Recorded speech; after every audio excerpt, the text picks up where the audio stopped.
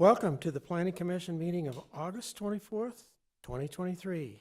My name is Vern Crow, and I am the chairperson of the commission.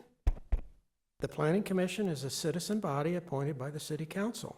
The commission is empowered to make final decisions on certain matters, with those being appealable to the City Council. On other matters, the commission acts in an advisory role to the council, with the council making the final decision. You will have an opportunity to address the commission during the public hearing portion of the meeting. Your testimony is appreciated and encouraged.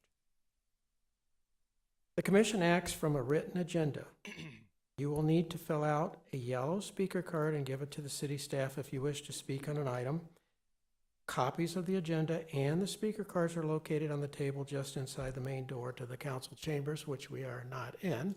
So they're back there on the table. And at this time, please be sure to silence your cell phones. Thank you. There are 7 members appointed to the Planning Commission. At this time, I will ask commissioners to introduce themselves and state the district they are representing, starting from my far right. John Crow, Mayoral District. Tom Cole, Beryl District. Ed Nyberg, Choya District. Martin Novakowski, Yucca District. John Gears, Agatillo District. Brian Hooper, Suoro District. And I'm Vern Crow, and I represent Cactus. Let the record show that all members of the Planning Commission are present. The Planning Commission receives staff assistance and guidance from the Planning Division and the City Attorney's Office. Before we start the agenda items tonight, is there anyone in the audience that wishes to speak on an item that is not on tonight's agenda? Okay, now on to the approval of the minutes. Do I hear a motion to approve the minutes of June 22nd, 2023 Planning Commission workshop and regular meeting? So moved. Do I hear a second? Second. Okay, I have a motion and a second to approve the minutes of June 22nd, 2023 Planning Commission workshop and regular meeting as written. All those in favor say aye. Aye. Aye. Opposed? Motion carries. Ms. Perry, are there any withdrawals or continuances? Good evening, Chairperson Crow and Commissioner. There are none. Okay, as there are none, let's move into the public hearing items. The purpose of the public hearing is to provide interested parties an opportunity to present their testimony for commissioners' consideration. We will follow the same procedure for each item. I will call the application number and the name of the applicant. Staff will present their report and answer questions from the commissioners. The applicant will be given the opportunity to make a presentation and answer questions from the commissioners. Other persons who wish to testify will be asked to do so and answer questions from the commission if needed. The applicant will have an opportunity for closing comments. Staff will be asked for final comments on the application and possibly procedural guidance if there are any. I will then close the public hearing and ask for a motion prior to further discussion by the commissioners. If you wish to speak on an item, and you will need to state your name and address for the record when you step up to the podium. Please be brief and to the point and avoid repetition. I reserve the right to limit the length of your testimony, and tonight we're going to go for 3 minutes. So each person will have 3 minutes to speak, and I've got your cards here. And on the podium, you will see a green, a yellow, and a red light. The green means that your time has started, the yellow means you're getting close, and the red means your time is up. That makes it simple for you to kind of wrap it up.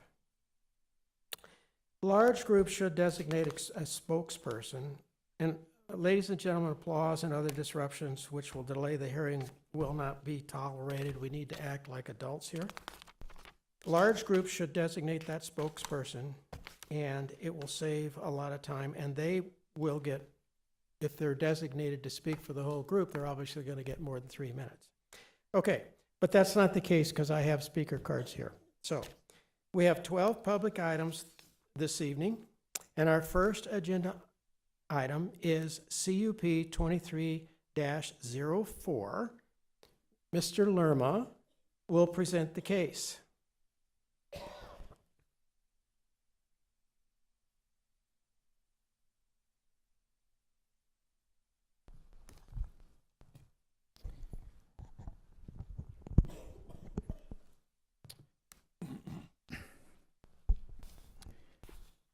Good evening, Mr. Chair, members of the commission.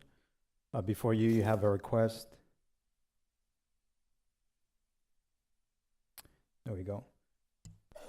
Before you, you have a request for a conditional use permit for a hotel use within the planned area development Arrowhead Town Center, PAD. The applicant, Shane Alleman, with Tiffany and Bosco, representing the property owner, ENV Investments. Here's a reference map showing the relationship between City Hall and the project and the subject property. The subject property is located on the northwest corner of 75th Avenue and West Camino San Javier. The property is approximately 7.5 miles in the northwest direction of City Hall. Here's a zoning map, again indicating the zoning classification of the property. The property, again, is part of the Arrowhead Planned Area Development that was established in 1989. Surrounding properties are also a part of the same planned area development with the same zoning classification.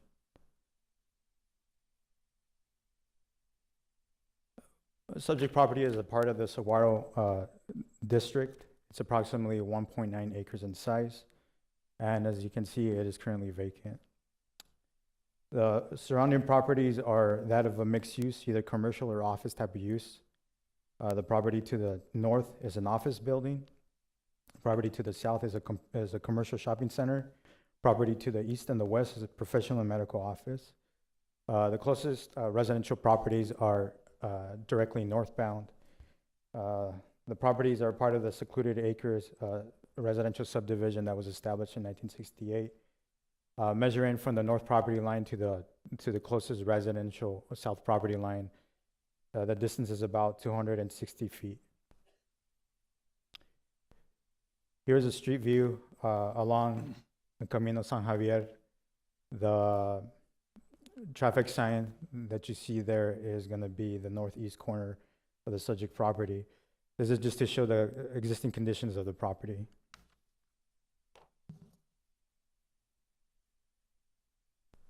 A property has been identified with a land use, general plan land use designation of planned commercial, and again, with a zoning classification of planned area development. The subject property, through zoning case Z99-09, the PAD was amended. The PAD received an amendment to modify the entitlements and the development standards of the subject property. The entitlements and the development standards were reverted back to the C2 zoning district. And again, through the C2 zoning district, a hotel use requires a conditional use permit, which is the reason we're before you. The property is also part of the Bell Road 51st Avenue and 275th Avenue Special Development Area. This area gives special or additional development standards to the property. It allows for a higher floor area ratio and a higher building height. With this special district, the subject property's building will be allowed to go up to 35 feet. Here's a conceptual site plan that was provided by the applicant to go along with a conditional use permit request. As you see here, there's a standalone or independent building located in the middle of the subject property. The building is about 17,590 square feet. It's proposed to be 3 stories high with a building height of 33 feet. Keep in mind that the office building directly to the north is about 25 feet. So again, the subject hotel building is proposed to be 33 feet, slightly under the allowed 35 feet. The proposal is to allow 76 suites within the building. These suites will be measured about 500 square feet, containing living room area, bedroom areas, and kitchen areas. Guest amenities include main lobby, a lounging area, common courtyard, fitness centers, on-site laundry facilities, and vending machines. As you can see here, there's 2 points of access along Camino San Javier via 73rd Avenue. The secondary access, which is all the way to the right of the site plan, is an existing private drive that also provides ingress egress to the office building directly to the north of the subject site. Based on the trips that are perceived to be generated by this type of use and the amount of suites that they're proposing, and the approved status of the adjacent public roadways, traffic department did not require a traffic statement. Out of courtesy, the applicant did order a traffic impact statement and was provided to our transportation department. One of the other things that this conceptual site plan shows is the parking. This site plan shows 79 parking stalls. Per this type of use through our zoning ordinance, the parking ratio is based on the number of suites that they would be providing. So through our zoning ordinance, this type of use would require 76 parking stalls. And again, the applicant is exceeding that requirement by providing 79 parking stalls.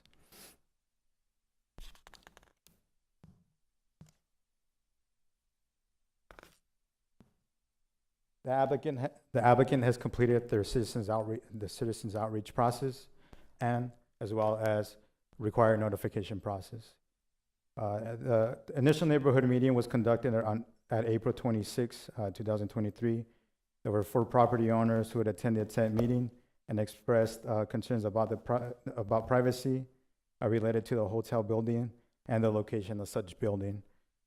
Initially, when the applicant formally submitted their application, the building was a little bit closer to the east property line with a building setback about 60 feet. Based on the concerns, as you saw on the conceptual site plan, at this point, the applicant has shifted the building further to be along the west property line and to be aligned with the existing office building to the north. An additional meeting was conducted on August 7th, 2023. 14 individuals had questions about various topics, including traffic and parking, the safety of the hotel, building heights, crime, noise, and lighting. The initial packet that the commissioners received, the physical packet that was provided on at the end of July 31st, had the first weeks of August. Within that physical packet that the commissioners received had communication that either staff or the applicant received from property owners in opposition and for the project up to the date of July 31st. Admin staff updated the packet that's available online to include additional communication that staff has received since last night. And today, admin staff provided the commission the communication that we have received to this point as well. Again, these include all communication that's either for the application or against the application and the concerns that they have. Such concerns that the surrounding property owners have brought up either through the meetings or through communication have been in relation to traffic, parking, safety, crime, privacy concerns, and lighting. Those property owners that are for the project have indicated that the use falls in line with the PAD and the intent of the PAD to provide mixed-use development and fits with that within the scope of work.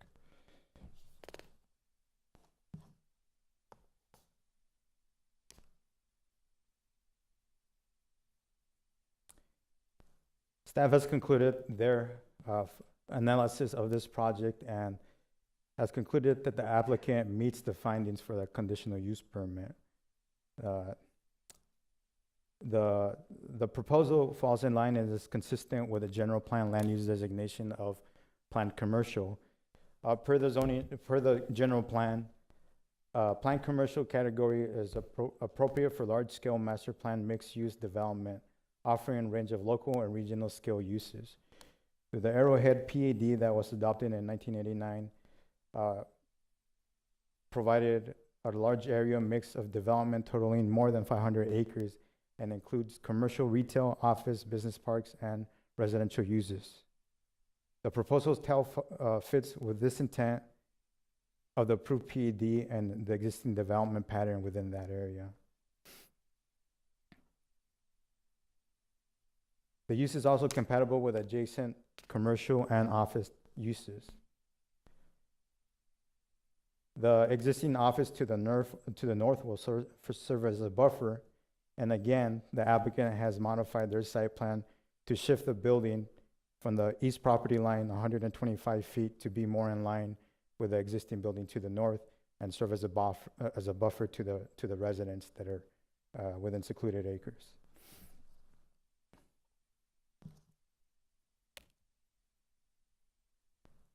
The subject property is adequate in size and for the proposal of the hotel and is compliant with parking requirements.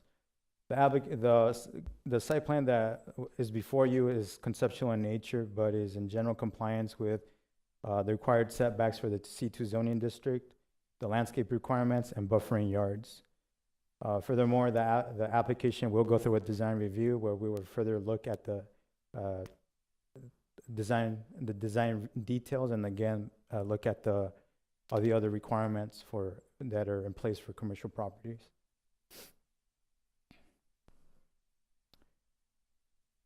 The subject property is adequate. It has adequate access. Again, it has 2 points of access from an existing public roadway.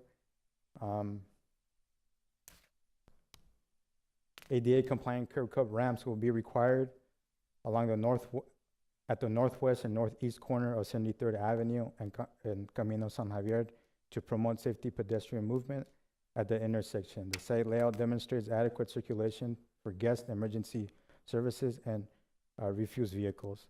Furthermore, the applicant will be required to make all off-site improvements within the right-of-way that will include sidewalk, curb cuts, and landscaping area.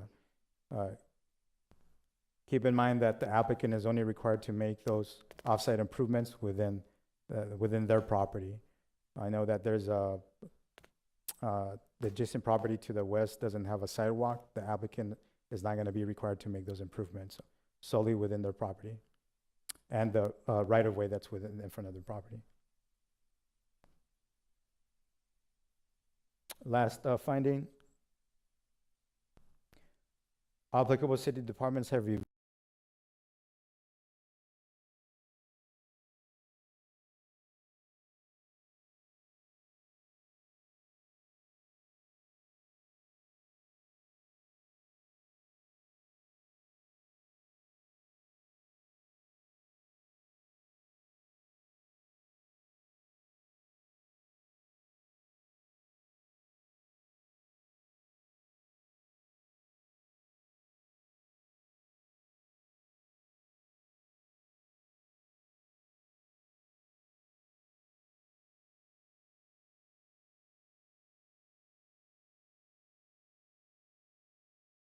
with the following stipulations.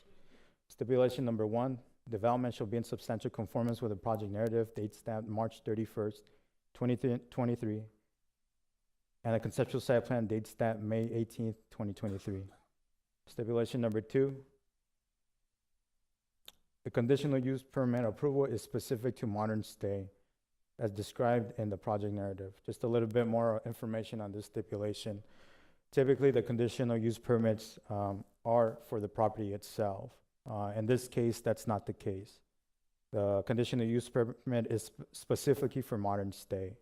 So that means that at any time, if they decide to sell the property and a new hotel use comes along, they would be required to get their own conditional use permit. And at that point, Planning Commission will get an opportunity to review that application.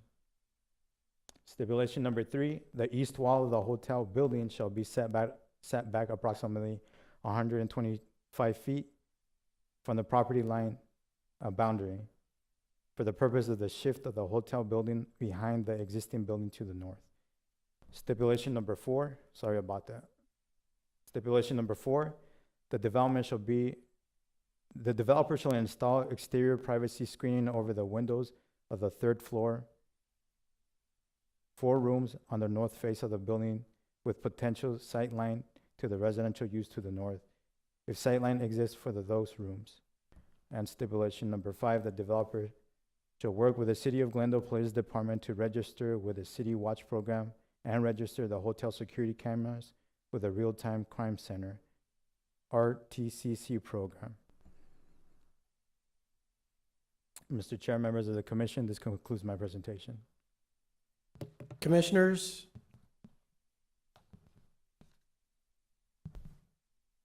Commissioner Cole? Thank you, Mr. Chairman. Thank you for your presentation, Mr. Lerma. That statement about either appropriate or relevant city departments having reviewed and determined that there's no issues. Was the police department one of those departments? To the chair, Commissioner Cole. Typically, with these types of application, internal departments will review it. To make an answer short, the police department did not review it. Typically, it's going to be transportation engineering, building safety, environmental services, planning division. Yeah, but the police department did not review the application. My thoughts were just that the volume of responses and the concerns, repeated concerns about increased crime might have warranted that, maybe for future consideration. Thank you. Commissioner Nowakowski? Good evening, everyone. Mr. Lerma, I'm looking at the aerial map, and I don't know if you can pull that up, but I'm seeing that the entranceway to the proposed site, there's no roadways, there's no entryway into the neighborhood at all. It seems like it's just locked into that commercial, professional, medical development area. Am I correct? Is the only way to access the neighborhood off of 75th Avenue? Am I looking at this right? Through the chair, Commissioner Nowakowski, there's I believe that's still 73rd Avenue. When you're within the residential property, there is a dead end right there. There is no continual access if you're going in along Bell Road, going northbound on 73rd Avenue. There is no way to get to that residential neighborhood. Thank you. That's what I was seeing on this map. Ladies and gentlemen, we talked about this before we started. This is not going to be tolerated. You're going to have your opportunity to speak, so please, let's act like adults here. Commissioners? Sure, a couple questions. Commissioner Crowe? Mr. Lerma, point of clarity, and I think some folks in the audience would agree, there is an open walkway that goes up 73rd there that would allow pedestrian traffic to leave the site and enter the neighborhood from there. Was there anything proposed by the developer to seal that? Through the chair, Commissioner Cole, Crowe. Crowe. The applicant is strictly responsible for improvements to his site. All off-site improvements within that area are either going to be privately owned or are city property. And is that opening city property? Where up to the dead end, yes. I don't know. I think on the other end of that dead end, I believe that's private property. Okay. There's a 125-foot buffer between the building and the property line to the north, correct? 260 feet. 260 feet. Was there, I didn't see any commentary, but I'm surprised that the neighbors weren't asking for landscaping buffers or additional landscaping to mitigate the line of sight to the development. Was that considered? Landscaping between the Large trees would block the building from your backyard for the people that live on the other side of that fence. Was that considered? just clarification, you're talking about the landscaping between the proposal and the existing commercial property? Yes, at the north edge of the existing commercial property. There's a building between the back of the hotel or whatever it is. There's a building between that and the residential property. Right, but there's a line of sight issue, so I'm just asking if they considered additional landscape buffering on that northern edge. Chairperson Crowe, may I speak? Yes, ma'am. Through the chair, consideration was provided. I think it would be more appropriate for the applicant to speak the specifics behind Sure. that, but consideration for additional landscaping was considered. Thank you. Commissioner Hooper? Just to clarify what he's discussing, so I'm looking at a Google Maps aerial. The IRS is directly north of this proposed building.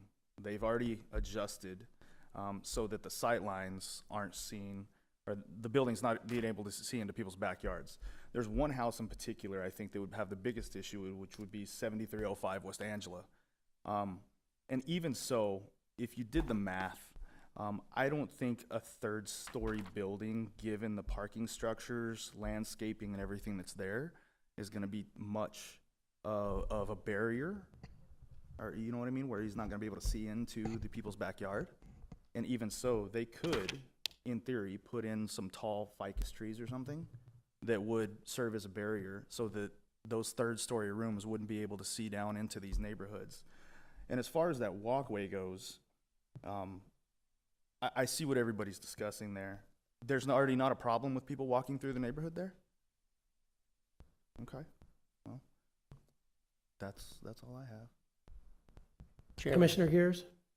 I have a question about building. When you go up 73rd and turn left, that road in front, Camille San Xavier, it kind of stops at the end of that commercial lot on the west side. And when you drive out to 75th, it looks more like you're behind a shopping center and not on a road. Does the city have any plans to improve that area between 75th and the edge of the property since it's outside the applicants? Through the Did I chair, explain where I'm talking about? through the chair, Commissioner, sorry, I can't read that far. Gears. Sorry about that.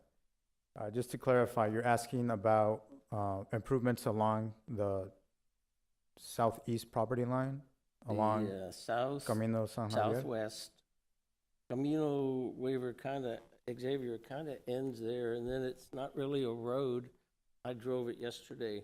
It's between the buildings north and south of Camino San Xavier, and it looks like you're driving behind a shopping center. When you come out of this road right to the west of the property, it's got one of those pork chop things that we discussed last week. You can't make a left-hand turn, you can only do right. That all needs to be improved. Has the city discussed any of that with the applicant? Through the chair, Ms. Perry? thank you. There's a couple of things, just to remind the commission that the applicant is only responsible for the improvements, the half-street improvements that is adjacent to their site. Outside of that, the city has various CIP programs that we look at into doing additional improvements. That has been under consideration. I cannot confirm whether or not at a later date, whether or not the city will be doing additional improvements to those roads, but that would not be the responsibility of the applicant. To understand, I was just questioning if the city is going to take that action, and it looks like you said yes, so thank you. Through the chair, Commissioner Crowe. Ms. Berry? Just for clarification, I cannot confirm whether or not doing those improvements is part of the CIP program as of today, but we can check with transportation, but I can't say yes or no at this time whether or not it's part of one of their immediate improvements for the roads. I understand. No guarantees, but you know about it. Thank you. Commissioners, anything else for Mr. Lerma? Thank you, sir.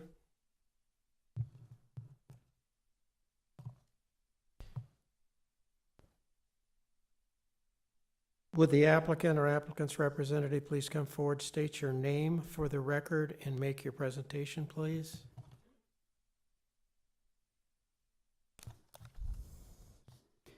Good evening. I have a presentation. Wait, don't put those.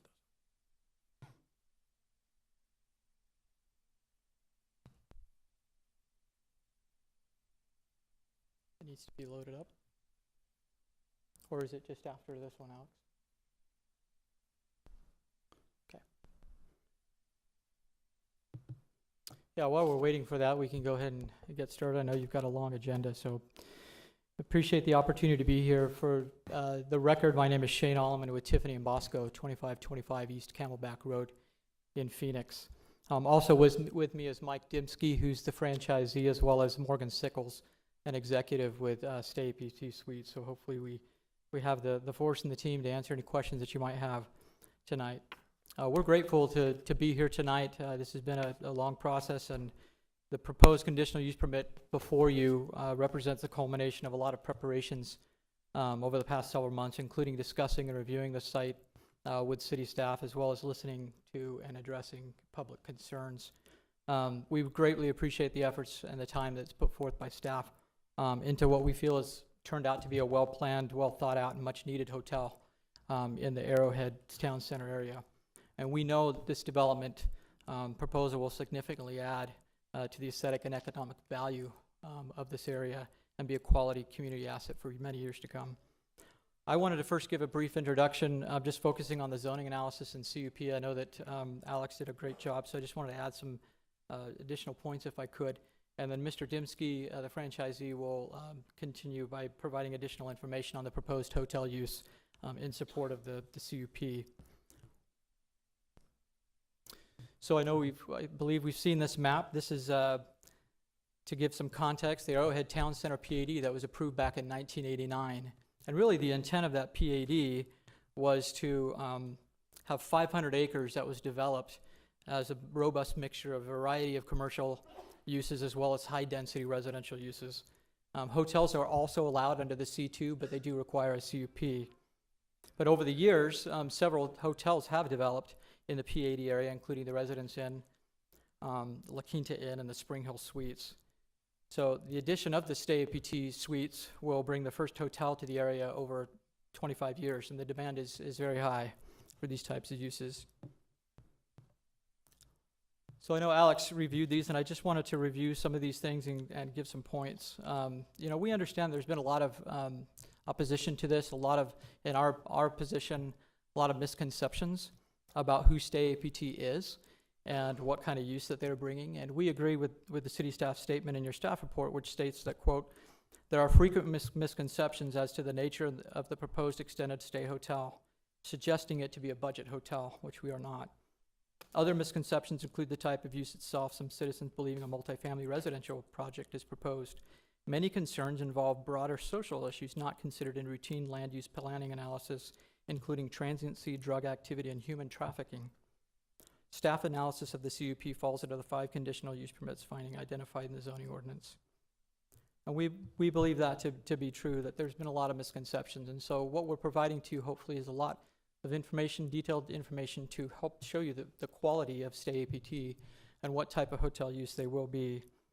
Regardless, we do understand, besides these misconceptions and opposition, we understand that the purpose of the CUP and the hearing tonight is for us to demonstrate that the CUP application meets the approval test, and we understand that burden is on us tonight. So our aim is to provide that information to you. So first, consistent with the city policies, objectives, general plan, land use map, and zoning. We agree with what Alex said and what the city has stated as well, that this is in line with the general plan as well as the PAD that is there. And this is also demonstrated by the fact that hotels have developed in the Arrowhead area. And we agree with the city staff quote that proposed hotel fits in with the intent of the PAD and the existing development pattern. Second, property is adequate size and shape to accommodate proposed use.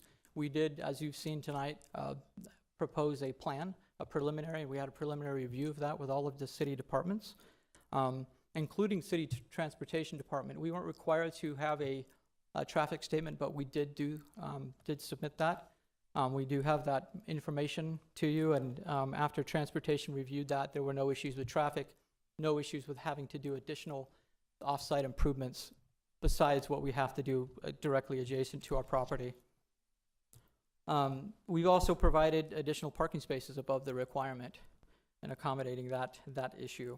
Third, property has adequate internal circulation and access to city streets. As Alex mentioned, there's 2 access points to the site, and the internal circulation has been reviewed by the city transportation department. And there were some tweaks that we had to do with the plan, and we addressed those issues. We also, like I said, we also provided a traffic statement to demonstrate very low traffic counts for this use. So we believe that we meet the third test as well. Fourth, the proposed use will not be material detrimental to health, safety, and general welfare of the surrounding area. This hotel is expected to be the highest rated hotel in the area. It is not a budget hotel. We will employ industry leading security measures for the use, and we have demonstrated that quality, and we'll provide some additional information for you tonight on that. Fifth, and the last test is anticipated detrimental effects are mitigated. So in response to the neighborhood concerns, we did listen, we did hear the concerns about them. We made modifications to the site plan. We also provided CUP stipulations to staff to address those concerns. And they're up on your screen now, and I know Alex went through those, but this CUP is only for the Stay APT hotel use. If any other user or hotel comes before you or comes to the site, they're gonna have to come before this body again for approval of that use. So what you see, especially with what will be presented by Mr. Dembski, is what you get. The east wall, of course, we've shifted that. The current IRS building, I believe, I heard 25 feet. My understanding, we were told that it's 28 feet. Our building is 33 feet with a parapet, but we're at 30 feet with the height. So we are tucked behind that IRS building. What we found when we did that, we had to accommodate for the access on the west side. And so there are about approximately 4, maybe 3 or 4 rooms up on the 3rd floor that could have potential sight lines for that. So that's why we had the stipulation to, one, shift the building, but then the next one was if we get into the design review and there are sight lines that exist, we are required here to have those privacy screens installed on those 3 or 4 rooms that might pop up there. The last one, about being part of the Real-Time Crime Center. I know that this is something that the city of Glendale is renowned for and has a great department for that, and Crime Watch.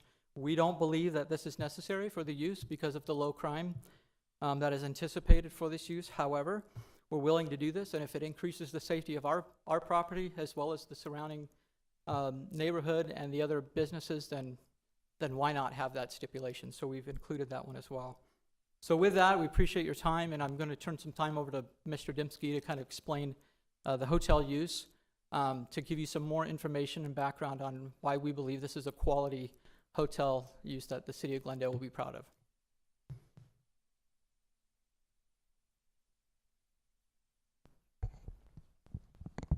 Thank you, Shane.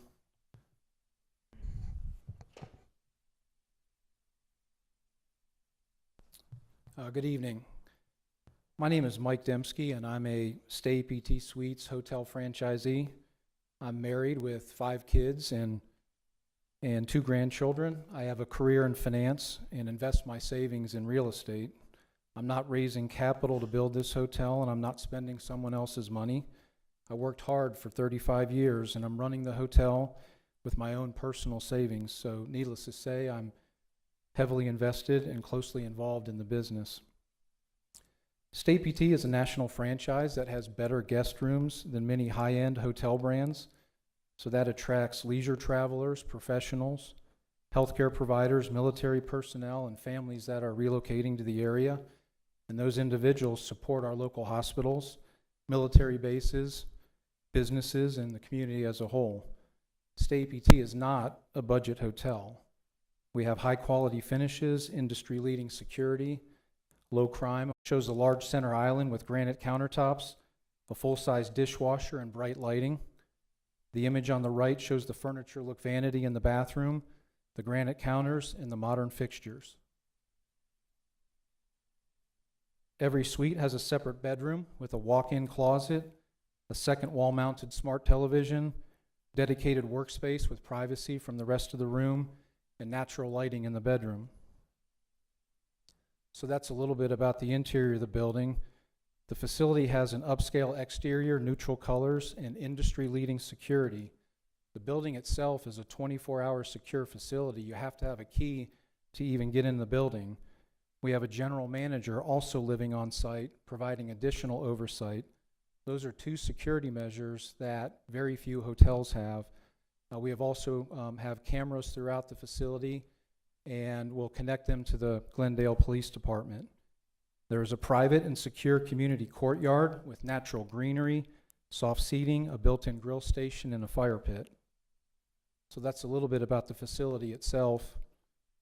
We'll talk a little bit about Stay APT's track record across the country. They have a strong track record of support from local entities and communities. They've been supported by every chamber of commerce at existing locations across the country.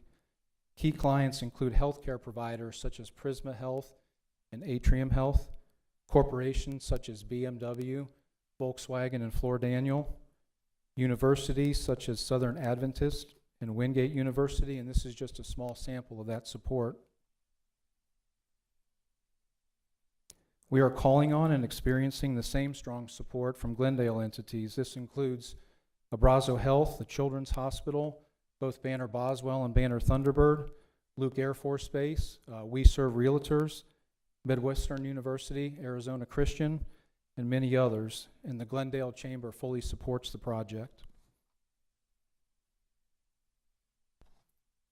The project cost is almost $15 million. I actually suspect it's going to go higher than that. The cost per room is $190,000 or $380 per square foot. This is a very nice property. And Stay APT has industry-leading customer ratings of 4.4 out of 5.0 across the franchise. Nationally, Stay APT competes with Hilton Home 2 Suites, Marriott Town Place, and Residence Inn, among the others that are listed here on the screen.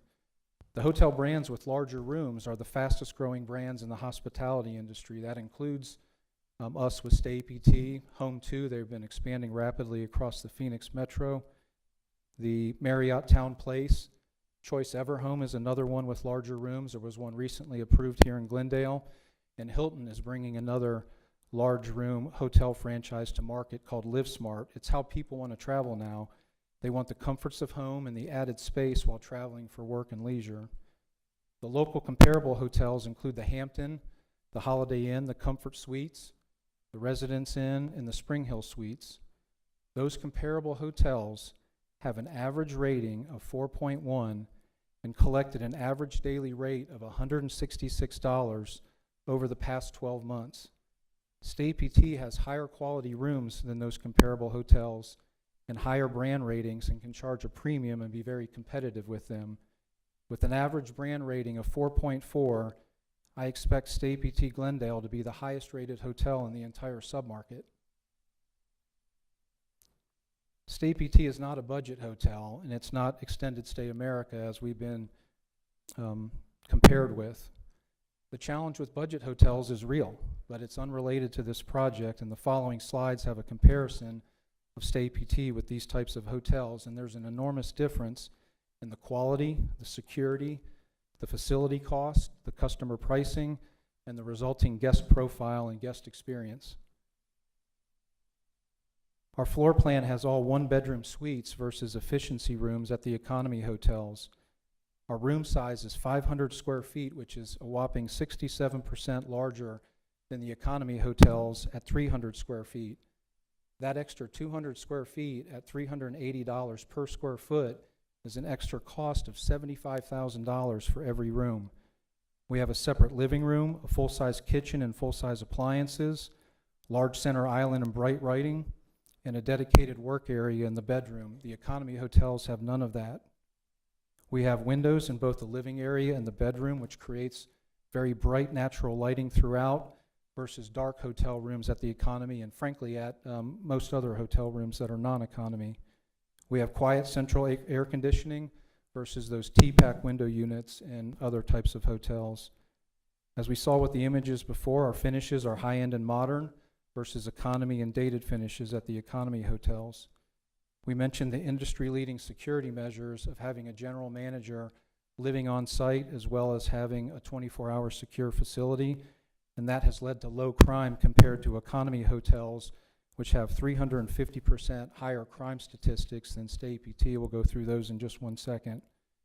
We are a tech-enabled business with smart locks and smart TVs, USB outlets, and a mobile app. At the budget hotels, they don't have any of those features. We have amenities such as an open-air courtyard, a grill station, and a fire pit, once again not applicable at economy. All of these features have led to an average daily rate for comparable hotels in the local market of $166, which is 65% higher than economy hotels, and has led to an upper middle class clientele and industry-leading guest ratings of a 4.4 out of 5.0 versus the budget hotels, which are rated in the 2s, and the economy hotels, which are rated in the 3s. These are the features and the reasons why, when I went through extensive diligence to select a franchise, that I selected the Stay APT franchise.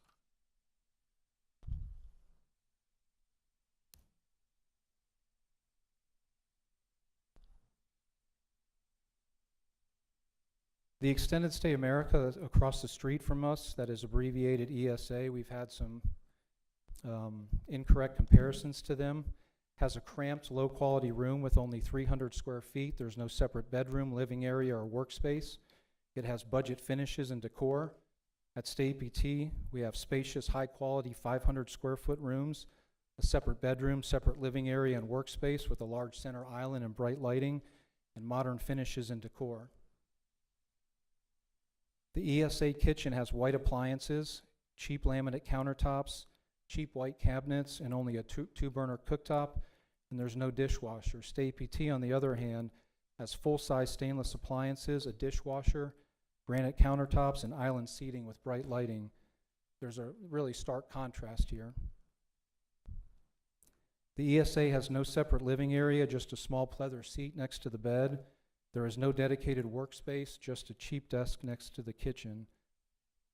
Stay APT properties have a separate living area with modern upholstered seating, a dedicated workspace in the bedroom, and natural lighting in both the living and the bedrooms.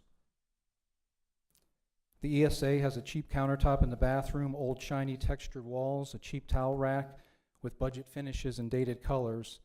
Stay APT has a granite countertop in the bathroom, furniture look vanity and modern towel rack, luxury plank flooring, and modern colors and finishes.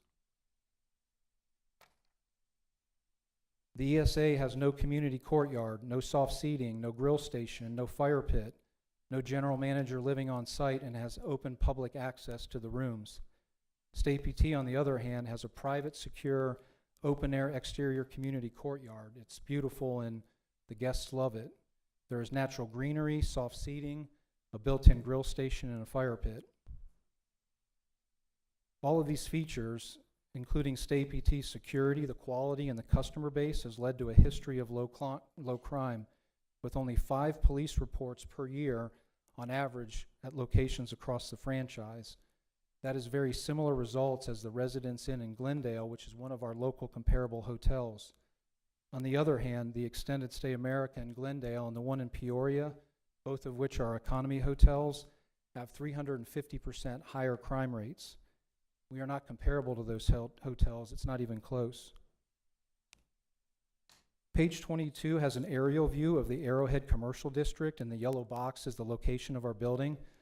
The parcel is centrally located to all of our guests' needs during their stay. We're surrounded by shopping, dining, and entertainment, 1 block away from the mall and 1 block off of Bell Road, which is perfect for quality hotels. There is less noise, particularly when our guests are sleeping, yet the property is near everything. We're not a drive-by or walk-in hotel, so we don't need Main Street frontage. Our customers book in advance and a credit card is required. Page 23 has a zoomed-in aerial image, and the yellow box is the location of the building. There are no longer sight lines to the neighborhood. The commercial building between our property and the neighborhood is 28 feet in height, and our roof line is at 28 feet, 2.5 inches, so it's almost an identical height. We shifted the building 65 feet to the west to address two neighbors' requests. That was a non-trivial exercise that took engineering change orders, new drawings, changes to the utility connections, moving the location of the underground drainage system, all of the city resubmittals, and it cost me $30,000 and lots of time that is not captured in that cost. But I felt it was the right thing to do, and it just shows my commitment to the community and State APT's commitment to the community as well.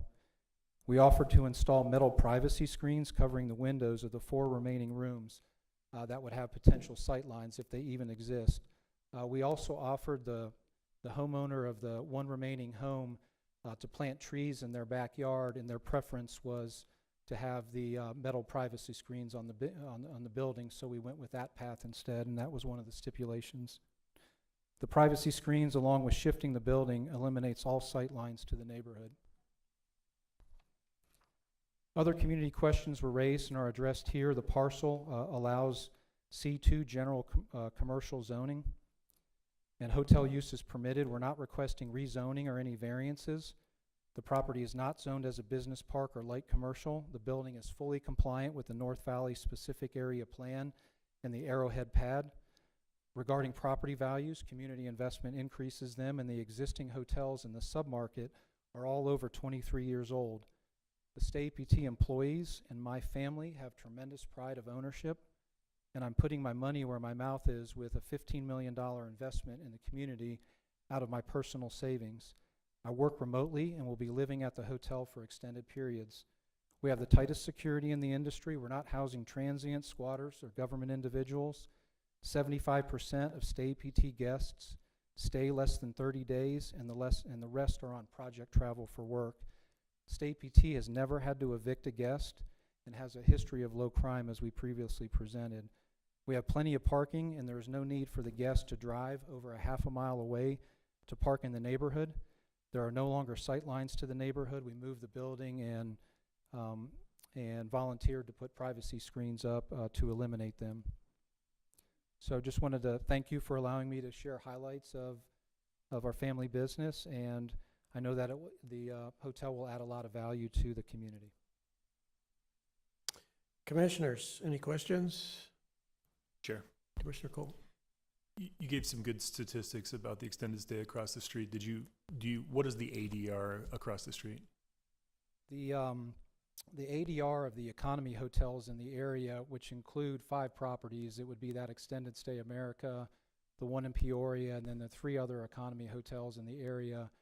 The average daily rate with tax is $101 versus the 5 comparable hotels for State APT is $166. So there's a 65% higher average daily rate, and that creates a significant difference in the guest profile for our property. You mentioned your qualifications to rent were included a major credit card, also ID. Yes, is that right, Maureen? Is that also true with the ADR, with the extended stay? Sorry. I don't know that. They check IDs? Yeah, so Morgan says they check IDs as well too. Okay.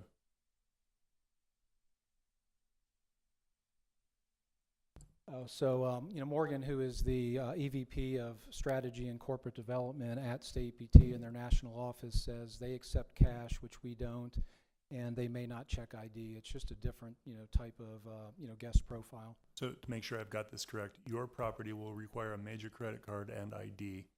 The extended stay across the street, we believe, will accept cash and may or may not check ID. Correct. And may or may not require a major credit card. Correct, and some of the big differences are on the security side with the 24-hour secure facility, the cameras, you know, as well as having a general manager live on site. Other hotels, the economy hotels don't have it, and even the high-end brands don't have that type of security.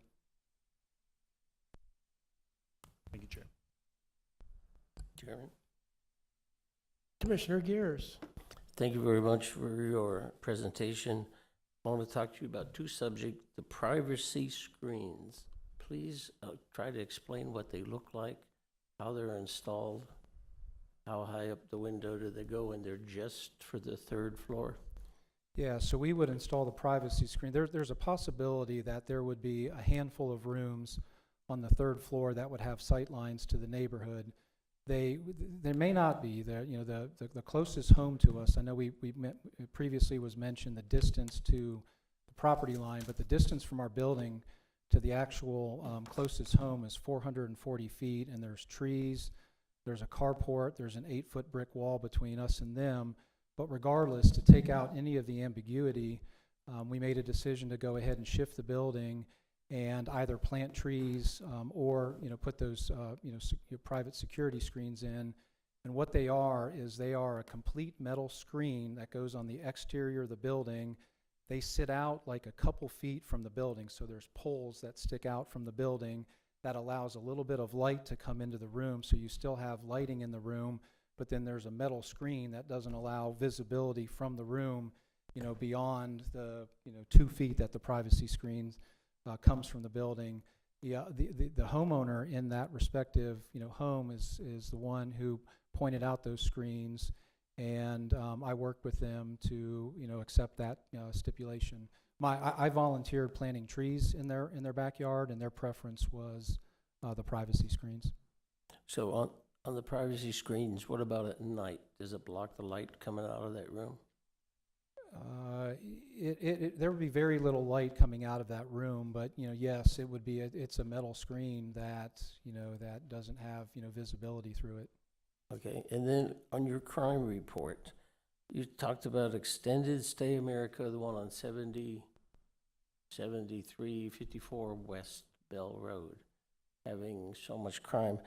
I contacted the Glendale Police Department, who contacted the Peoria Police Department, and they said there were no significant reports of crime in the last 12 months. So where did you get your data on crime? Yeah, so we submitted FOIA requests to all the various police departments, including the Glendale Police Department, and they provided it directly to us. And so I'm not suggesting that the Extended Stay America has a high crime rate. This is just a relative comparison between the crime that they experience and the crime that's experienced at Stay PT locations.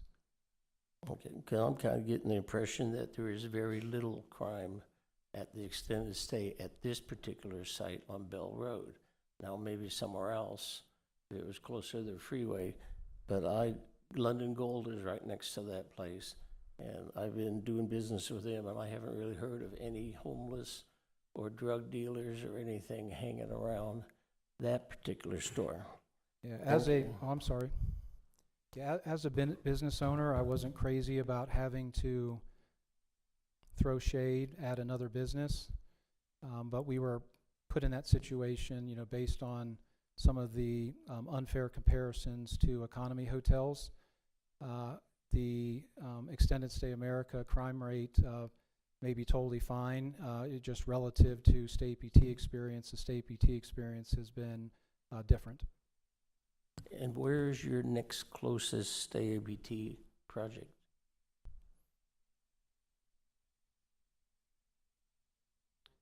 Yeah, so it's in the San Antonio area. There are 67 Stay PT locations, of half of which are either open or under construction, and the other half are going through the entitlement process, and the brand is rapidly expanding across the country. So nothing else in Arizona? That's correct. There are other locations that are being vetted by other franchisees. So why did you pick Glendale of all the places, that larger cities? Yeah, so the Stay PT has rapidly expanded on the East Coast where I live, and so a lot of the locations had already been taken. And so I came out to the Arizona market because I have a colleague of mine who owns close to 10 hotels in the area, very familiar with the market. He got me up to speed on it. And then we brought out the Stay PT site selection team, went throughout the market, spent a number of days, and located this site. As I mentioned earlier, it's surrounded by a lot of the needs of our guests during their stay, and then we have all the demand drivers with, specifically catering to traveling medical personnel. There are 3 large hospitals in the area with almost 1,500 beds. We've got Luke Air Force Base not far away. We've got the baseball facility as well, which will have leisure travelers with guests and their families, along with TSMC and a lot of the corporate headquarters in the area. So the area is full of demand drivers, and I believe in Glendale. We also ran analytics that provided us with those average daily rates that are collected at the comparable hotels, and the average daily rates make for a very viable business model. One more question. On the north side of the property, how far is your building from the property line heading south, away from the property line? I couldn't really tell from the picture. Between our commercial building and our building, Between the property line on the north side of your project and your building, how far is that going to be away? According to the picture, it looks like it's right on top of the property line. yeah, the property line is probably around 15 feet between the building and the property line. I don't know if anybody, the setback, 15-foot setback. And you'll be putting up a larger wall. There's a 4-foot wall right now. We have not gone through the design review phase. Is that when that would be determined? You don't know? Okay. Thank you.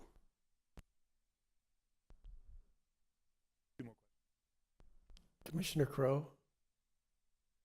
So you're filing for a temporary conditional use permit. To me, that says that you're planning a very long-term stay here since you're investing $15 million. And if you were going to sell your business, they would not have the use that you were asking for. Is that correct? Is that true? Are you planning on being here for a very long time? Yes, sir. Yeah, I mean, this is a significant investment for me. I believe in the Glendale market and plan to, run this business for long term. Okay. The next question is the percentage of mix for your clientele. Obviously, corporate guys that come in because they're on work stays or temporary projects are not the type of client the neighborhood is concerned about that may or may not be coming in across the street. What percentage of your business is a corporate mix? Morgan, any thoughts?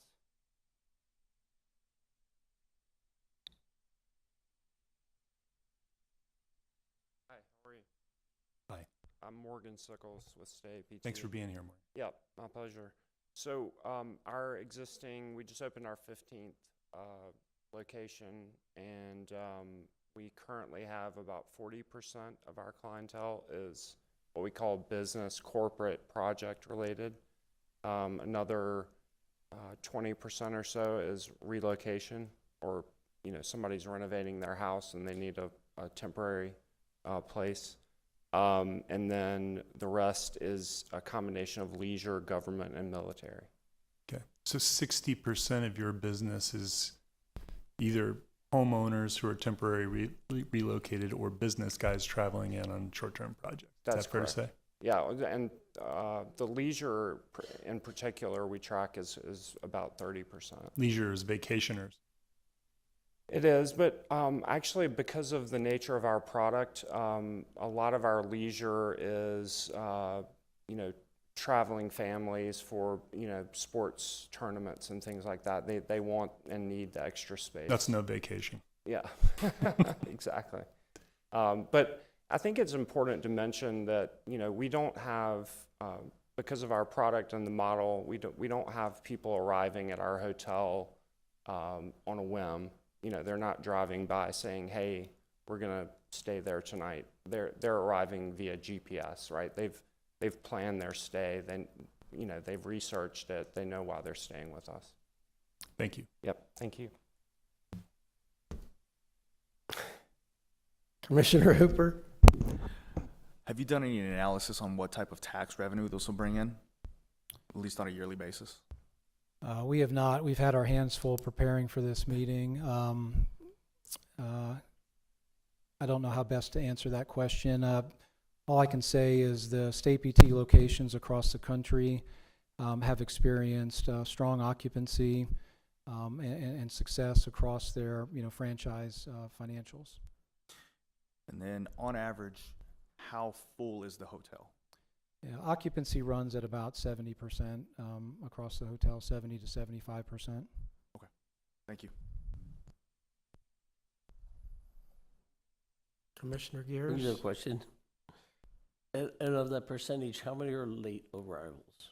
How many people drive in at midnight, or most people quit driving in the evening, take time to have dinner, or is there a lot of people showing up late and leaving early?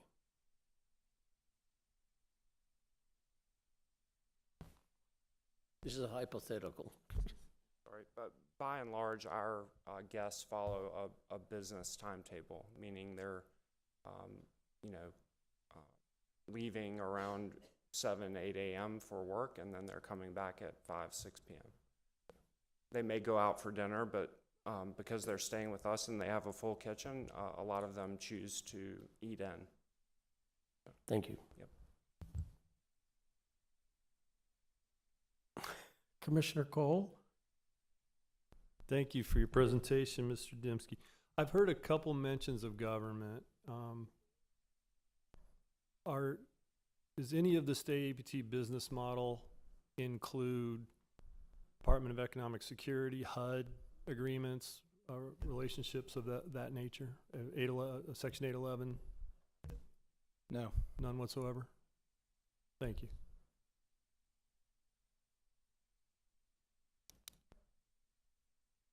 Thank you, sir. Thank you.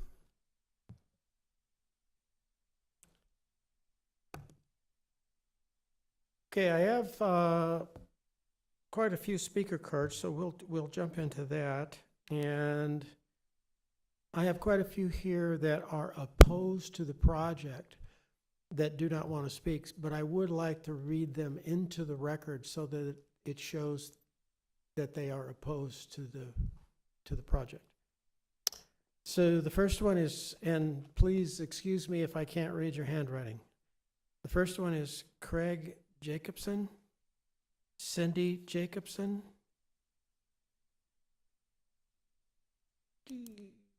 Sherry Ann States, George States, Frank Dunshee, Glenda Dunshee, Cynthia Worf,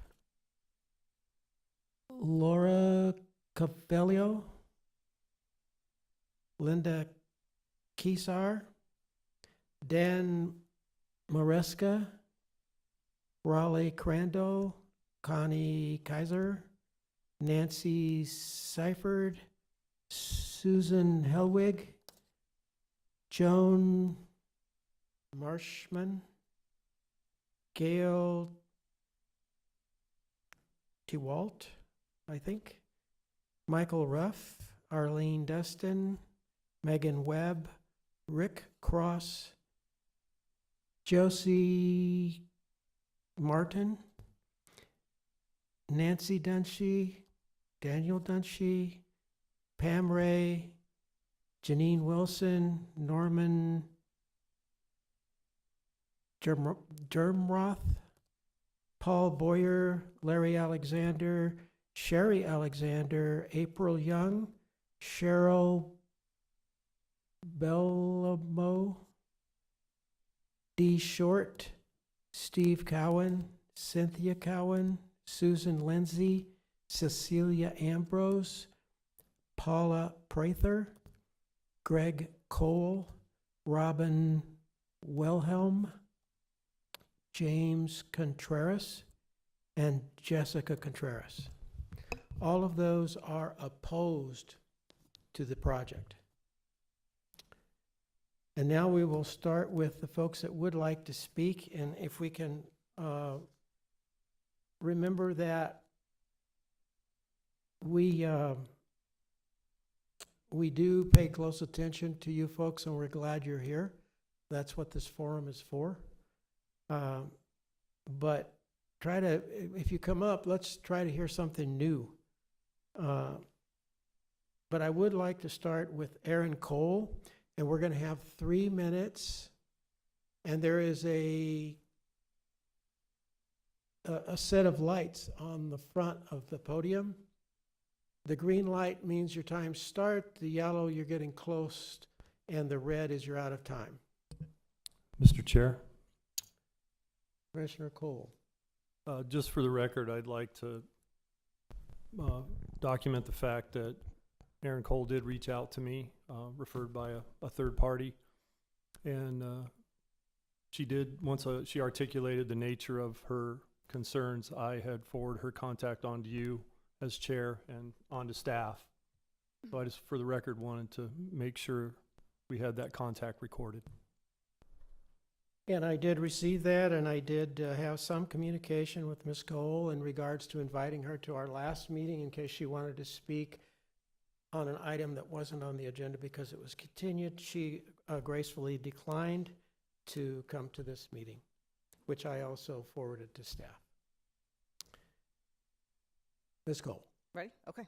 Good evening. My name is Erin Cole, and I live in Secluded Acres. I'm here tonight to ask all of you to oppose CUP 2304. This application blatantly violates City Code 3904, Item 2. Further, the applicant has been maliciously dishonest with the community, city staff, and this commission. Discrepancies with notice. 1, the applicant did not notice any of the surrounding businesses in the 300-foot range. 2, the applicant hid their big white sign on the only overgrown foliage in the lot. It was only moved into plain view after multiple requests. They have publicly admitted it was unable to be seen from the street. I would direct you to page 20 of the citizen comments, but sadly my photos are not included in your packet. Malicious intent. 1, the applicant has been untruthful with the price point for this establishment. From April to now, they have somehow almost tripled their nightly rate. This is of note as their direct competition is less than a half mile away. Similar price point, similar clientele. Go take a drive over there and see. Stay PT gloats about the U.S. military, traveling medical professionals, construction companies being their customer base. It should be of note that I've asked for contracts with these organizations multiple times, and the applicant has refused to provide them to me. I can stand up here with logos on display. It doesn't mean I have any sort of contractual business relationship with any of those companies. 3, the applicant provided incorrect and misleading statements on their report to you all from April.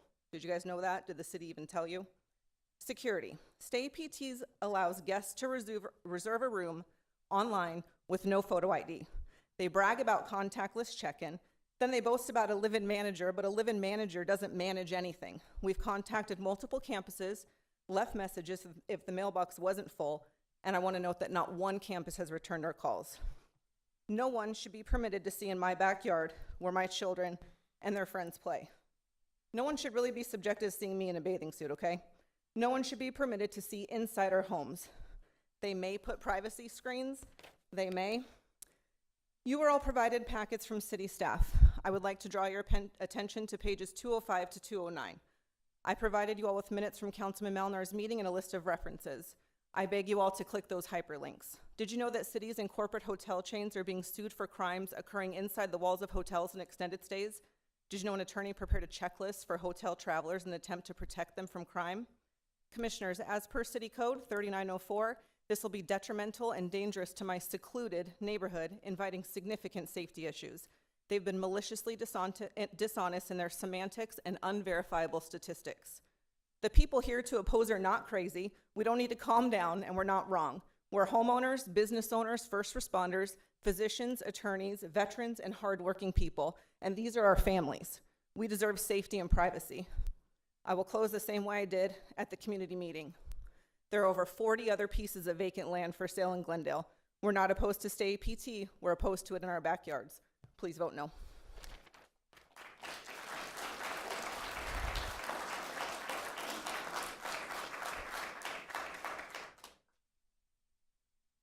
Jamie Kelly.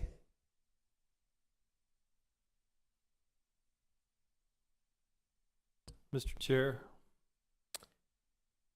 Commissioner Cole? I just wanted to also clarify that Ms. Erin Cole and Tom Cole are not related. Okay. Thank you, sir. Go ahead, Jamie. Hello, Chairman and Commissioners. My name is Jamie Kelly. I'm a lifelong resident, born and raised in Glendale, except for the 4 years we lived a dreadful 4 miles away. We live in the Saguaro District and proudly have called Secluded Acres our home since 2017. Tonight, I am asking that you deny CUP 230 Modern Stay. I'm the wife of a 28-plus year law enforcement officer who has served 23 years with the city of Glendale. I'm a mother and a grandmother. The decision to move to Secluded Acres was the best decision for our family. We've invested countless hours into our community, dedicated our lives to protecting law and order. The proposed extended stay type hotel would be detrimental to the health, safety, and welfare of those who live and work near the proposed site. Between the nature of this proposed hotel, plus the types of criminal behavior, dangerous activities like human and sex trafficking, kidnapping, rape, and murder, the property crimes like vehicle theft are also concerns. I must call to you concerns about the builder's honesty, which is detailed in my report of 40 pages included in your packet. I know you've heard from the builder that his facility is not comparable. However, in reviewing the data, it is very clear that these types of hotel venues do not provide service to the community, but rather burden to law enforcement, fire service, and they create a negative influence in our community. The builders discussed plans for their secure facility. However, they are lacking. They will be dependent on the Glendale Police Department. They do not employ security officers, and their average pay is $14 to $16 an hour for most employees. I booked for another location, and I used a Visa gift card. I did not have to provide my identification, and the average rate on August 10th was $129 across all venues. You're given a digital key, and you're not required to talk to a staff member. More than 60% of sex trafficking victims are forced to sell sex from hotels. You think about it, the average age of a child taken into sex trafficking is 14. There are students who will be that age at the middle school bus stop, which is just 500 feet away. 90 seconds, someone could be kidnapped. I'm asking you to think of the potential risks. Sexual assault criminals come from all professions and all income levels. Other stay locations have experienced criminal activity, and I have the documentation to show you. It should have been included in your packet. For clarification, you can put lipstick on a pig, but it's still a pig. I appreciate your time and consideration, and I'm asking you to vote no. Thank you. Chairman? Could Commissioner she Gears? state her address, please? 7133 West Bluefield Avenue. And I'm very disappointed that that would be published on a live broadcast, especially that I'm a law and order family. That puts my family at risk.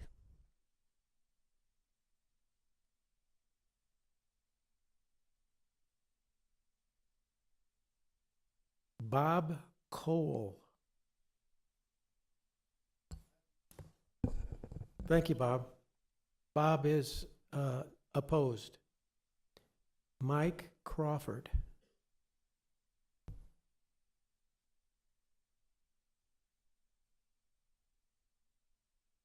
My name is Mike Crawford. I also live at 7133 West Bluefield. I am that retired Glendale police officer. Mr. Chair, board members, and staff assisting, thank you very much. I'd like to call attention to my very good friends and neighbors behind me that oppose this. I started employment with the city of Glendale on September 8th, 1997, when I moved here for the great prosperity that is in Arizona. Before that, I was a deputy sheriff and a DEA agent in New Mexico that faces the same border issues and drug issues, cartel issues that we have here in Arizona. Before that, I was a United States Air Force non-commissioned officer and I'm a disabled vet. My military service was ended when I was struck by lightning on the flight line, but I don't stop and I don't quit fighting, as you can see. My service to my country is a very great pride to me. However, I moved into secluded acres with my wife and my kids and grandkids, who have now moved on about 6 years ago. That is my retirement home. We're now remodeling. I will live there until the day I die. My house is 2,800 square feet, and I have 6,000 square feet of garage. It is my dream home, and I would like it to remain that way. It's on Bluefield. I'm 3 streets south of Union Hills, just east of 73rd Avenue. I patrolled the streets in the city of Glendale and protected every one of you and every one of the people behind me with great pride. I moved into that neighborhood because of its low crime and because of the wonderful people that live there. I wanted to be a part of that. Now, I'm questioning that. Stay APT. What does APT stand for to me? Apartment. With that low cost of living for that room and the way it's set up, it's an apartment. Our son, our youngest son, who's 27 years old, lives in the apartments just north of the Home Depot at 67th Avenue in Bell, Sierra Canyon. The rent for 30 days at this facility is almost equal to his apartment.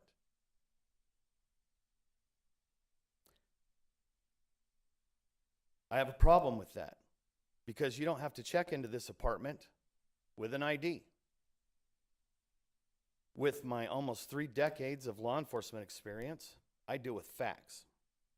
The Stay APT in Goldsboro, North Carolina, from February 25th until August 23rd, that's 6 months of this year, had 159 reported criminal incidents.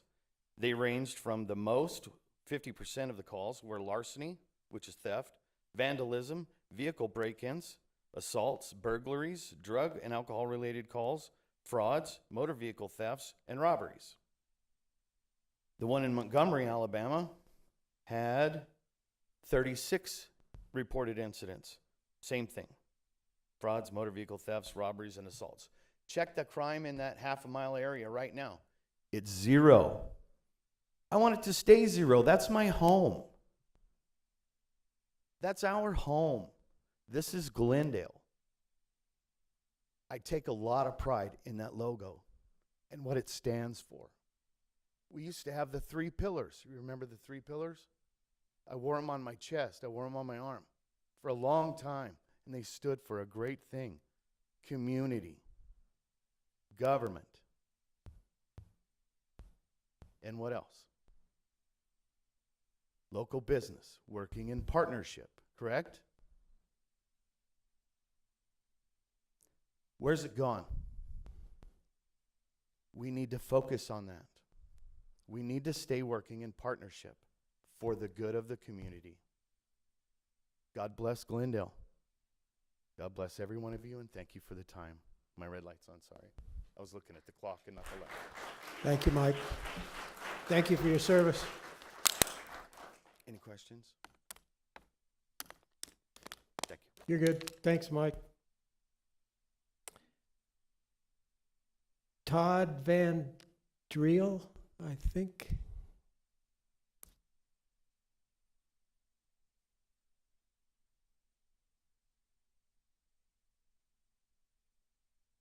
Good evening. My name's Todd Van Driel. I live at 7251 West St. John. We've lived there for approximately 4 years now. I'm a retired firefighter. I spent 28 years driving fire trucks and responding to emergencies. I've seen places like this. I've looked at these plans. I would not want to drive a fire truck in there. How are they going to fit multiple fire trucks in there? There's no sidewalks. Where are people going to walk? The only thing that they can walk on is the public trail in the back. And they can walk right in our neighborhood. I'm asking you to vote no for this business. That's all I have. Thank you. Thank you, Todd. Stacy Van Driel?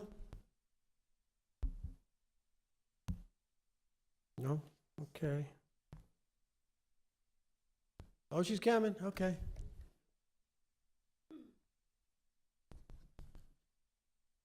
Hello, I'm Stacy Van Drill. That was my husband. I live at 7251 West St. John Road as well, with my daughter and her 3 children, my grandchildren. We moved into the neighborhood because of the area, because of the safety, the security. I oppose.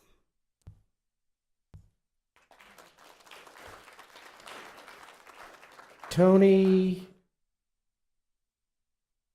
is it Urso? Sorry, Tony. Hope I didn't butcher it. You did well. Good evening. I'm here to oppose this conditional use permit. Your took address, Tony? 7617 Villa Teresa. I'm just across the street in Hidden Manor. I'm not in the Secluded Acres subdivision. I took the liberty of looking up your charter before coming here on your website, and some quotes from it. Assist the public, elected and appointed officials in planning for future land use, development, and redevelopment in harmony with community values. That's a key part of that phrase. Facilitate community involvement in decision-making process. We have community involvement. I hope you heed some of their recommendations. And finally, resolve to the best of our ability the inevitable issues, conflicts associated with changing land use and development. My concern specifically, since I don't have a dog in the fight of view into my backyard or traffic because I'm on the west side of 75th Avenue, I'm looking for the future. I am not opposed to development.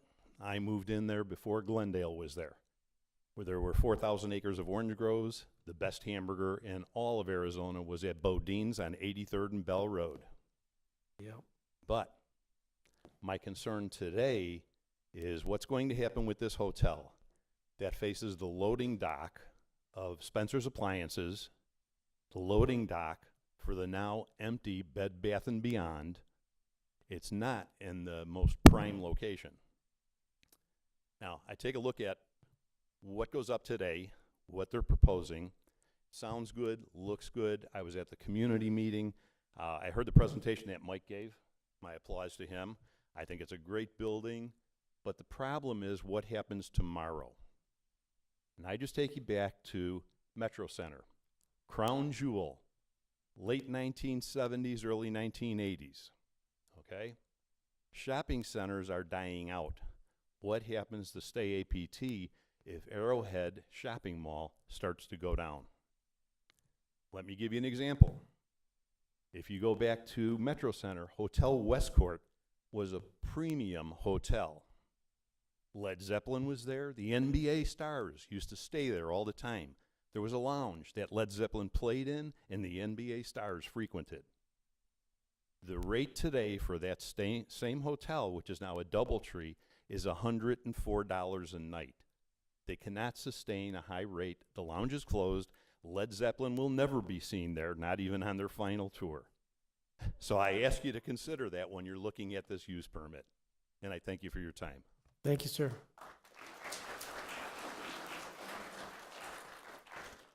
William Ray. You don't look like a William.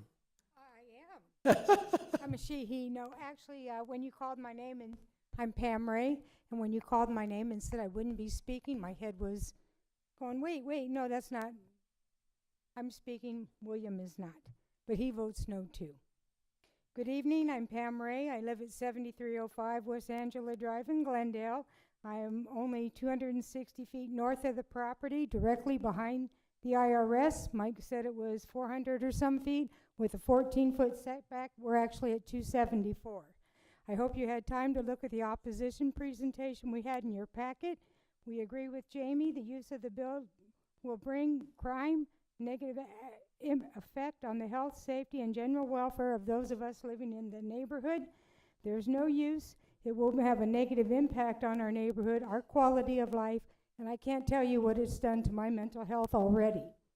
Mr. Taylor with the City Planning Department agreed and told us to hold firm and suggest stipulations to you, the commission. The negative impacts are in direct opposition to the city CUP guidelines 3.605 and policy CRR 2.5, which states the city should protect established neighborhoods and not allow them to be negatively impacted. I was at the planning department workshop training that you all had, and they said the biggest question is, does it fit? No, the hotel does not fit. It is not low-intensity commercial use like the surrounding buildings. The unrestricted operating hours do not fit with the existing buildings and the neighborhood. The use and the hours will increase the foot traffic, the vehicular traffic on a blind curved road. The lighting will create trespassing onto neighboring homes. The building colors don't fit with surrounding businesses. The building size doesn't fit on the parcel. There isn't enough room for the trees, which is why Mike offered to put them in our backyard.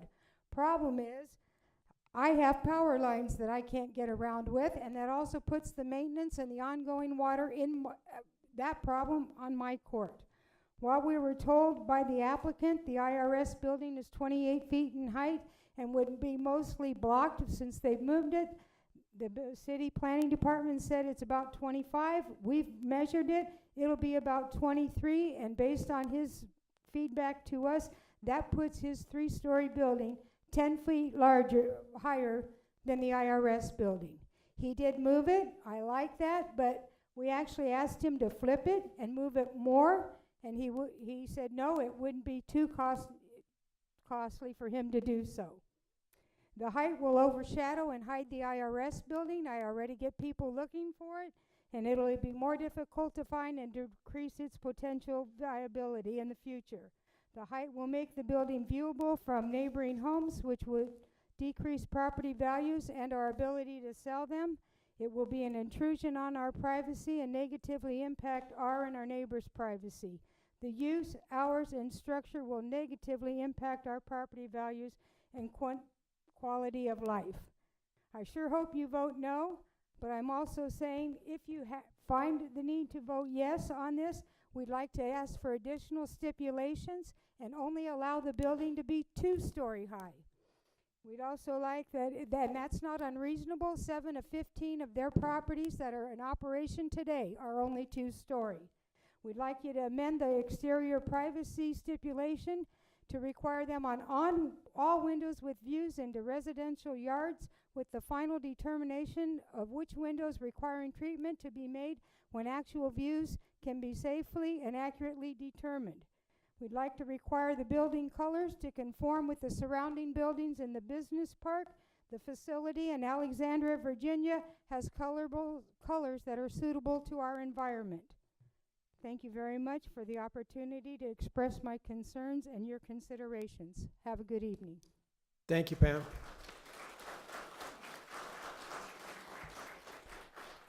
James Castile.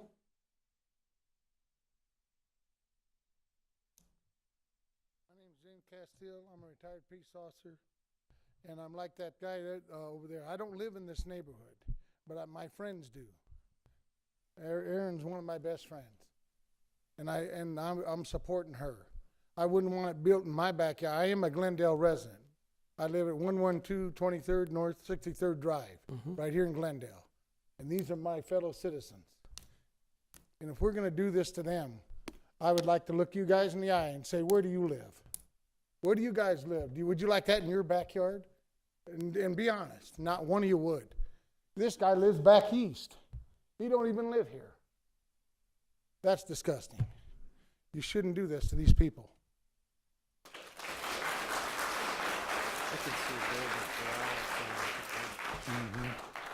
Deborah,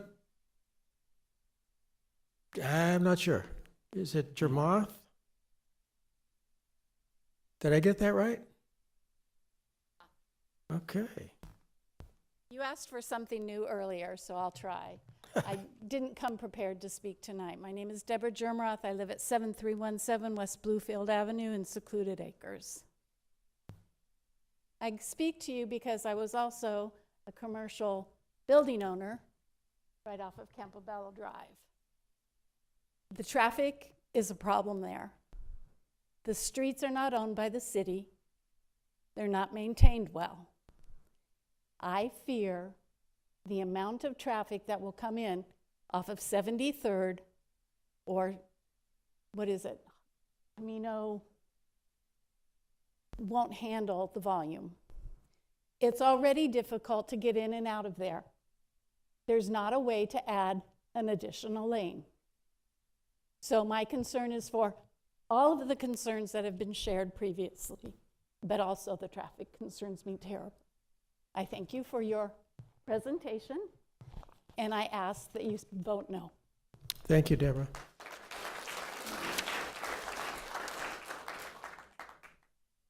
Michael Infanzone.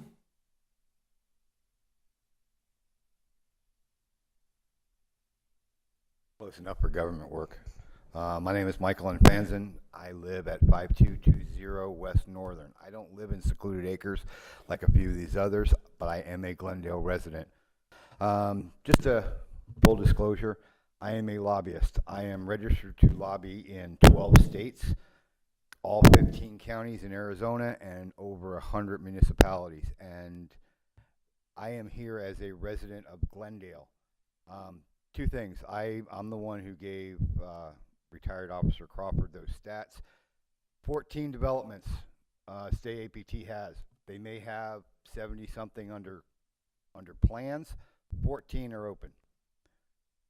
3 have crime statistics available. I pulled them up this afternoon. 3. And the one that I couldn't kind of get down to a quarter acre, or I mean a quarter mile or half mile, was Alexandria, Virginia. 2 things that I wanted to touch on. The crime rate, they're not being truthful about it. Second thing is, I spent 2 years on the Phoenix Transportation Commission. I know what you guys do. The traffic for 79 new residents, because that's what they're being touted as long-stay residents, 79 new homes in that one little area with no traffic abatement. And with that, you guys can make your decision. I'm against it. Thank you, Michael. Curtis Young.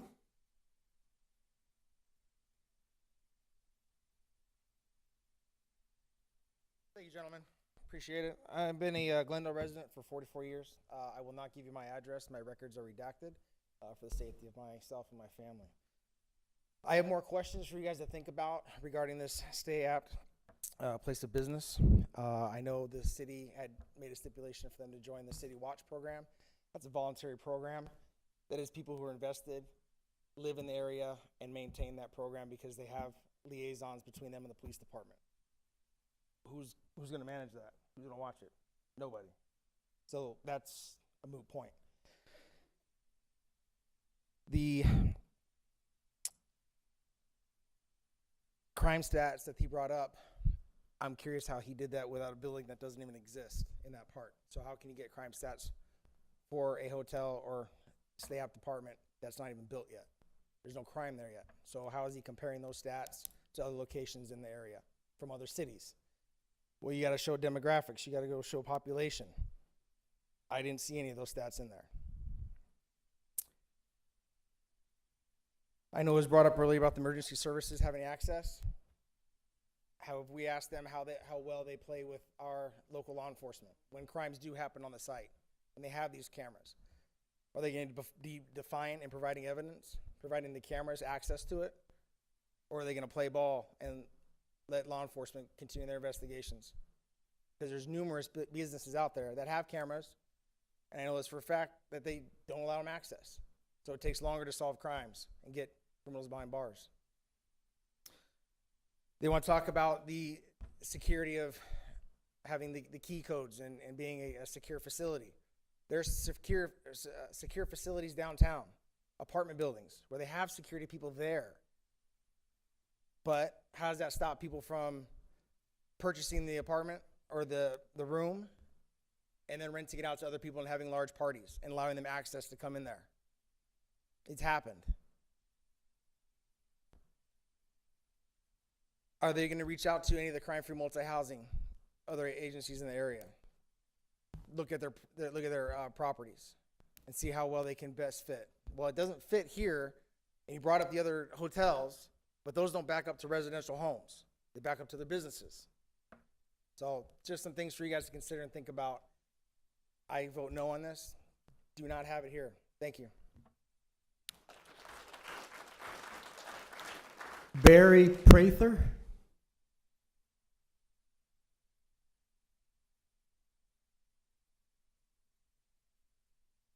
Take your time, take your time.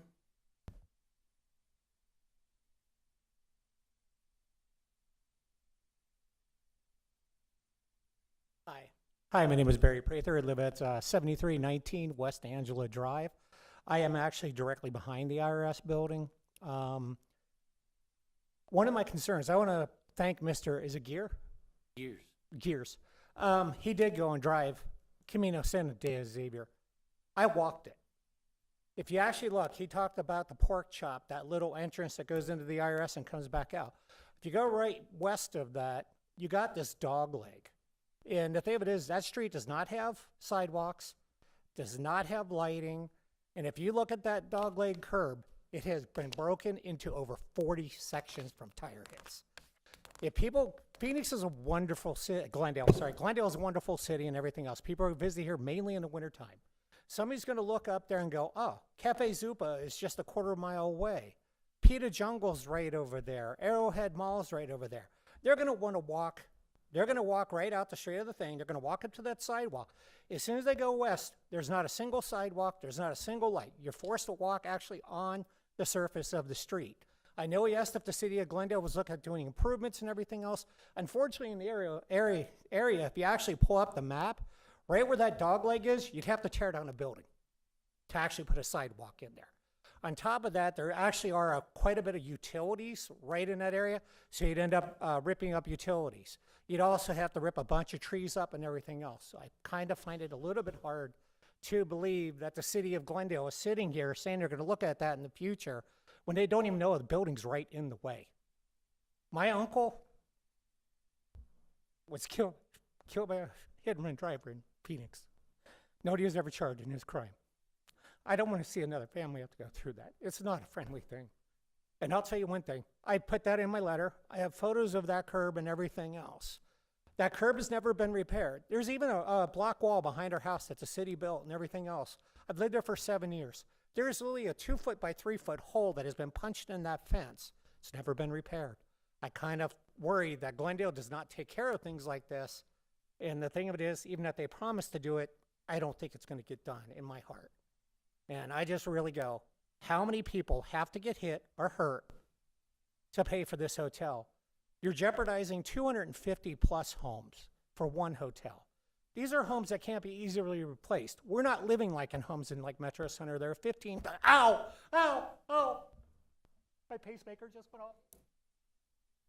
Oh, oh. 911. Call 911. 911. Oh. Buddy, sit, relax. Yeah. Oh, shit. I'm retired fireman. Okay, thank you. We can't leave our home. They're half acre. Relax.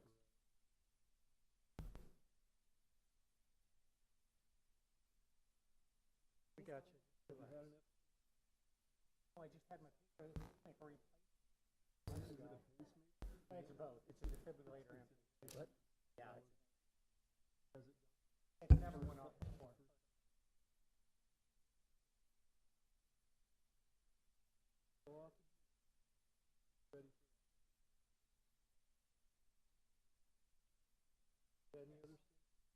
Not really. What I'm surprised you can even read my handwriting, so.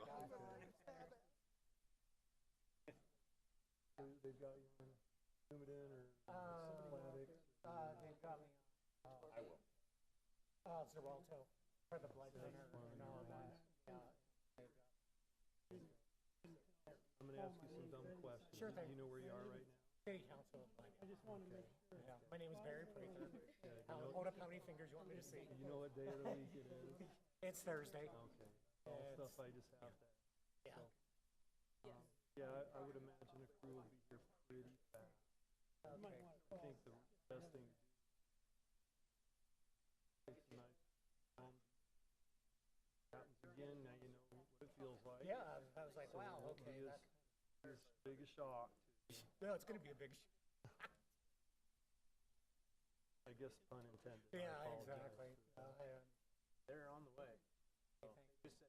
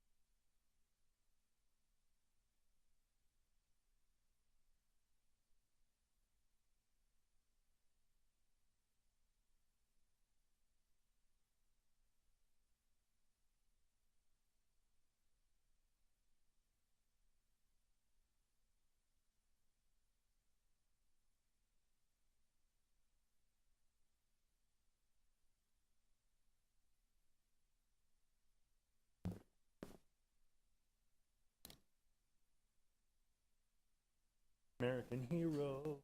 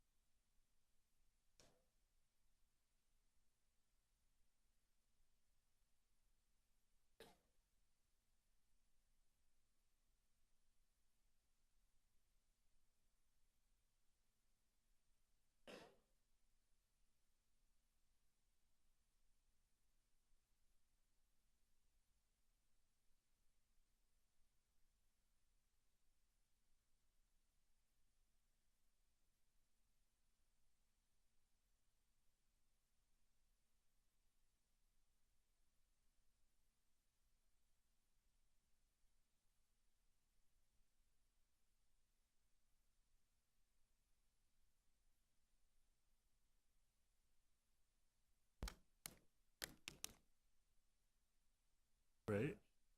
Would have been an interesting. Still have a herb back. True.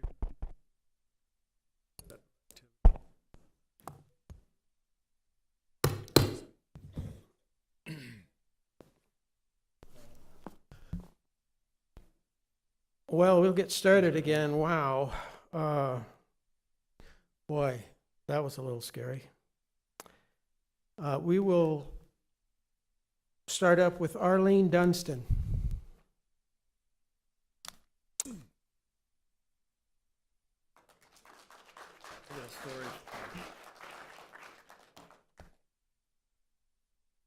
Thank you. The Lord has blessed us this evening with one of our citizens able to almost walk out of here. Good evening, Mr. Taylor, Ms. Perry, and members of the Glendale Planning Commission. My name is Arlene Dustin. I live at 7216 West Bluefield Avenue in Glendale. I oppose the CUP 2304 for the extended stay apartments, suites, motel on West Camino San Xavier. Here's why. Secluded Acres and Estates is a development from 75th Avenue to 71st Drive, from Union Hills Drive to Angela Drive. Homes were first built in the 1960s to the 1980s, primarily by independent builders, and a total of 277 homes, according to the Maricopa County Recorder's Office maps. Secluded Acres earned its name from being nestled between Skunk Creek on the east and south and Arrowhead Ranch citrus orchards on the north. It was county land annexed by Glendale in 1978. Across 75th Avenue is Hidden Manor. It is interesting that the developers were influenced by the landscape to use the words hidden and secluded. Their new owners were pleased to be away from city life. Businesses have opened to the south of Secluded Acres, but they have not been walking our streets. My husband and I moved into our home on Bluefield Avenue in 1977, so we have watched the neighborhood mature.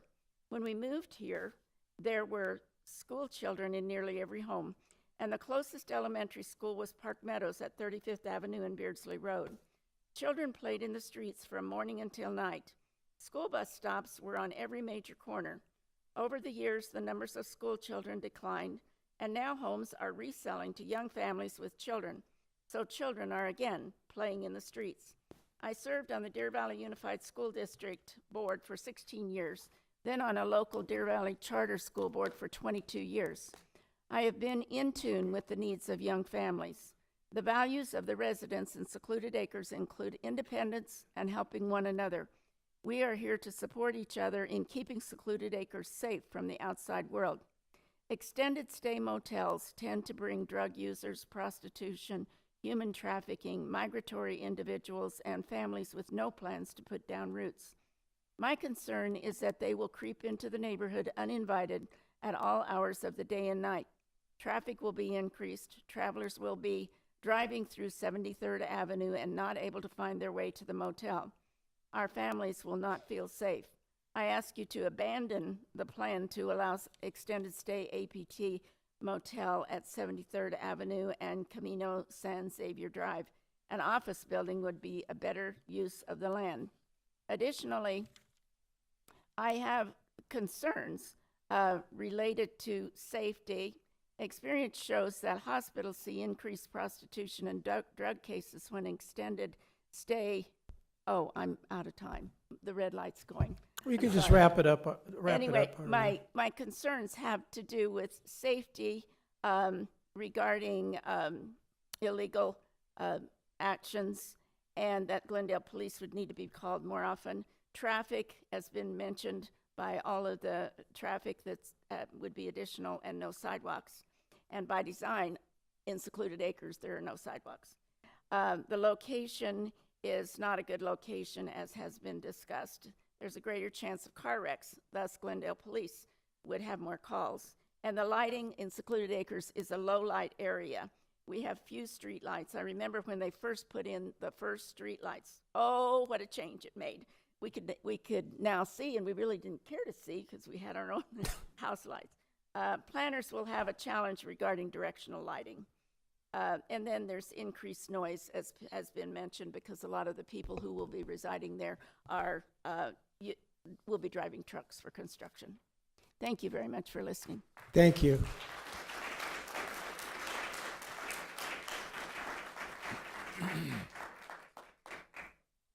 Folks, it seems like we're hearing the same thing, and believe me, we get it.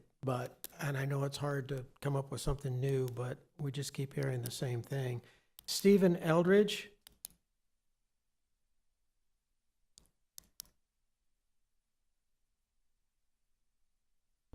Hello, gentlemen. Good evening. Thank you for your time. I'm Stephen Eldridge, 7211 West Libby Street in Secluded Acres.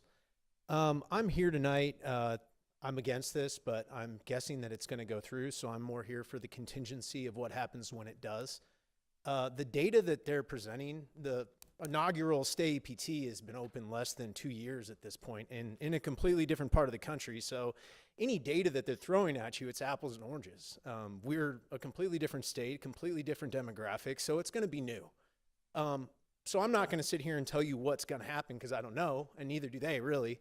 But what I am going to ask is that, for one, make them put their money where their mouth is. As a stipulation of this permit, make them, and I don't care who you use, if you use Altex or another benchmarking software, that basically will tell you their segment, whatever their segment is, I want them in the 90th percentile of room rates permanently.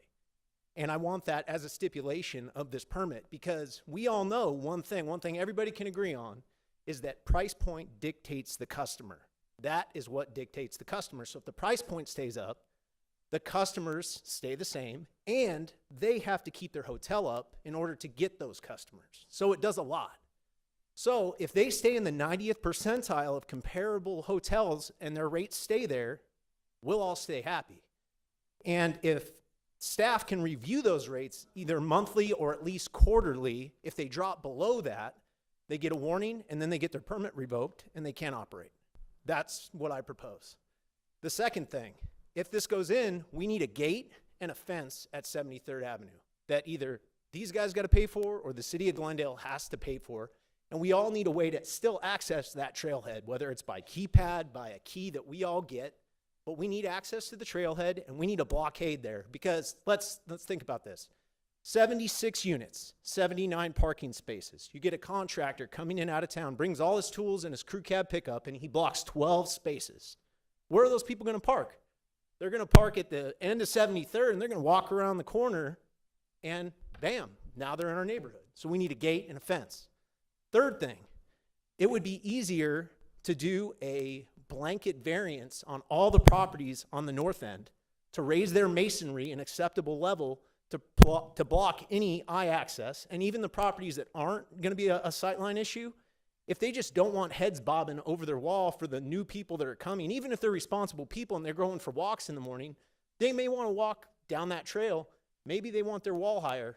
Do a blanket variance and let them add 2 or 3 courses of masonry to their back wall so they don't have to deal with that. Other than that, I think that's it. That's all I got. So thank you, gentlemen. Appreciate the time. Thank you. Susan Helwig? Thank you, Susan. I'll put that down here for you. George, is it Gaspar? Okay. Janine Gralla?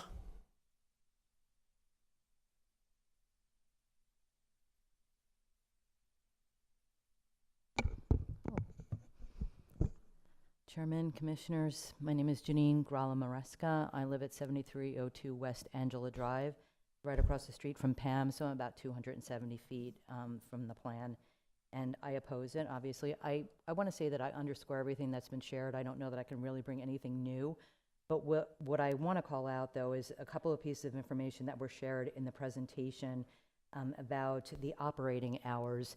All the surrounding businesses there are professional and medical practices, and they are operating during business hours. And I heard it shared in one of the slides, I think it was on slide 2, that it will be operating during regular business hours, but it won't be because it's not that same type of entity. So we can expect activity all hours of the night because it's not a professional entity. So that was the first thing I wanted to say. And the second thing was, they also shared property values, that investment in the community increases values. And I was wondering what the data source is for that, because I'm wondering if I was to sell my house, would that be a selling feature for me? Would that be an added value for a buyer that we have this huge building 200 feet from my house? And I don't think it would be. So I don't appreciate that. I don't really think that that's accurate. So I will leave you with this. I just ask that each of you think about this.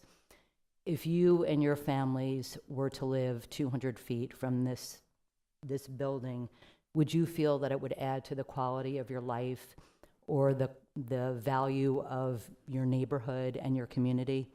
We clearly don't think so. And regardless of whether it's a luxury hotel, an economy, or a budget, we don't want anything there. We wouldn't care if it was a Hilton. It's not the place for it. And my final thought is there not another piece of land where this can go in Glendale? Thank you for letting me share.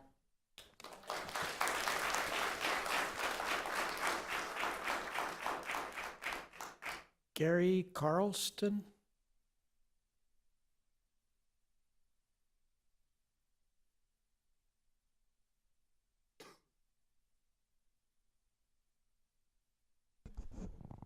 Gary Carlston. I live at 7116 West Villa Teresa Drive. I've been in that home in December 30 years. I love the neighborhood, obviously. I'll just say that everything these people have brought forward opposing stay APT is my concerns as well. Crime, devaluation of the neighborhood. We have children walking to school, to a little elementary school across the street from our neighborhood. We have children at bus stops. We have people that walk the streets for exercise, ride their bikes. It's all a concern. Mr. Dempsey claims he has a very good security system. Well, that's fine for his hotel, but it doesn't take into effect our neighborhood. We like our neighborhood because it's basically a safe place. It's a beautiful place. It's a place I chose to stay for this length of time. I'm on an acre. I like the space. I like the idea that I can be next to a neighbor, but not right on top of them. Finally, I'm just going to say, limit this property to single professional buildings, doctor's offices, medical facilities, dental. Keep it low key. Those types of facilities will operate during normal business hours, not all night long. Thanks for your time.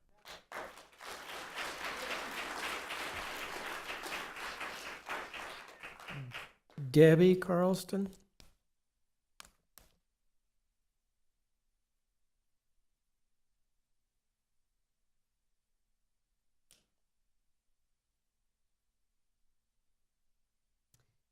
My name is Debbie Carlston, and I also live at 7116 West Villa Teresa Drive. I work at a school, so I use visuals for my students. These are all visuals of we do not want day apartments for lots of reasons. I am completely and entirely against and opposed to the building of any extended stay motel, hotel, or any other short-term living facility for many reasons, which I'll list below. Safety is my main concern, children, as I work with children every day. I am concerned for our children, our homes, our property, our pets, and of course ourselves. Our children play in our neighborhood. Want them to play without fear of added people coming into our facility. Our children need to feel safe, as well as the parents, grandparents raising these children, that they can ride their bikes in the neighborhood on bike path that is close by. Secluded Acres is the proposed site question. We do not want stay apartment suites. We want to keep it beautiful. Our daughter rides her bicycle. She runs. She does track and cross country. She plays flag football. This is her first year. She's first string. She needs her exercise. She's very tall. She's 5'8". She has very long hair down to her bum. She's tall, thin, beautiful. I want to know that she is safe.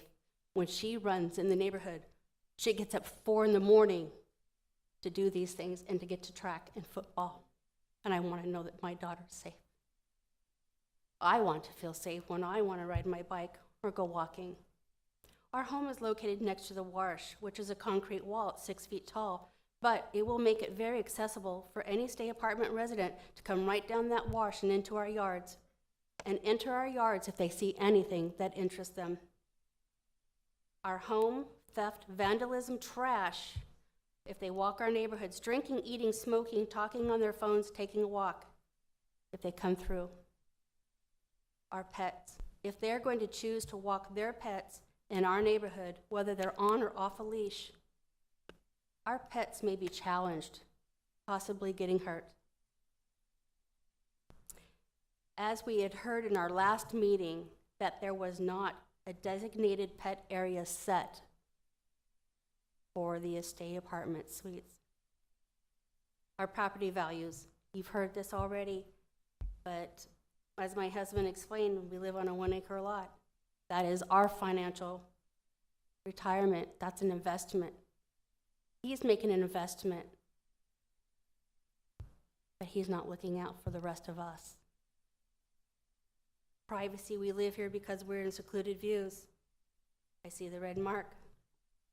I would like to just say that people drive in off of 75th to come down to Grover's to hit 73rd.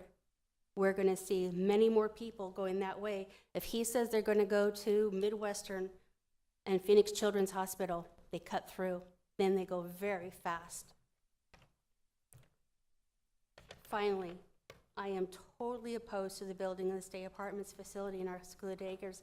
I am not in any way, form, shape to have this to hurt our children and safety.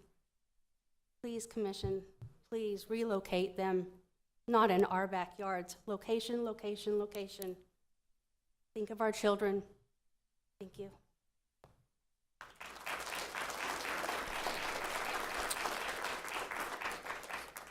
Skip Crandall.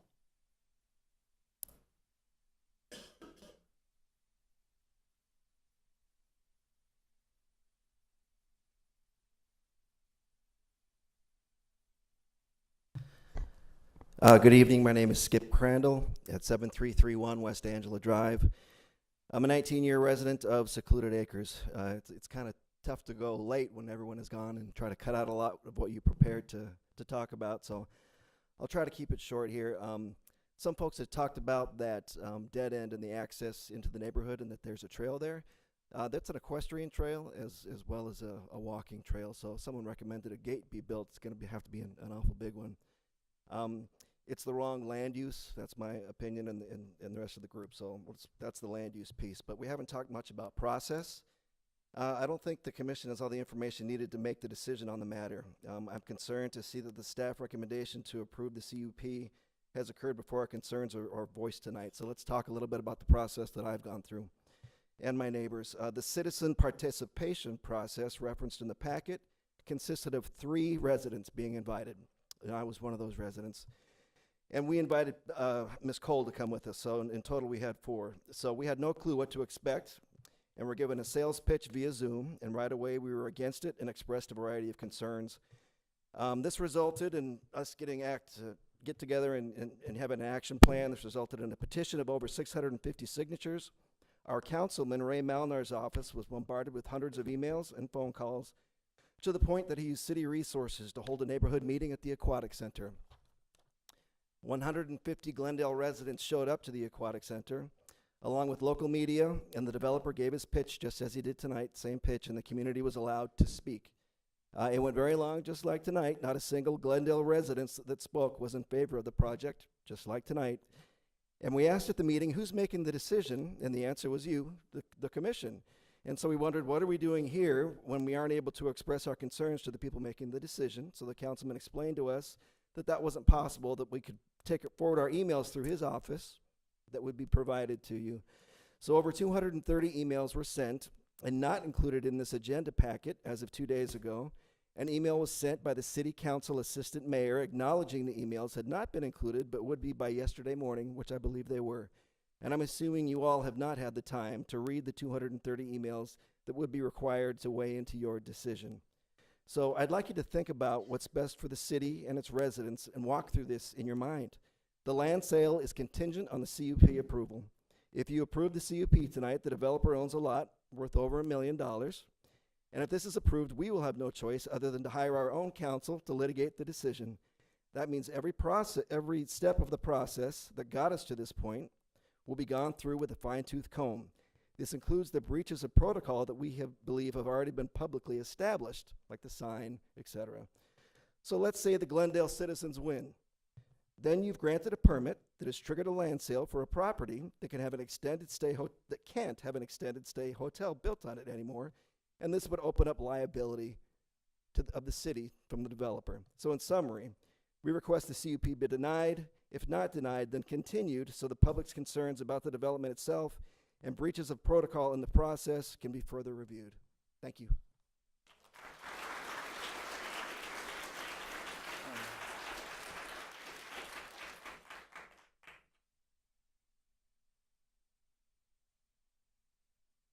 Carol Lee Ruff.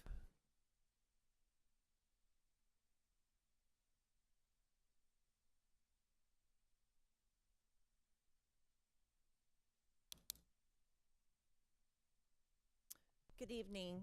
Thank you for listening to all of our concerns. We appreciate that.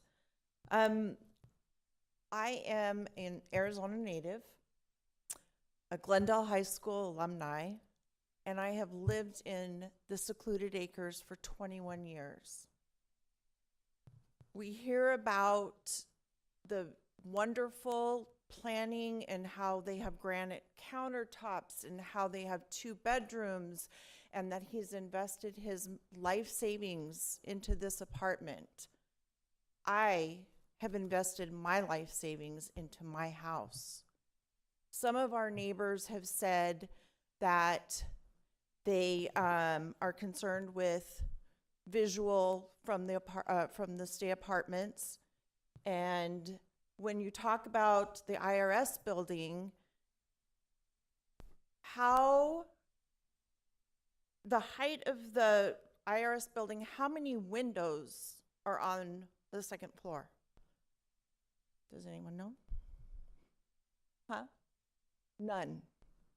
So the building may be 30-some feet, but there is nothing above the 1st floor with windows. You want to put a 3-story apartment building in a 1.9 acre lot to hold 79 parking spaces. Some of that, if you take some of my neighbors, they're on acre lots.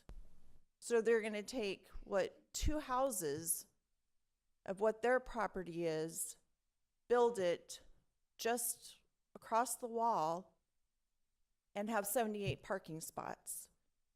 I'm on the other side. I'm under a half an acre. So that would be 4 of my neighbors, including me, if we were to have that building and put 78 parking spots. It just does not fit in our neighborhood. And we are asking that you do not approve this. Thank you.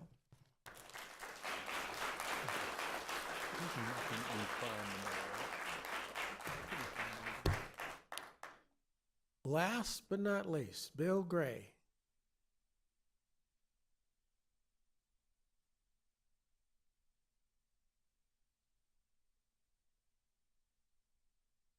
Evening.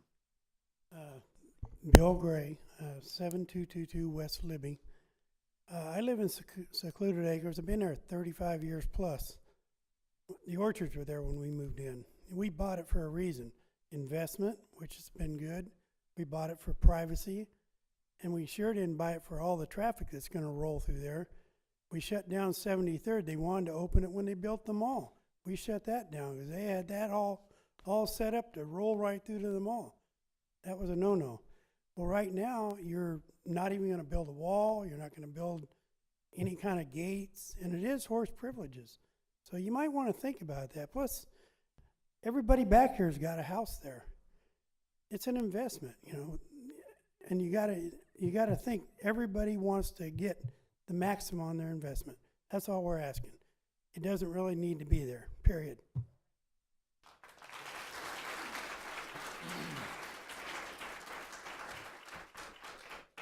Okay, I've got a few more that I would like to read into the record that are opposed. George Gaspar, Victoria, oh my goodness. Were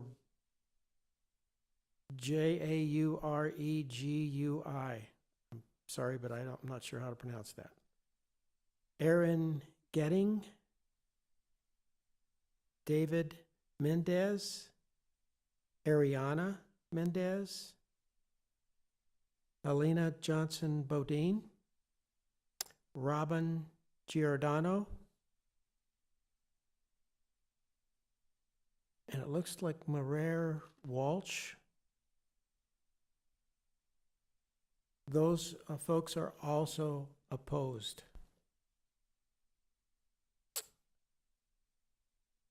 Okay, thank you for this 2.5 hour journey here. I know everybody's getting tired, but we appreciate you showing up and taking the time to tell us what you think.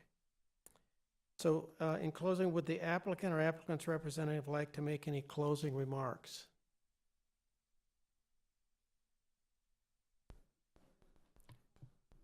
Thank you, and we appreciate and respect the comments this evening. I'll be quick here. State PT is not a budget hotel. The challenge with budget hotels is real in certain locations across the country, but it's completely unrelated to this project. We have high-end finishes, industry-leading security, very low crime. We presented the stats earlier today. A high price point, well-respected guest, and high customer ratings. Not only is State PT not a budget hotel, we expect State PT Glendale to be the highest rated hotel in the local area. The building and use meet all the CUP requirements, and we're not requesting any variances. In fact, we offered stipulations above and beyond the requirements. We've been a good citizen and neighbor and know that State PT Glendale adds tremendous value to the community, and we respectfully request an approval this evening, and thank you for your time. Commissioners, any questions? Commissioner Hooper? Just for the record, pulling up Extended Stay America right now. 85, 82, 71, $79. have somebody pulling in who's Googling where are they going to go. I understand that you offer state-of-the-art hotel amenities, but if I'm just passing through, I think I'm going to pass on you, to be honest with you. That's just, I'm putting that out there. As it stands right now, those are the going rates. Yeah, that's for the extended stay Glendale, which is, an economy hotel, and we attempted to. Understood. Yeah, okay. I get that. But the economy we're in, when I have to pick groceries over amenities, I got to pick the groceries. Sure, absolutely. So I just want to put that out there right there.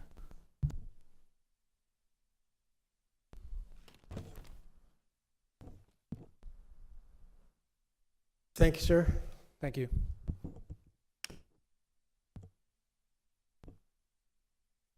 Ms. Perry, do you have any closing comments?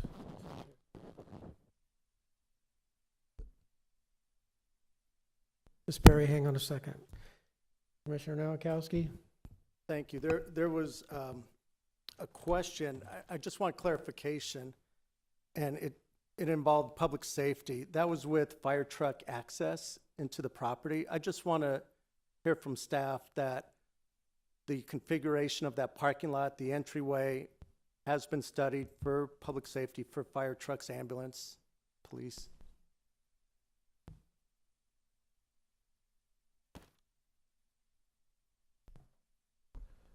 Through the chair, Commissioner Nowakowski.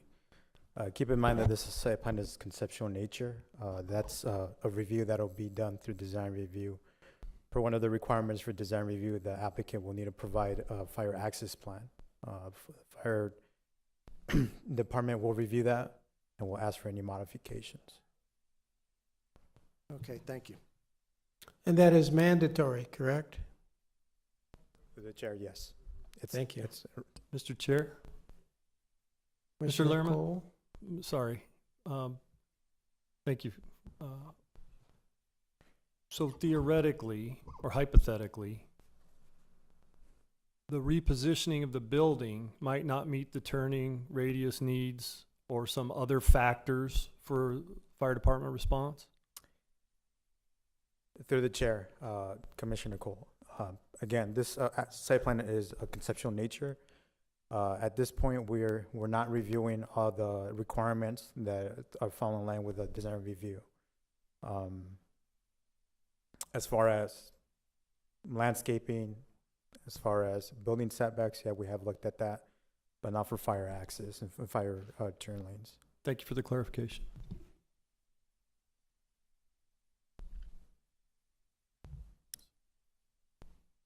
Commissioners?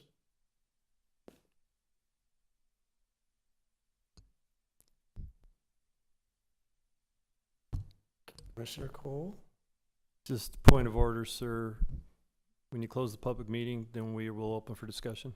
Yes. Thank you, sir. Anything else, gentlemen? Ms. Perry? Thank you, Chairperson Crowe and Commissioners. Staff do have several closing bullet points that I would like to provide to the Commission. The first one is to give a little more context and clarity to staff's comment in regards to fire reviewing the conditional use permit. Through our normal process, each department reviews the conditional use permits, which includes the fire department. Provided that Planning Commission approves the conditional use permit that is before you this evening, the applicant would go through the design review process, which is administratively, and then staff, meaning all technical reviewers, transportation, fire, will have another opportunity to look at the site plan in a greater detail to approve it through the design review application. So case in point, if it's something that we may have missed during the review process now for the CUP, we want to ensure that all safety components are being met. It cannot be overlooked. So fire will look at it a second time but based on the conceptual site plan that is before you this evening, it should meet the intent of all the requirements for the fire department. Some citizens brought up the citizen participation process, and we went through a training exercise. We talked about in great details some of the concerns that the commission has heard about the citizen participation process. So we do know that we're looking to update the zoning ordinance to modify those requirements. But for the case before you this evening, the requirement for the radius notification was 300 feet. Doing that 300 feet radius of notification, sorry, it seems like my mic. Doing that process, it appears as if, rightfully so, a lot of the residents were not notified. They took it among themselves, which was the appropriate thing to do, is to reach out to staff and to reach out to their council member of that district. Outside of the citizen participation process, the council member opted to have a neighborhood meeting, which enlisted more citizens coming out, sharing their concerns and oppositions of the proposal. If you look into the audience, the process worked. We have multiple people here speaking and saying what their concerns are and what their position is on the case. The second part of this, or the third point I would like to make, is during that design review process, staff will have the opportunity to look at the architectural elements and the color scheme. One of the things that we thrive towards trying to achieve is ensuring that the color palettes that is approved during the design review process, which is administratively, is complementary to the surrounding area. So we do take that in consideration. As it's been stated this evening, a traffic study was not required based on the applicant proposing 76 suites. The amount of traffic that would be generated would not be significant to where it required a traffic study. Our transportation department, from looking at this application, made a determination that the traffic study was not required because the amount of traffic would not be significant enough that it will warrant other changes. I think also when the entitlements went through the process in the late 1980s, when it was approved by council, consideration was given that if someone comes in with a proposal for a hotel, that the maximum height would need to be 30 feet if it's within 200 feet of residential. The proposal before you is approximately 260 feet from the nearest residential. So when staff did their analysis, we looked at it from the professional assessment and with the technical team. We took a lot of the concerns that came from the citizens as well as the applicant and tried to incorporate appropriate stipulations to address those concerns as reasonably as we could. There are some things that we cannot evaluate in closing. In our evaluation, we do not take in consideration what the room rates would be. It's valid concerns that may be of the citizens and how it may impact their surrounding. But from a staff standpoint, when looking at this application, the rates of the rooms is not part of our analysis. And with that, I'll be happy to answer any questions if needed. Gentlemen. Chair. Commissioner Crowe? Ms. Perry, so we've had hundreds of comments publicly in the various meetings tonight and this enormous stack of emails that we've received, and most of them, obviously, everyone's got a different opinion on how proximal they are to this building, on how that impacts their property values and their way of life. Most of the major concerns seem to be centered around crime, and we don't really have anything in our packets to discuss that, to look at that. Can you speak to that? Chairperson Crow, commissioners, I think one of the commissioners may have stated it, or maybe it was a citizen. The site is vacant. So typically when we invoke PD, in previous cases, it has been if it was like a pawn shop. Sometimes we have included comments or feedback from PD when someone initially started coming in with a conditional use permit for a home occupation type 2 for the sales of guns. In this particular case, under presumptions, we had no reason, no data to base a need to go out and communicate with the police department on this application. But what I can reassure the commission as well as our citizens, we have an outstanding police department. And if there was crime issues, they would evaluate them the same way they do with any other issues that come before them. And I will point out, in trying to hear what the residents are saying, one of the most unique stipulations that is in this proposal for recommendation for approval is the stipulation that ties it specifically to this end user. And if this end user goes away, it doesn't allow an opportunity for any other hotel brand or motel brand just to come in and say there's a CUP that stays with the land, because that's typically how it works. In this particular case, this CUP is tied to this particular end user. And we did that because we was trying to address reasonably the concerns that we were hearing from the citizens. Ms. Perry, this developer has already taken extraordinary steps to improve the security. I've never heard of a hotel tying directly into the instant crime center. That's just, I've never heard of that. Has that happened before? Through the chair, it's not a typical stipulation that we put in place. There are times when end users may, offer up to tie into it, but this is not a typical stipulation that comes before the Planning Commission for CUP approval. But I want to be really respectful to your comment about we don't normally, under these circumstances, reach out to the police. But I don't normally see this type of community concern about additional crime in a neighborhood. And so I know for me personally, it would have been very helpful to have something from the police department that said, hey, look, we've looked at the extended stay properties in the vicinity. There's one across the street. And we can show, Commissioner Gear did his own research to show that he saw low crime statistics, but it would be nice to hear that directly from the police department. I think if we had that, it would be have a calming effect on some of the concerns, at least from our citizens, but that's just a comment. Commissioner Cole. Thank you, Mr. Chair. Ms. Perry, so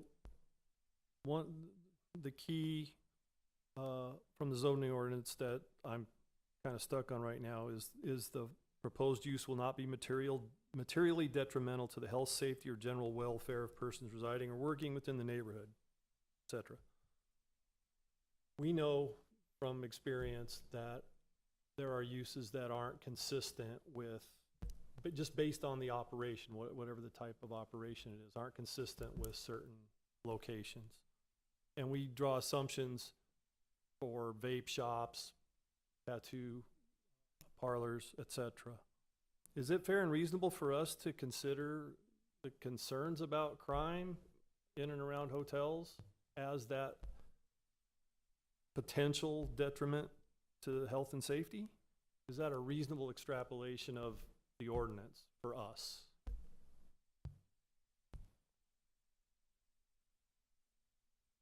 I paused. Chairperson Crow and commissioners, in any development that comes to the city, there can always be a presumption that it may or may not generate more crime. Single family residential, multifamily. A lot of people define the type of people that live in multifamily generates more crime. That's an assumption that may not be factual. You can look at the marijuana establishments. Initially, there was a lot of assumptions that it would generate additional crime. Pawn shops. The perception was that they generated more crime, and they took measures to have more security levels to try to deter levels of crime. At one point, Circle K was perceived as an establishment that generated more crime.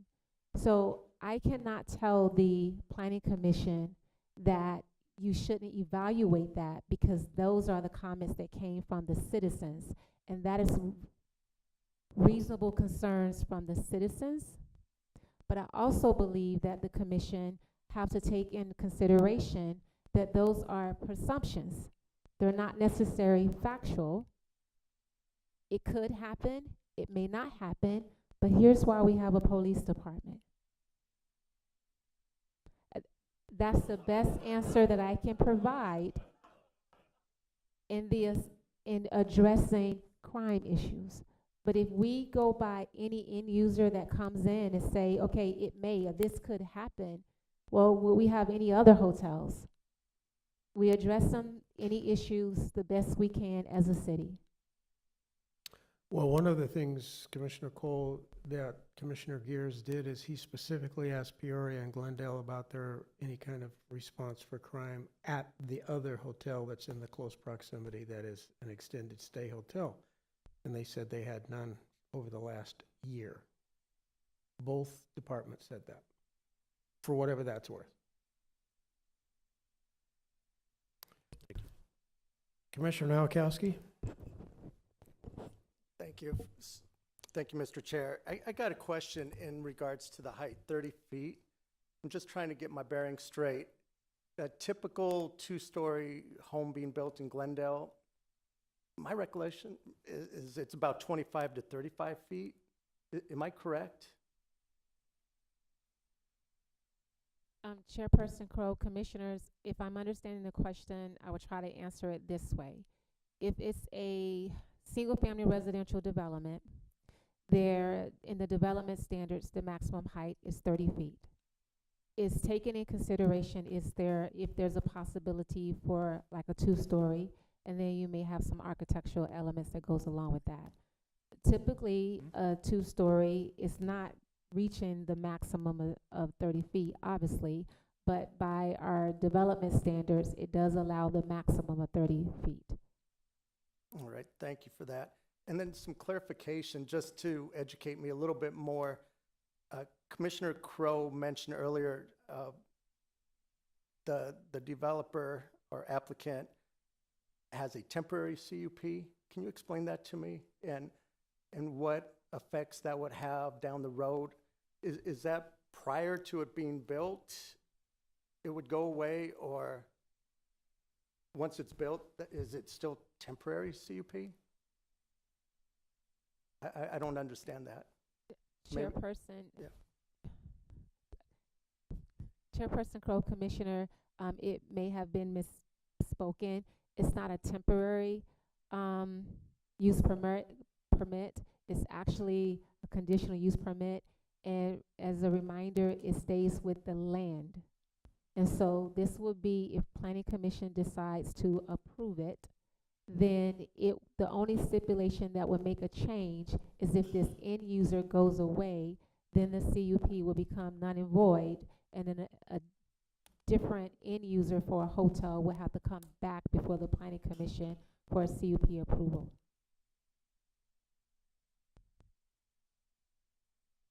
So it goes back to its prior designation, right? To a PAD? Through the chair, the zoning itself stands. If the Planning Commission approves the proposal before you, it's specific to the hotel brand for this conditional use permit.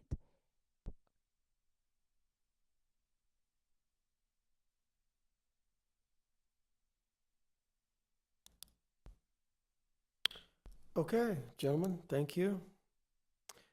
The public hearing for case number CUP 23-04 is now closed. Do I hear a motion? Chairman, to follow Commissioner procedure, Gears? I'd like to move to approve CUP 2304 per the findings and subject to the stipulation contained in it in the staff report. Do I have a second? Second. Anything else, commissioners? Yes, now we can discuss it, right? I think we've beat that horse to death. No. I have a few things I'd like to say. Go ahead. I've been looking at the statistics, both for prices for other hotels during the break.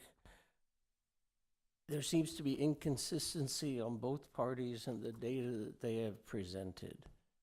The cost of whatever it costs and how people aren't going to go because it's too expensive, or if they're going to stop by the night.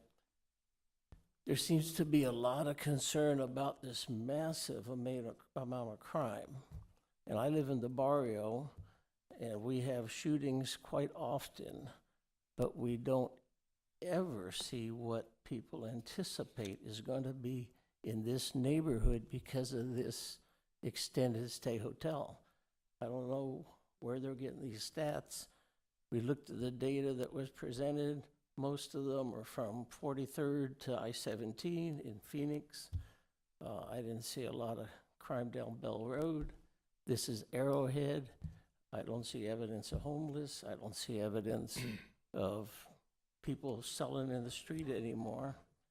So I would like to just say I'm really concerned.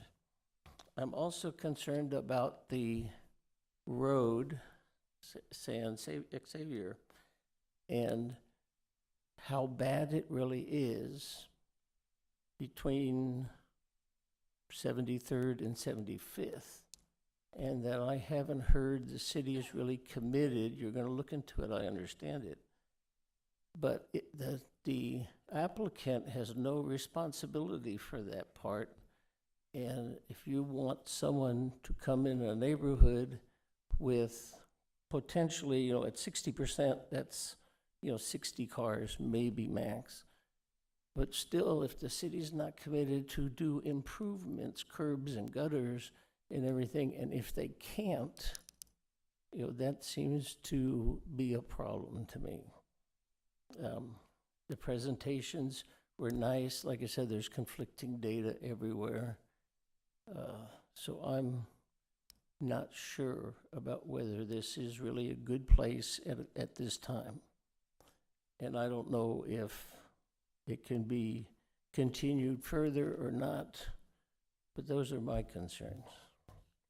Thank you. Well, there is a motion and a second. Are you saying you want to change the motion to continuance? I'm saying this is discussion time per the training that we had. Right. But that's my opinion. And if anybody else has an opinion, you can agree or disagree. Or if anybody doesn't want to say anything, that's how I feel after this long presentation. There was so much. I live in it's a bad neighborhood. We arrested 53 gang members years ago, put them all in jail, but nothing like I've heard is being anticipated that's going to happen north of Bell Road off of 73rd Avenue. So thank you very much. And I wanted to know one more thing about Code 3904. Ms. Perry, did you address that? What is Code 3904?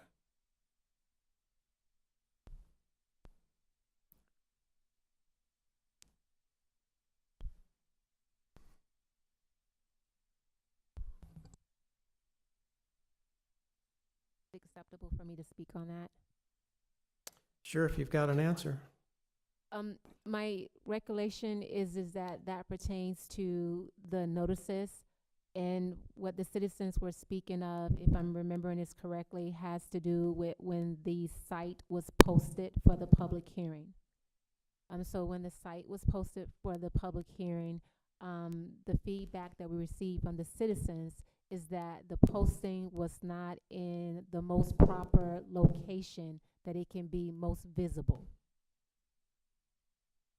Thank the, you. the intent was met, and then the applicant did agree that it probably wasn't the best location, and then they moved the location of the sign for greater visibility. When did they move it? Recently? Through the chair, it was roughly the beginning of August, but it still met the intent of the requirement. Okay. Yeah, thank you, because I drove by and it was a great big sign, but it was just recently that it was put up. I appreciate that.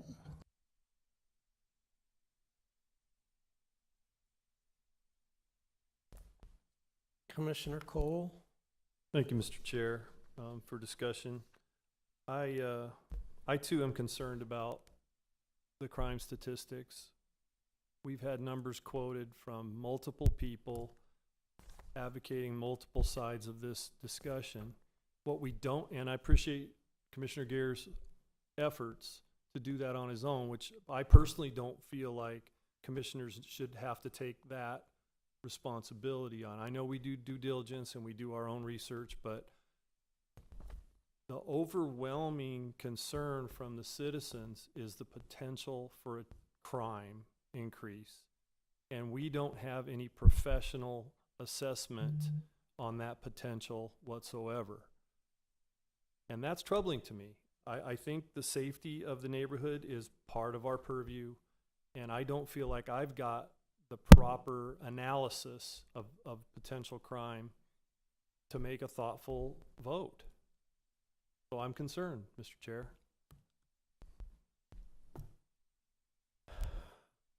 Well, if there is a consensus here that everybody's got that problem that they need more information, we're probably best not to vote it down. We're probably best to maybe continue it to the next meeting rather than vote it down. Chair, point of order. We have a motion and a second, so. I understand that, but we can change that. Okay. Point of order, sir. Mr. Gruber?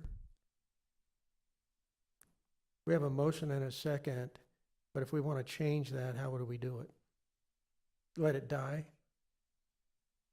Chair, members of the commission, correct, or you could have the motion maker abandon the motion or Okay. restate the motion, withdraw it, and then restate the motion. There are options to address that.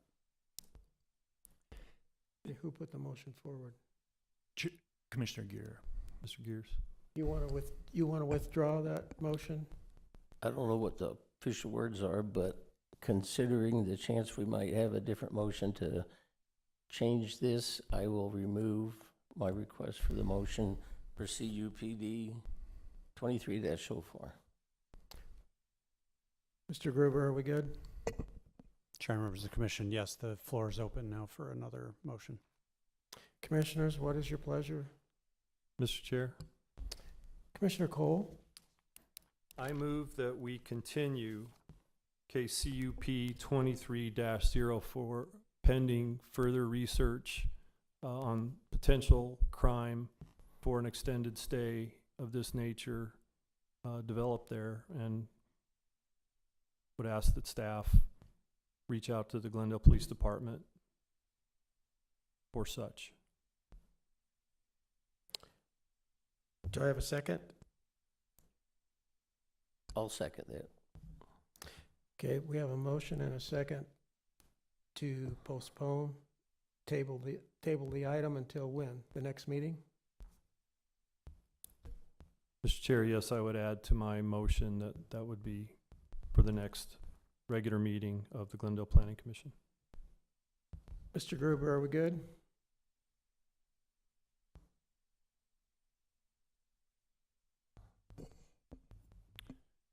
Chair, members of the commission, yes, you have a motion and a second, and understand that the motion is to continue the item to a date certain.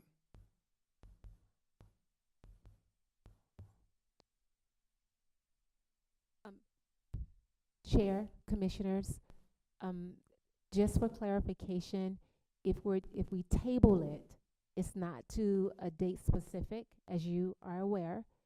And if we do it to continue it to a date specific, it removes the need for us to go back and do the notification process over again. So as the Planning Commission is aware, we scheduled for 2 meetings in the month of September. We typically try to just host 1 meeting. So by record, the next scheduled meeting would be the 4th Thursday, which would be September the 28th. We would like to put before the Planning Commission if there's a possibility to table it to a date specific, being September the 14th. And that's at the discretion of the Planning Commission. Chair. Will that allow enough time for you guys to do a crime study?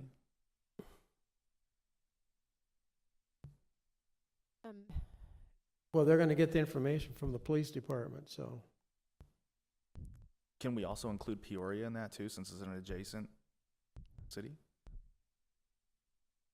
Chairperson Crowe, commissioners,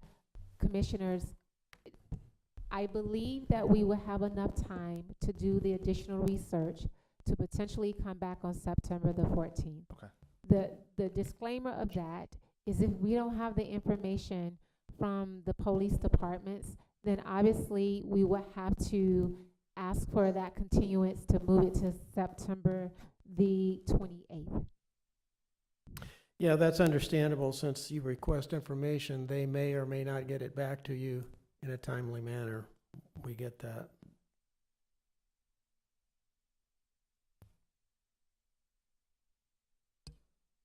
So, Mr. Chair, my Hang on. motion is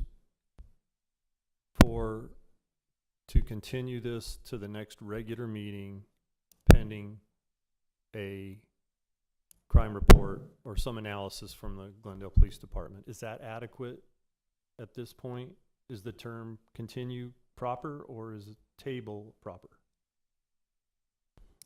Through the chair, continued to specific date is proper. And you're saying the next regular meeting, which is the 28th. Mr. Chair, I'd like to amend my motion. Go ahead. Mr. Chair, I move that we continue case CUP 23-04 pending a crime analysis or report from the Glendale Police Department until September 14th, 2023. Do you not want to include the Peoria Police Department as well, or no? Mr. Chair, I'm operating under the assumption that the Glendale Police Department will network and get a good report for that area and jurisdiction nexus. They abut each other. Sometimes it's hard to tell if you're standing in Peoria or you're standing in Glendale, frankly. Right.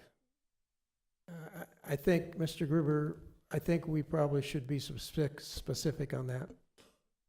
Chair, members of the commission, actually, my advice was going to be with respect to the motion that you move to continue the item to the date certain, which I think is September 14th. And that's the entirety of the motion. I can't speak for staff, but I think that staff has heard your desire to hear from at least Glendale PD and then preferably Peoria as well. Okay. So that doesn't need to be part of the motion. Mr. Chair, one more shot at this. I move that we continue case number CUP 23-04 until the meeting of September 14th, 2023. Do I have a second? I will second that again. Okay, I have a motion to continue CUP 23-04 to allow time to obtain a police report from Glendale and hopefully also Peoria. All those, well, you know what, I'm going to do a roll call from my far right. Commissioner Crowe? Aye. Commissioner Cole? Aye. Commissioner Nowakowski? Aye. Vice Chair Nyberg? No. Commissioner Gears? Aye. Commissioner Hooper? Aye. Chair votes aye. So we have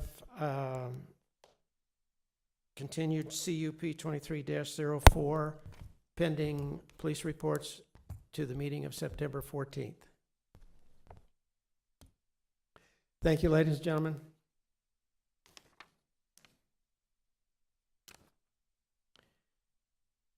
Mr. Gruber, what are the next steps? Chair, members of the commission, you summarized it. The item is continued to September 14th, 2023. Thank you, sir. Our next agenda item is case number CUP 23-12. Ms. Lavelle. Chair.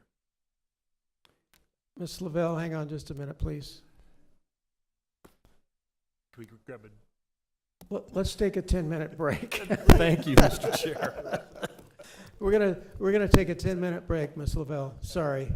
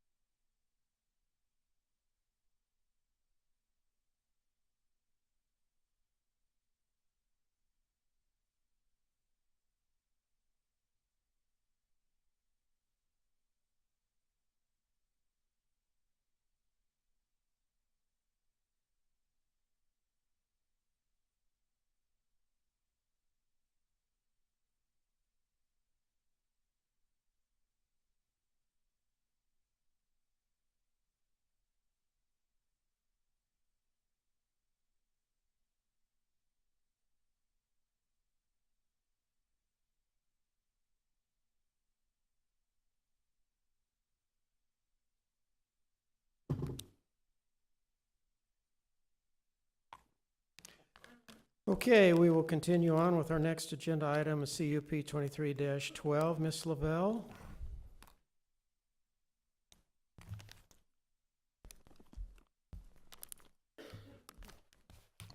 Good evening, Chairperson Crow and Commissioners. Tonight I'll be presenting the Take 5 Northern CUP 23-12.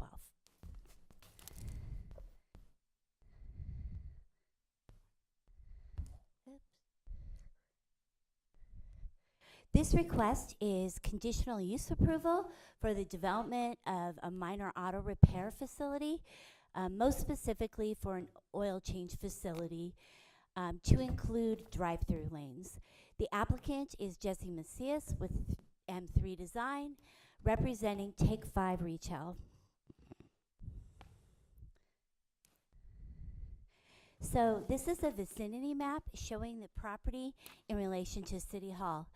This property is located at the northwest corner of 51st Avenue and Northern Avenue. It's approximately 1.4 miles away from City Hall.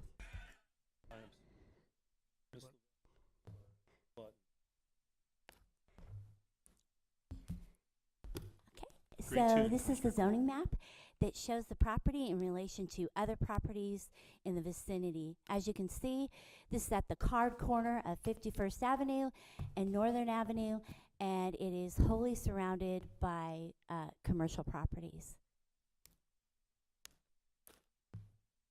Okay, so this aerial map just gives you a bird's eye view of what's going on in the vicinity. As you can see, to the east of the site, directly east, it's a commercial shopping center. To the north is a Circle K. And then to the direct west across 51st Avenue is another commercial shopping center. So this is a conceptual site plan that was provided by the applicant. And this just gives you a good context of what is being proposed at this site. So there is an existing building on site that will be demolished if the CUP gets approved. And the this will be an oil change facility with 3 bays, to which there is stacking for 6 cars and 3 cars that will be worked on interior. It will be accessed off of 51st Avenue, and it will exit onto Northern Avenue. As you can see, the applicant has also provided on the site plan the wall details that will be in, as part of the design review approval. These walls will be located along Northern Avenue and 51st Avenue, and will range in height from 6 feet to 4 feet to act as a screening for the service bays. So some of the project details are: this is an existing commercial site. It's been fully built out. There has existed commercial operations for over 40 years. There was originally a gas station with a convenience store, and then just most recently there was a check to cash operation. So they are proposing a approximately 1,700 square foot building with 3 drive-through lanes, with 2 drive-throughs, one on Northern Avenue and 51st Avenue, and they will have regular hours of operation between 7 and 7 p.m. 7 days a week. So the applicant has met all public notification requirements. They had held a neighborhood meeting. One citizen attended and just had general questions and no real concerns. And today, neither staff nor the applicant received any calls in opposition.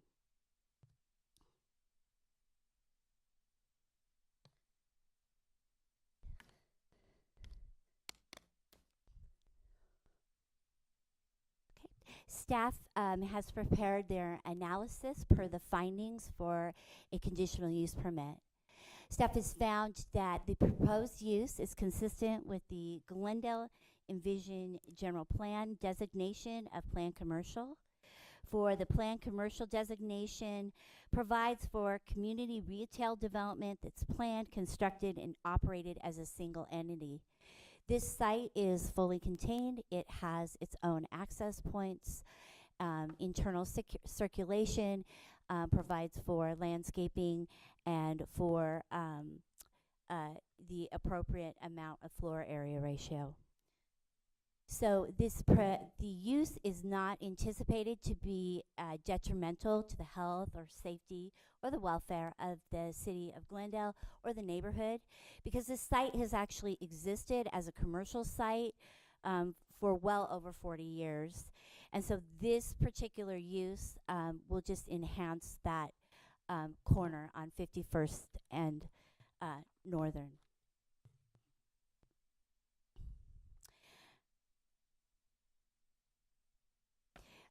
The proposed site is adequate in size and shape to accommodate this use.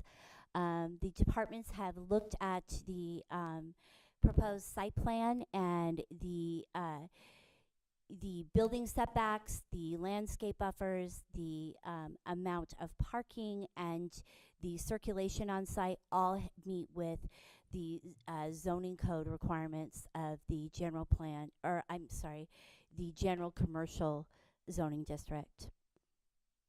On-site circulation is provided through a right-in drive aisle along 51st Avenue and with a right-out configuration existing onto Northern Avenue.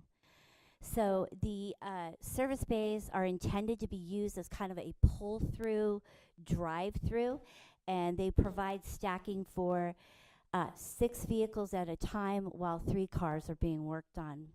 The City of Glendale Transportation Department reviewed the traffic impact assessment for this project and has determined that the use should not have a significant impact along Northern Avenue or 51st Avenue, and no additional traffic calming measures are required. Oops, so sorry. Okay, additional stipulations were considered at the approval of this, for the approval of this conditional use permit. So as part of this approval, there are going to be interior 4-foot tall parking screen walls that'll separate the site from the other adjacent commercial sites. And then again, along 51st Avenue and Northern Avenue, there will be staggered decorative screen walls that will be provided to screen the service space.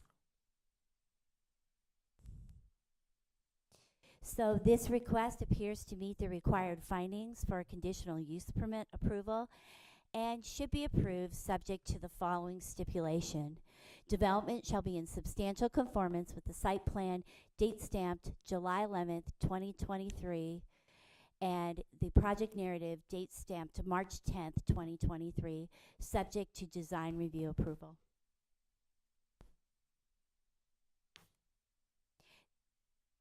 This concludes my presentation. I'll be happy to answer any questions you may have. Gentlemen, Chairman, Commissioner Gears. on the disposal of the oil, they're following all of the federal and state guidelines. And who's going to keep an eye on that? Thank you for the question. I think I will defer to the applicant for that answer. Well, wait. Let's wait till we're done with you, then he can come up. Oh, okay. It is my understanding, though, that they do have to meet all federal and state guidelines for disposal of any chemicals or oil. Thank you. Gentlemen, anything for Ms. Lavelle? Thank you. Okay, will the applicant or applicant's representative come forward, state your name for the record, and make your presentation if you have anything to add to what Ms. Lavelle has said. Good evening, Chairman and Commissioners. Thanks again. Jesse Macias, M3 Design, 2645 North 7th Avenue, Phoenix, Arizona. Thanks again for being in front of you. Thanks again, first and foremost, to Christina. I thoroughly enjoy working with Christina. So through the chair, to answer your question, Commissioner, we do have the oil, the new oil, and the used oil, and they're all UL rated tanks, and they get disposed periodically. So they all meet the standards. We have specs that we submit as part of through building safety that meet all the UL rated requirements. So again, want to just really add to Christina's, we're happy to be here. As Christina said, it's an older site. It's kind of an eyesore at this point with an abandoned building. It is landlocked, if you will. It has its own access. So we feel very confident that we have a very quality project. We went through, extensive due diligence, had our neighborhood meeting. The only participant was actually a business owner just east of us, and was very happy that we were developing. So again, not to prolong this, I can answer any questions that you all may have for me. Commissioners? Well, good. Thank you, sir. Thank you. Appreciate it. Okay, I'm not sure if I have some speaker cards here, but they're all for CUP 23-07 except for one. And I'm not sure, is Altifer Ramani? Hopefully I'm saying that, Ramon? Did you wish to speak on this one, or is it 07?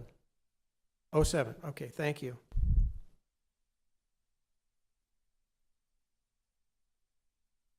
Okay, with no speaker cards.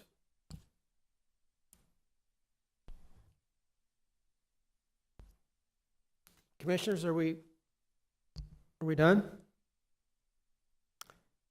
Okay, the public hearing for case number CUP 23-12 is now closed. Do I hear a motion? Chair. Commissioner Crowe? I motion to approve CUP 23-12, subject to the conditions contained in the staff report. Do I have a second?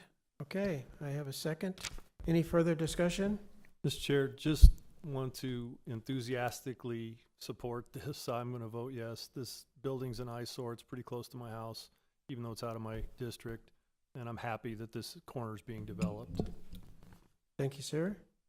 Okay, we have a motion and a second to recommend approval of case number CUP 23-12, subject to the stipulations as outlined by the staff. I will now call a roll call vote. Commissioner Crowe? Aye. Commissioner Cole? Aye. Vice Chair Nyberg? Aye. Commissioner Nowakowski? Aye. Commissioner Gears? Aye. Commissioner Hooper? Aye. Chair votes aye. CUP 23-12 has been recommended for approval, subject to the stipulations as outlined by staff. Mr. Gruber, what are the next steps? Chair, members of the commission, your approval of CUP 23-12 is final, subject to a written appeal received within 15 days. Thank you, Mr. Gruber. Our next agenda item is case number CUP 23-17. Ms. Lavelle.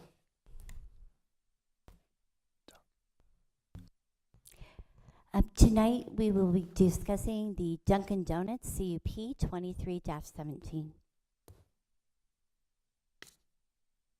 So this request is to allow for a drive-through restaurant in the C2 zoning district.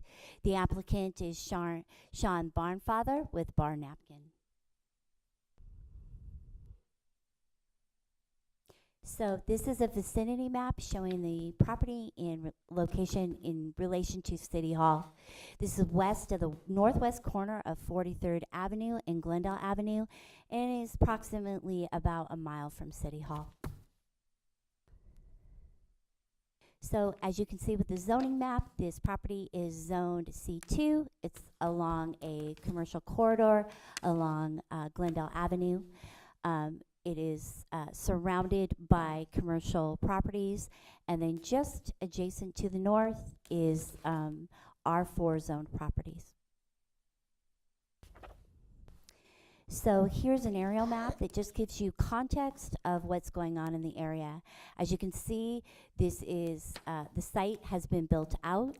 It currently has an abandoned Taco Bell on the site, and has been used for well over 30 to 40 years as for a convenience use, which would be for some sort of drive-through restaurant. So if approved, the existing Taco Bell will be demolished, and in its place will be just a little over 1,000 square foot Dunkin' Donuts with one drive-through lane that accesses it accesses from the eastern driveway that is existing, and it exits out of the western driveway. Both driveways are right in and right out. So the applicant has met all the public notification requirements and held a neighborhood meeting. There was no one in attendance, and there also has been no comments received by staff nor the applicant in regards to this request. So this is a conceptual site plan and the elevations to just kind of give context of what the applicant is proposing. As you can see, it's a right in, right out. They will, you access the drive-through through the eastern drive-through, or through the eastern driveway, excuse me, and then it exits out of the western driveway. And as you can see, there is more than the required stacking being provided. The required stacking by transportation of cars for a drive-through currently is 6 cars. So staff has analyzed this project based on the findings for a conditional use permit. It was found that this project meets the goals and the objectives of the general commercial designation by accommodating a freestanding commercial use and service. In addition, it meets the purpose of the zoning district of general commercial, because it is a commercial site, but it also is obtaining conditional approval for the convenience use of a drive-through. So the proposed use will not be material detrimental to the health, safety, or general welfare, because this site has been used for a drive-through for nearly 40 years. The proposed development is not only in line with the current uses, but it actually improves the current site conditions. With the layout of the building being pushed forward towards the street, it provides an additional buffering between these multifamily residential units that are coming in to the north. And it also, with the right in, right out configuration of the driveway, of the drive-through, that helps circulate the traffic with interior to the site, and also helps the traffic going on and off Glendale Avenue.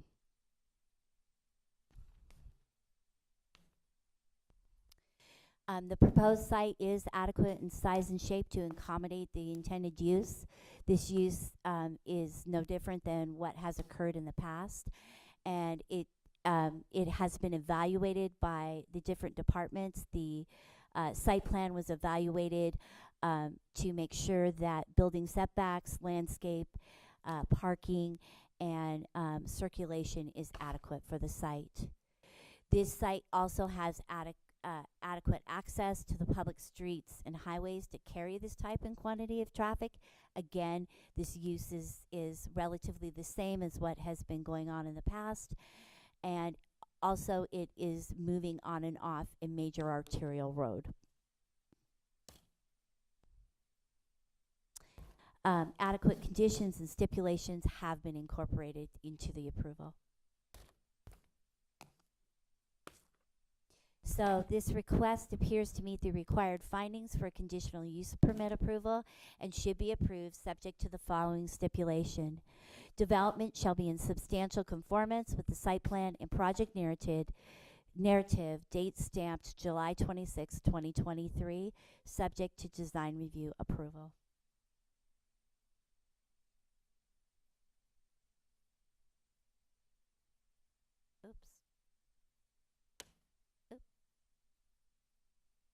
That concludes my presentation. I'll be happy to answer any questions you may have. Gentlemen? Commissioner Gears? I forget the McDonald's on the south side of the street, and getting out of there and making a left is kind of complicated. And now we're gonna have a drive-through straight across it. Has the city looked into any potential for head-on collisions when both people are coming out of those drive-throughs? And I can let the, Commissioner Gears, I can let the applicant speak to this, but with the it's my understanding with the driveway configuration with the right in and right out, that should attempt to circumvent any of those issues. So is the city gonna put a barricade to keep you from going left out of the Dunkin' Donuts, which is where the problem's gonna be? And because they're gonna wanna go the other direction. And unless there's a barricade, they will. That's all I have to say. Thank you. Thank you.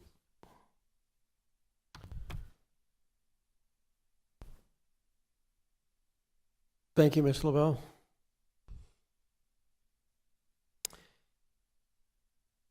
The applicant or applicant's representative, come forward, state your name for the record, and make your presentation. Hello, my name is Jason Rickey. I'm the principal architect at Barnapkin. Sean was the original applicant here, but we're at 777 East Missouri Avenue in Central Phoenix there. Just to add on to what Christina said, we are developing this site to get rid of the existing Taco Bell, which has the existing configuration for traffic in and out, as the Dunkin' is planning to have as well. In the traffic report that you were provided as part of this application, we're actually reducing the total trip generation that used to be present for the Taco Bell. So the daily average will actually be going down for the amount of cars that come in and out of this site on a normal day, normal week. As far as barriers, I'm not sure what kind of barrier you're looking for, but we can redo the existing curb cuts if that's a desired action that to help try to direct traffic. But at the end of the day, people are terrible drivers, and no matter how much we do, I can't control what an individual will do. But we could definitely add more signs. We've had to do that in the past to make sure that there's a sign that says right out only. And again, we can make those attempts to control traffic, but I'm not sure what other barrier you mean. I can't put one in the middle of the street. That would be the only thing that would keep the head-on collisions from happening. Okay, thank you. I was just looking at the layout. And they're gonna have their coffee in one hand, their donut in the other, and steering with their knees when they pull out of that parking lot. So Hopefully they put it in the cup holder This is first. Glendale, huh, so. Yes, we've done many projects in Glendale, Barnapkin, Cardinal Stadium, all that stuff. We did all that. So we've worked with you guys in the past, and we're happy to work with Glendale and work in Glendale again. So like I said, anything that we can do to eliminate any of your fears or concerns with the traffic that's within our control, we would be happy to add to the site plan. All right? Thank you, sir. Okay. Commissioners, anything else? I don't have any speaker cards. One quick comment, Mr. Chair. Thank you for the traffic study information. You did fail mention the one at Camelback, the new one, Camelback in 83rd Avenue.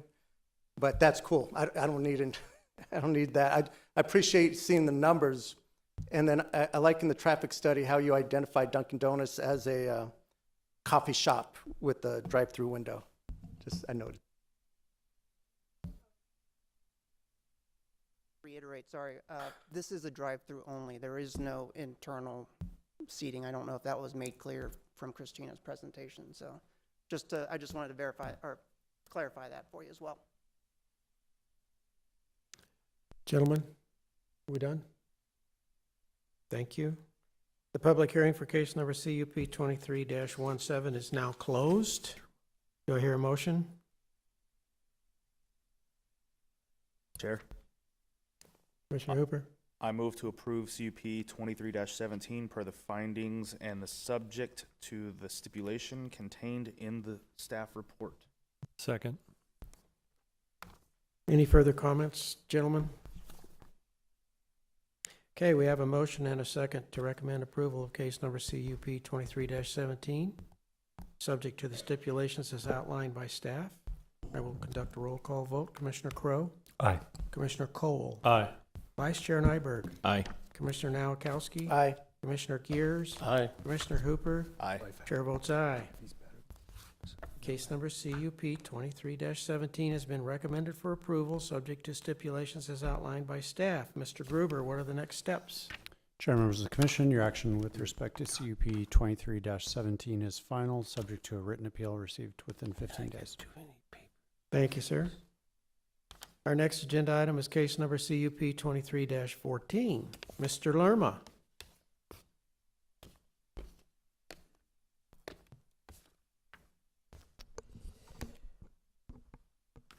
Mr. Chair, members of the commission.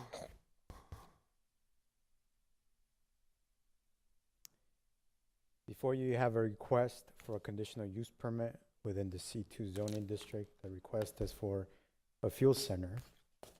The applicant is Sustainable Engineering Group on behalf of Kendom LLC. Here's the subject property identified with a star. This is in reference to the subject property and the City Hall. The subject property is located on the southwest corner of 67th Avenue and West Montebello Road. Here's a zoning map indicating the subject property highlighted in yellow. The surrounding area is predominantly zoned for residential uses. To the north is zoned R3. To the east, multifamily residential R4, and to the west is going to be single-family residential R16. The exception of this is going to be the property to the south, which is also has a zoning classification of commercial. There's an aerial map indicating the property again highlighted. The property is within the Yucca district, is approximately 1.4 acres in size, and it is currently vacant. As you can see, the land uses again are predominantly going to be residential in nature, with multifamily to the north and to the west. And to the east. Further east is going to be the Skyview. My apologies. Is going to be the Don Menstick Elementary School. The property to the south, even though it's zoned for commercial uses, is a single-family residence. And to the west, you have, again, a single-family residential subdivision identified as Skyview West Subdivision.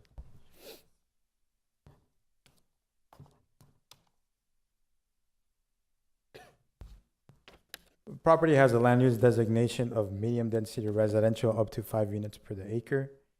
And again, the zoning classification of the property is C2. The type of use that the applicant is requesting for a fuel station requires a conditional use permit. A little bit of history of the site. The history has historically been vacant. In 2001, the property was rezoned from neighborhood commercial to general commercial.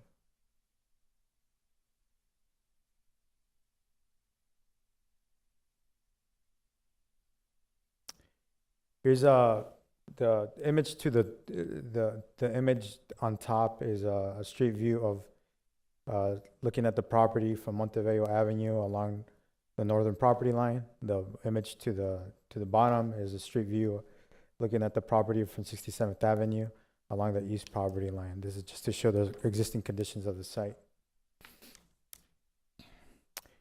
Here is a site plan that indicates the conceptual layout of the canopy. The applicant is proposing is proposing for a fuel station with 6 fuel dispensaries and a walk-up kiosk. The kiosk will be staffed between 6 a.m. to 10 p.m., but the fuel will be available 24 hours per day. 7 days per week, with fuel delivery scheduled for every other day beginning at 5 a.m. The proposed kiosk measures 236 square feet. There's also 4 on-site parkings that are located on the north side of the property.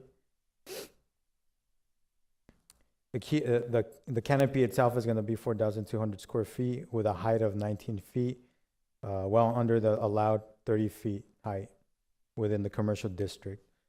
Landscaping will be along the north, the west, and the south property line, and will be according to our landscaping requirements per the code.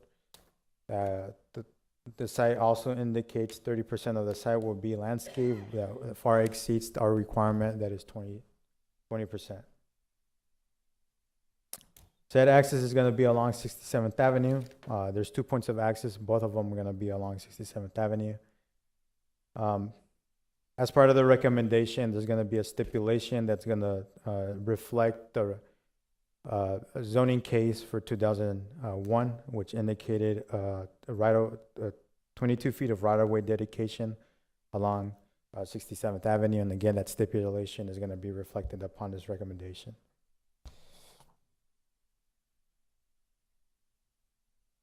The applicant has completed their citizens outreach process and public notification process. A neighborhood meeting was conducted physically on February 16th, 2023 at the adjacent elementary school. There was 1 person in attendance that specified that the use was inappropriate for that area. The CP final report was included within the packet that the Planning Commission received. This type of cases is going to be a case that probably in the near future the Planning Commission is going to be seeing a lot of. What I mean by that is a lot of infill development where established uses have already been, or where surrounding uses have already been established, and these type of uses are, a lot of times have different various challenges that are associated with it. Within the general plan, a portion of the general plan has discussions in regards to redevelopment themes, anticipating the need to develop and redevelop parcels within mature areas of the city at large that are undeveloped within undeveloped land and that have also been developed. The plan encourages infill projects that are consistent with the scale of the existing neighborhood uses and infrastructure. Limited scale of the proposed and relative to the size of the height of the proposed structures moderate the otherwise potential intrusive use of the neighborhood. The property is a logical place for a non-residential development in spite of the general plan designation of residential. This type of use will provide service options to nearby residents and generate tax revenue for the city. The use itself does not appear to be detrimental to the properties that are adjacent to the site.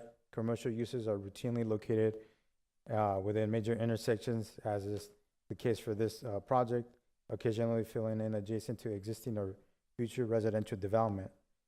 The setbacks in the landscaping standards serve as a limited potential to negative impact of the non-residential uses and adjacent residential sites.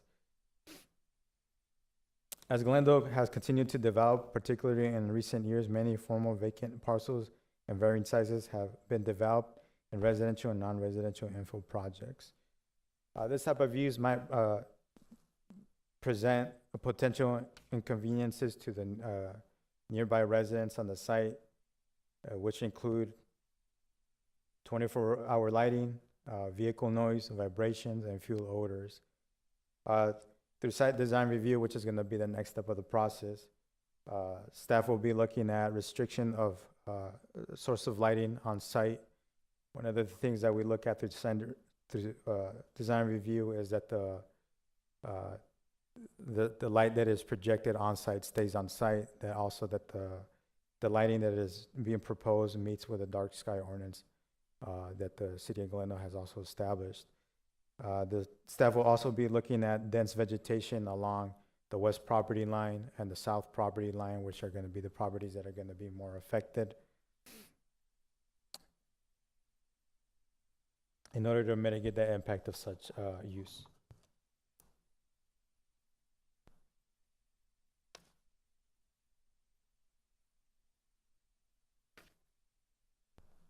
Per this finding, keep in mind that the subject site is approximately 600,000 square feet in size. The dimensions of the lot is going to be 144 feet in width and 420 feet in depth, making it a fairly narrow lot.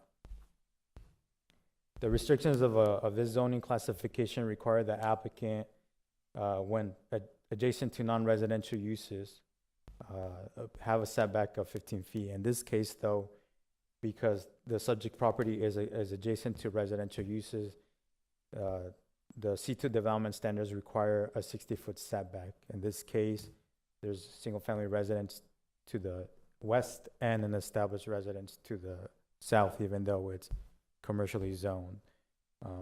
So our development standards require that the proposed canopy be at least 60 feet away from the west property line and the south property line. Also taking into account the stipulation for the rezoning action, for the land use action in 2001, the applicant is also required to provide 22 feet of right-of-way dedication along 67th Avenue. This greatly reduces the availability for the canopy to be located on site. The applicant, and concurrently with this application, the applicant also applied for a variance through the Board of Adjustment. This variance included a setback reduction from 60 feet that is required along the west property line to 41 feet, and a reduction for the required landscaping setback along 67th Avenue from 25 feet to 10 feet. On August 10th, the Board of Adjustment approved this request in order to reduce these standards for the applicant. Site access again is going to be proposed along 67th Avenue. There's 2 points of access. One of the things to keep in account is based on the limitations of the site and the dimensions of the site, the applicant was fairly limited to have access along Montebello Road, and this site is going to be dedicated. Most of the north portion of the site is going to be dedicated to stormwater retention, and is going to heavily be greenscaped. Based on the review and the modifications to the site plan, all internal departments have reviewed the proposal and have recommended approval. In conclusion, staff recommends a recommendation of approval for this conditional use permit with the following stipulations. Stipulation number 1, development shall be in substantial conformance with a site plan, date stamp May 26, 2023, and the project narrative, date stamp May 26, 2023, subject to design review approval by Development Service Department.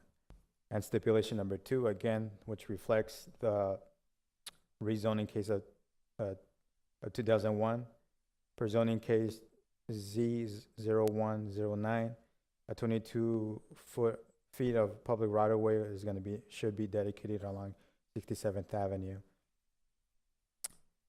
Mr. Chair, members of the commission, this concludes my presentation. Thank you, Mr. Lerma. Commissioners, anything for Mr. Lerma? Commissioner Cole?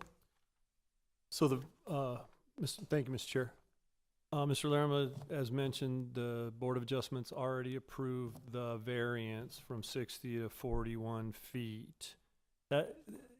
Do I see that right, that's a CMU wall along the back of those residential? There is an existing block wall, and I believe it's part of the residential subdivision. Just a little bit more of insight. I believe it is a 6-foot wall. Per our requirements, when a commercial property is abutting residential property, an 8-foot wall is required. So the developer will need to provide an 8-foot wall, either their own 8-foot wall or work with a subdivision to add those 2 additional feet to the existing wall. You answered my question. Thank you.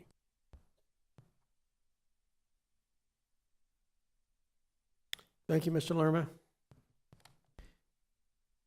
Would the applicant or applicant's representative please come forward, state your name for the record, and make any additional presentation? Good evening. My name is Eric Gerster. I'm with Sustainability Engineering Group, the applicant for this. Appreciate Mr. Lerma's presentation. About the only things I'd like to add with the lateness of the hour, and then I'll just take any questions you have. A couple of things.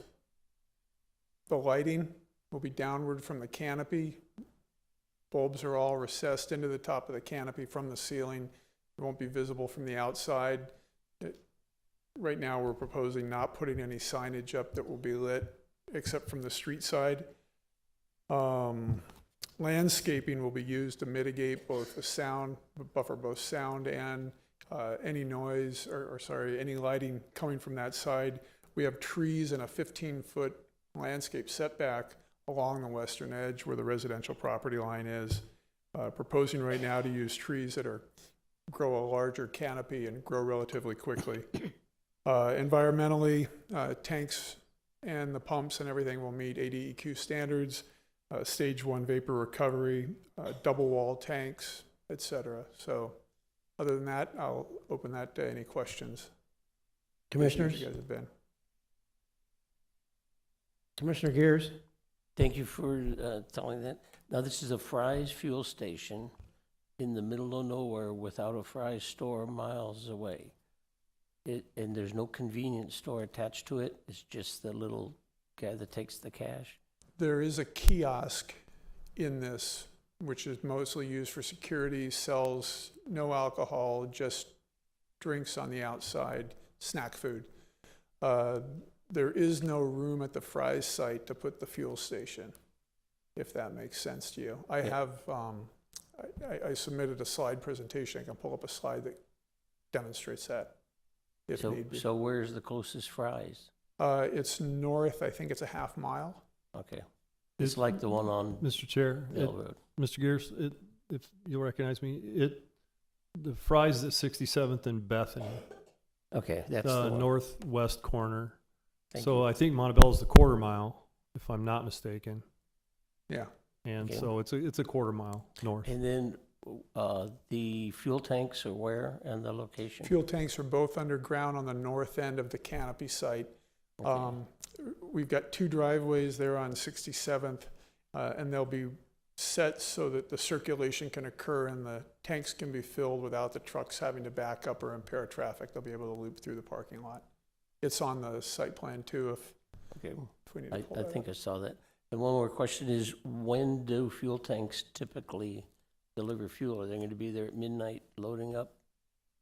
Or is there a daytime operation Hours, only? yeah, it's a daytime operation. Hours are different depending upon the routing. Most of the time there, you'll see the fuel tanks filling in the morning or in the early evening, but not at night. Okay. Thank you. Any other questions? Anything else? Gentlemen, thank you, sir. Thank you. Okay, I have no speaker cards.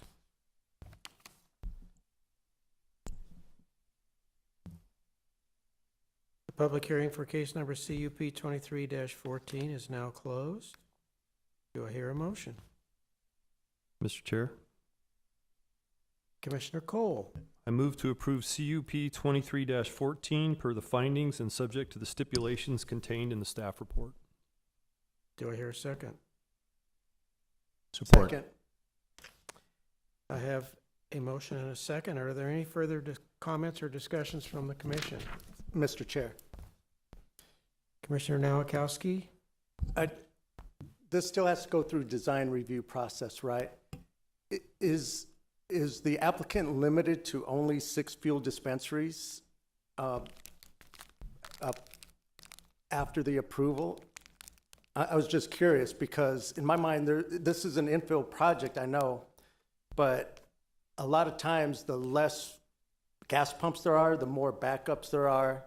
So actually adding more is more environmentally helpful for less cars standing and emissions being into neighborhoods.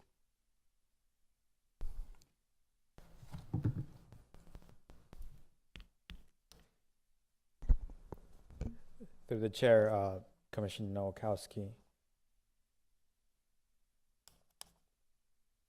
I will revert back to stipulation number 1. Stipulation number 1 indicates that the conditional use permits will substantially conform to the site plan and the project narrative. Within the project narrative, they're indicating that they're proposing 6 fuel stations. With the site plan within the site plan, it indicates the same. I think if in the future they were to propose additional fuel stations, then they're not going to be in compliance with the conditional use permit anymore.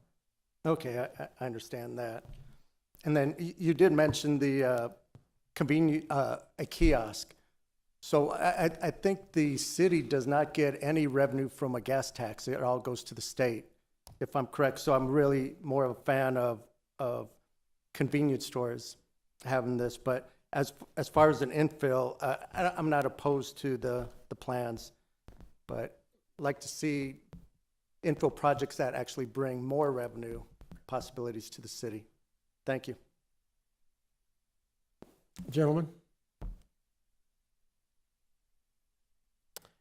Okay, we have a motion and a second to recommend approval. Case number CUP 23-14, subject to the stipulations as outlined by the staff. Commissioner Crowe? Aye. Commissioner Cole? Aye. Vice Chair Nyberg? Aye. Commissioner Nowakowski? Aye. Commissioner Gears? Aye. Commissioner Hooper? Aye.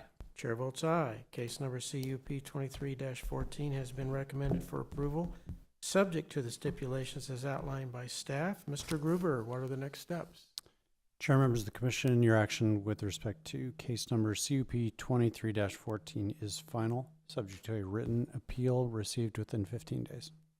Thank you, sir. Our next agenda item is CUP 22-12. Ms. Torella will present the case. Good evening, Chairperson Crowe and Commissioners. I will be presenting the case for a car wash facility, CUP 22-12.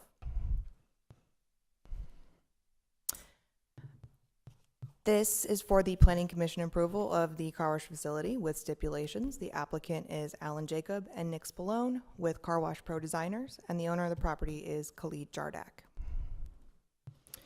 Here's a vicinity map showing the subject property and its relation to City Hall. The subject property is located at the southwest corner of 51st Avenue and Bethany Home Road, which is approximately 1.7 miles southeast of City Hall. Here is the zoning map showing the subject property as well. The property is zoned M2 for heavy industrial and is surrounded by other M2 properties as well as commercially zoned properties. There is R4, so multiple residents to the northeast, which will be shown more in the aerial right here.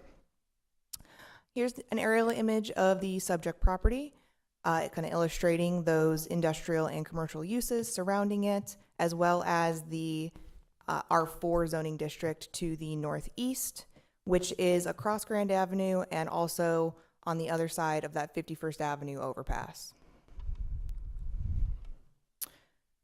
As this is a drive-through or a convenience use, a conditional use permit is required for the M2 zoning district. It is currently an undeveloped lot of about 2.2 acres. It's currently being used as a tractor trailer drop yard, and it is unimproved. Here's the conceptual site plan provided by the applicant. It shows the orientation of the car wash on the property. The car wash entrance is facing Bethany Home Road, and the site takes direct access off of 52nd Avenue. Here are the conceptual elevations that the applicant has provided. This will require administrative review in design review, given the approval of the CUP. The applicant has met all of the public notification requirements for this project and for the CUP, and no comments were received by the applicant nor by staff.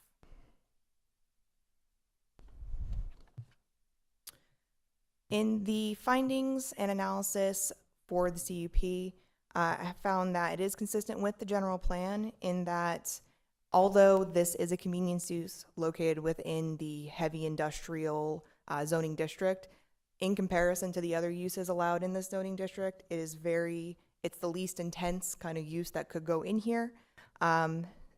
Just the fact that it is a drive-through would necessitate that CUP. It's not detrimental to the health, safety, or general welfare of the surrounding properties or neighborhood, as the use will improve and develop the lot and also provide landscaping in an otherwise bare and commercially and industrially zoned area. The location is also adjacent to the 51st Avenue overpass, as well as Bethany Home Road, and it'll provide, those roads will provide adequate buffering for any potential noise impact that the car wash may produce. The site is of adequate size and shape, and all the zoning district requirements were met. They have sufficient size to satisfy the drive aisle width, which was required by the Transportation Department, and have also provided increased landscaping beyond what is required in the code to further screen that drive-through entrance along Bethany Home Road. They've also provided adequate access to the public streets and that safe and efficient on-site circulation, in that they do only provide one access point directly off of 52nd Avenue, and have also provided a pedestrian connection along Bethany Home Road. I will go into detail on the next slide as far as the stipulations that were applied to mitigate any potential detrimental effects. Staff recommends the approval of CUP 22-12, subject to the following stipulations. Number one being that development shall be in substantial conformance with the project narrative, date stamped July 5th, 2023, and the site plan, date stamped May 30th, 2023. Number two being that upgrades to the existing half-street improvements per the improved site plan shall be completed before a certificate of occupancy is issued, and required improvement standards are determined by the City of Glendale Engineering, Design, and Construction Standards. Chairperson and Commissioners, that concludes my presentation, and I'm available for any questions you may have. Commissioners? Commissioner Cole? Thank you for your presentation. Maybe just more of a comment than a question. I frequently travel downtown, and I come a lot of times down 51st Avenue, and invariably you'll be told by your traffic GPS of choice to go over the overpass, take a right on Montebello, and come back up 56th Avenue to get on Bethany and catch Grand. And I've seen traffic really backed up on 52nd Avenue. That's an anecdote, I know, but just for design review and future considerations, it's a weird thing that your GPS will tell you to do, and something I just noticed. Thank you, Mr. Chair. Thank you for your comment, Commissioner Crow. Cole. Sorry. Whatever. Two crows and a coal. It's Yeah. confusing. I get it. Okay, thank you, Torella. You're welcome. Okay, would the applicant's representative please come forward, state your name and for the record, and make your presentation to add anything? Hi, good evening to the commission. My name is Alan Jacob, 6400 Northwest Highway, Chicago, Illinois, 60631. I'm with Car Wash Pro Designers. I just wanted to add a few things. We represent the owners of the property, who are Khalid Jardik and Mazin Jardik. They've owned the property for quite a while, and its current use is, as Mr. Rell stated. I think this use would accommodate the area. The adjacent uses are industrial, commercial, as described. And I just kind of want to talk about the health, safety, and welfare that was mentioned by Terrell, and go into a little more detail and maybe address some of the traffic issues that was brought up by Commissioner Cole. First, the residential area, which is R4, is actually across 60 and on the other side of 51. So all the traffic noise that would cause would completely muffle any sound that this car wash would create. Typically, traffic decibel is between 70 and 80 decibels that it creates on a regular street. Our car washes produce no more than 40 decibels at the property line. So we do not believe that there will be any impact to the R4 district that's across 60. I want to kind of talk about environmental. The soaps we use are all organic, plant-based. makeup. They don't have any real chemicals in them. They're based off plants and they smell really good when they come out of the wash. Lighting, we have a photometric map of where the artificial light will illuminate on the property, and it's measured in foot candles, and what that means is 1 foot candle will illuminate 1 square foot on the lot. We've designed this so that no artificial light escapes the property lines at night. It's at 0.1, which is 1.2 inches. The traffic impact statement we submitted shows no substantial impact to any of the traffic, either on 52 or Bethany Home. Our civil engineers worked with traffic consultants to create a workable internal traffic circulation. And it's not just conceptual, it's also tried and tested. We have designed all of our car washes and built them and operated them so that the internal traffic circulation accommodates for any stacking that may occur on site, so that there is no spillover onto any of the main thoroughfares there. Another consideration is whether or not this design will be injurious or devalue the adjacent properties. It will not. It will definitely improve the value of the current use on this property, and we believe that it'll enhance the adjacent properties as well because of the aesthetic design of the building.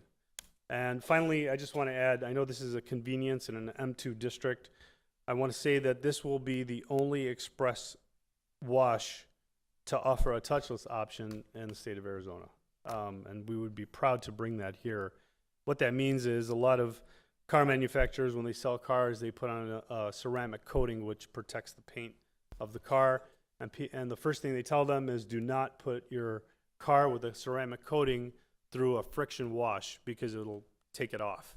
So what this car wash is designed to do as an option at the pay station is you press a button for touchless, all the equipment moves off to the side and you get a car wash without anything actually touching the car besides soap and water. And with that, I just kind of added to what Ms. Torella said. If you have any questions for me, I'll be more than glad to answer. If they're more specific that I cannot answer, the principal of Car Wash Pro Designs is here as well.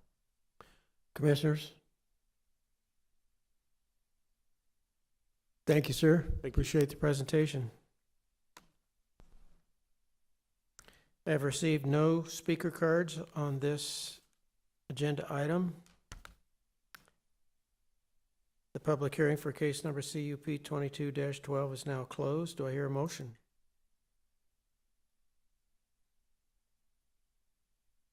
Mr. Chair, Commissioner Cole, I move to approve CUP 22-12 per the findings and subject to the stipulations contained in the staff report.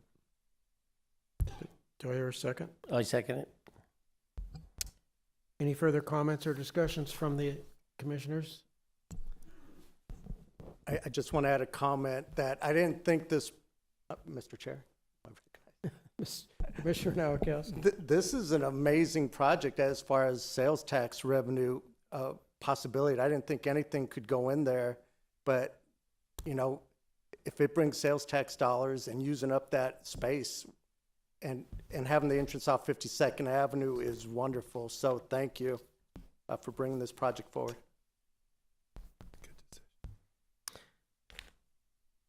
Okay, we have a motion and a second to recommend approval for CUP 22-12 as subject to the stipulations as outlined by staff. I will conduct a roll call vote. Commissioner Crowe. Aye. Commissioner Cole. Aye. Vice Chair Nyberg. Aye. Commissioner Nowakowski. Aye. Commissioner Gears. Aye. Commissioner Hooper. Aye. Chair votes aye. CUP 22-12 has been recommended for approval, subject to the stipulations as outlined by staff. Mr. Gruber, what are the next steps? Chair, your action with respect to case number CUP 22-12 is final, subject to a written appeal received within 15 days. Thank you, Mr. Gruber. Our next agenda item is case number CUP 23-05. Ms. Lavelle.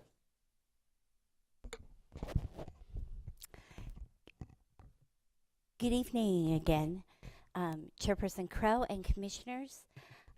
This is going to be a very unique project where The first CUP application for CUP 23-05 is going to give you a context for the following CUP applications. We're going to be going through CUP 23-05 through CUP-011.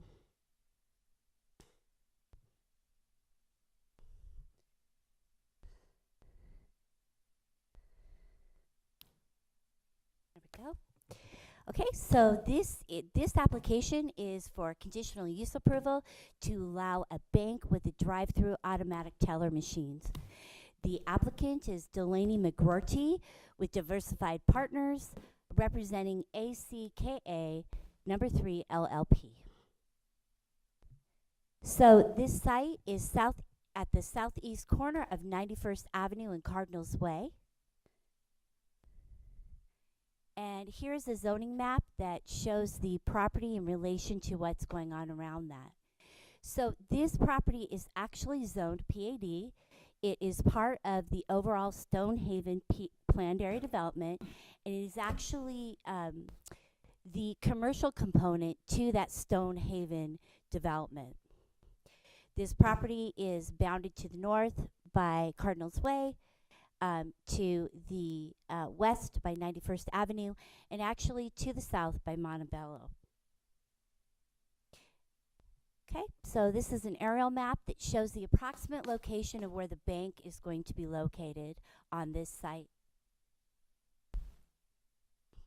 So this conceptual site plan is basically given to you to just kind of give context for the master development plan for the site. As you can see, the America's First Federal Credit Union is located in the northwest corner of 91st Avenue and Cardinals Way. And as you can look through the site, there's a number of conditional use applications for drive-throughs throughout. So some of the project details are that the bank itself is going to be approximately 3,000 square feet in size. It's going to get direct access off of Cardinals Way to the east of the site, and it also has access from the northernmost shared access drive off of 91st. So the applicant has met all of the public notification requirements, and they held a neighborhood meeting on May 10th. There were 3 people at the meeting. 2 were some neighbors, and just had some general comments. Prior to after this agenda was published, there was a comment that was received to the applicant with some concerns, so the applicant took it upon themselves to have a subsequent meeting with the neighbors.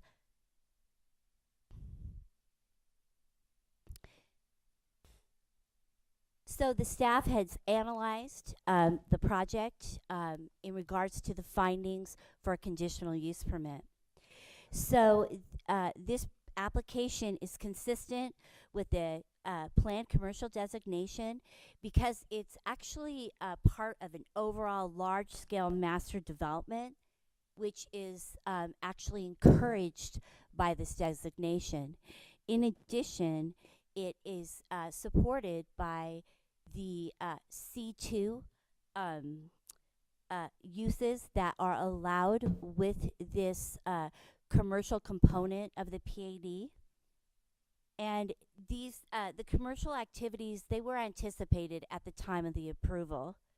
So, and the master development has been very cognizant of making sure that there is adequate buffering with landscaping and setbacks, and an 8-foot screen wall along the eastern property line all the way from Cardinals Way all the way down to Montebello Avenue to help to buffer the single family component of the Stonehaven PAD from this commercial unit. the subject site is actually adequate in size and shape to accommodate this use. The Transportation Department and the Land Development Department, the Planning Department, and all of the other departments of the development team have reviewed the site plan to just make sure that the on-site and off-site circulation, parking, and landscaping all meet with the required objectives of the zoning code. The Transportation Department reviewed a traffic impact analysis and for the master development and for each individual site. So they reviewed this, that all of the access points and made recommendations accordingly for access points to either have full access, right in, right out, and those different requirements.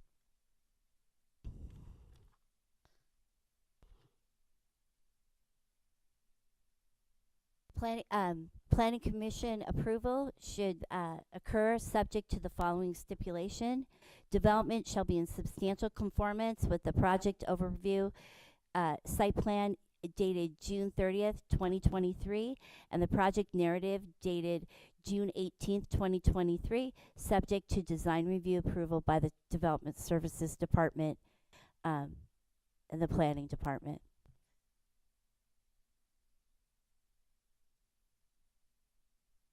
Yeah, I dropped my thing. That concludes my presentation. I'll be happy to answer any questions you may have. Commissioners? Commissioner Nowakowski? Thank you, Ms. Lavelle. I know there's 7 CUP on the same property, so I'm only going to ask this once. Stonehaven has detached sidewalks surrounding the master development. Is this going to be consistent and have detached sidewalks also and desert landscaping? Yes, it will. It's actually, as part of the design review process, the applicant is actually has been going through design review with that, and that has been something that is being addressed through the design review process, where they will have the detached sidewalks that will meet up with the sidewalks with the Stonehaven subdivision, as well as landscaping that will be complementary and consistent with what's going on with the overall development at Stonehaven. I'm glad to hear that. It's one of the most walkable communities in the Yucca District. The other question I had was power lines. Are the power lines going to be underground or stay above ground? I can't speak to that. There hasn't been I haven't had a discussion about that as of yet, but typically those power lines are undergrounded. Those that are 69K or more, a KV or more, they typically require that they are undergrounded. But I think that is something that will be addressed during that design review. All right, sounds like a great addition to the neighborhood. Thank you. Thank you.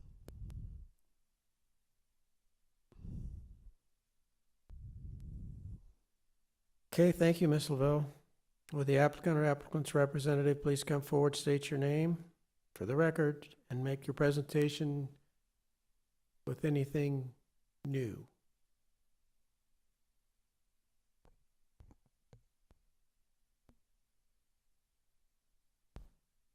Commissioner Crone, Commissioners, thank you. My name is Rafat Abdel Jabber with Diversified Partners, and I'm happy to be presenting in front of you again.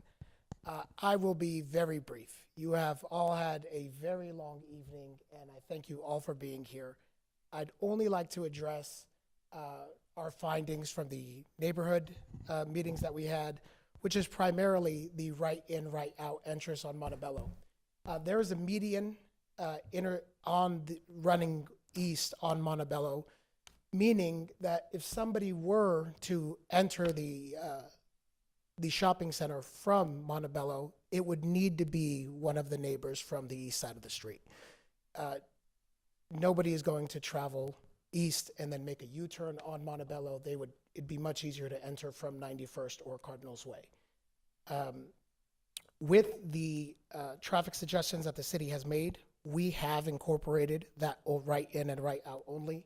In addition to the residential neighbors to the south, instead of having a 30-foot setback, which is required by the city of Glendale, we have approximately more than 100 feet of setback, inclusive in the drive-through, to try to alleviate any noise concerns that they would have. That was not a comment that they had. It was just us keeping the neighbors in mind.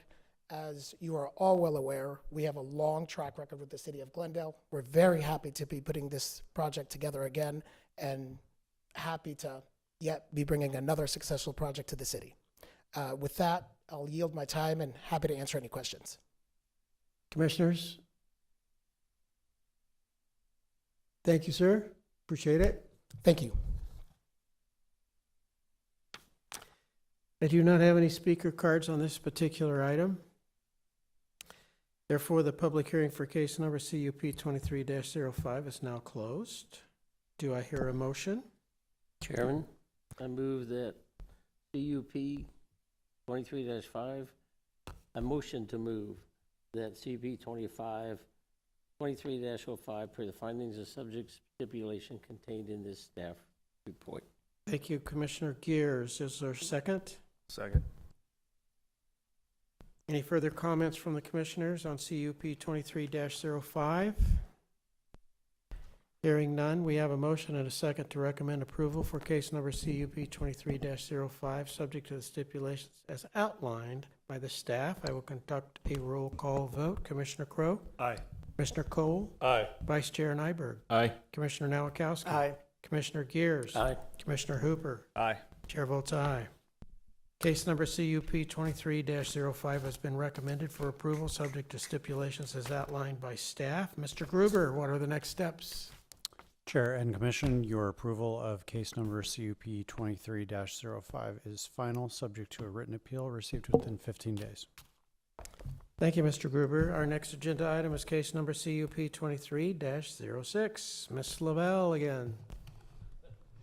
Hello again, Chairman Crowe and Commissioners. I'll be going through this fairly quickly because you just received the backstory. So this is a conditional use, this is a request for conditional use approval to allow for a 4,500 square foot drive-through restaurant. Again, this is at the southeast corner of 91st Avenue and Cardinals Way. This is the approximate location of where the Bird Call restaurant will be located. And here is an aerial map that just shows you the general location of where it's going to be located. As you can see, it's going to be south of that bank that we just reviewed, and it's going to be on the other side of another building to the north. So again, this is the conceptual site plan. As you can see, it's kind of on its side, so it's hard to tell. But the Bird Call restaurant is going to be just to the south of the America's First Federal Credit Union. And it's going to gain access off of mainly from the northernmost drive aisle on 91st Avenue, which is right in, and then through the full access point midsection along 91st Avenue. And as you can see, the drive-through goes from south to north.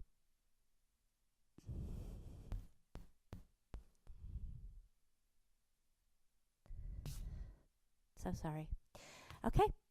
Again, this is just going to be the Bird Call restaurant is a standalone building. It's going to be approximately 4,500 square feet in size.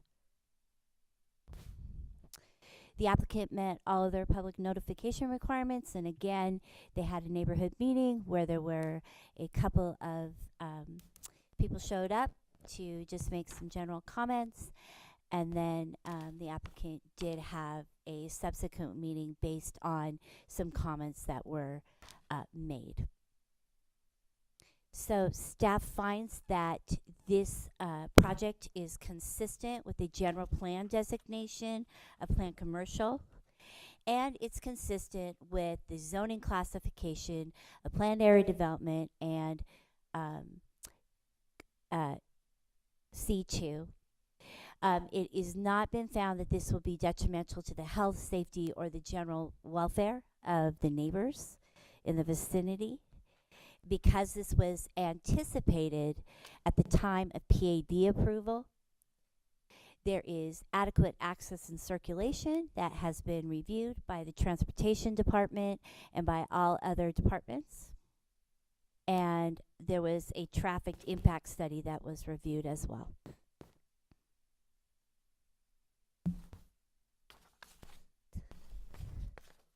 So staff recommends approval of this CUP 23-06, subject to the following stipulation.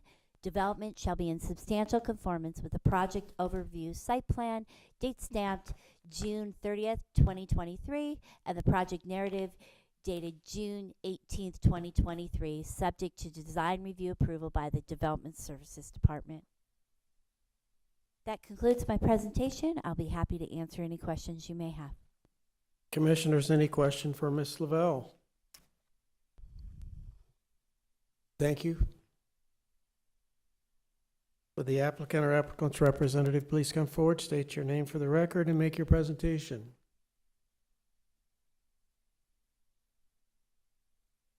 Rafat Abdel Jabbar with Diversified Partners.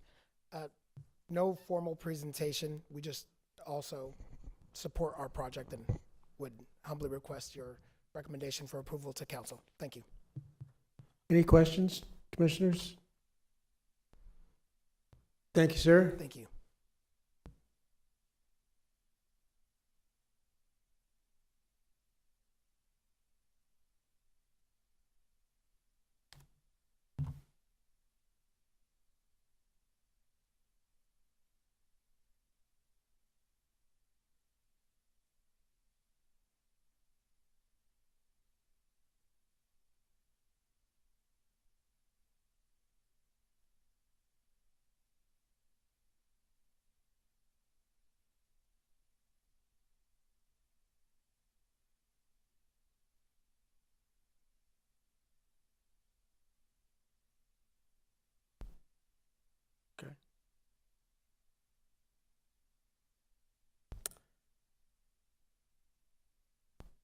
Okay, on CUP 23-06, I don't have any speaker cards, but I do have speaker cards on the next item of 07.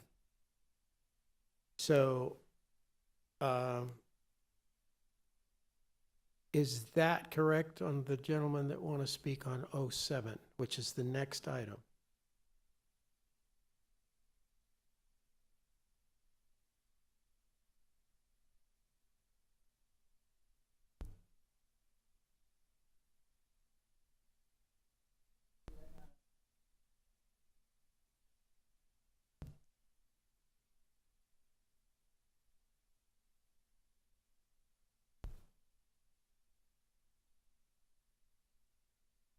Okay. Well, we're already past. So let's start with 06 here. So I do have one speaker card that wants to speak on 06.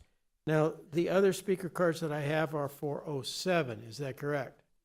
Okay. So,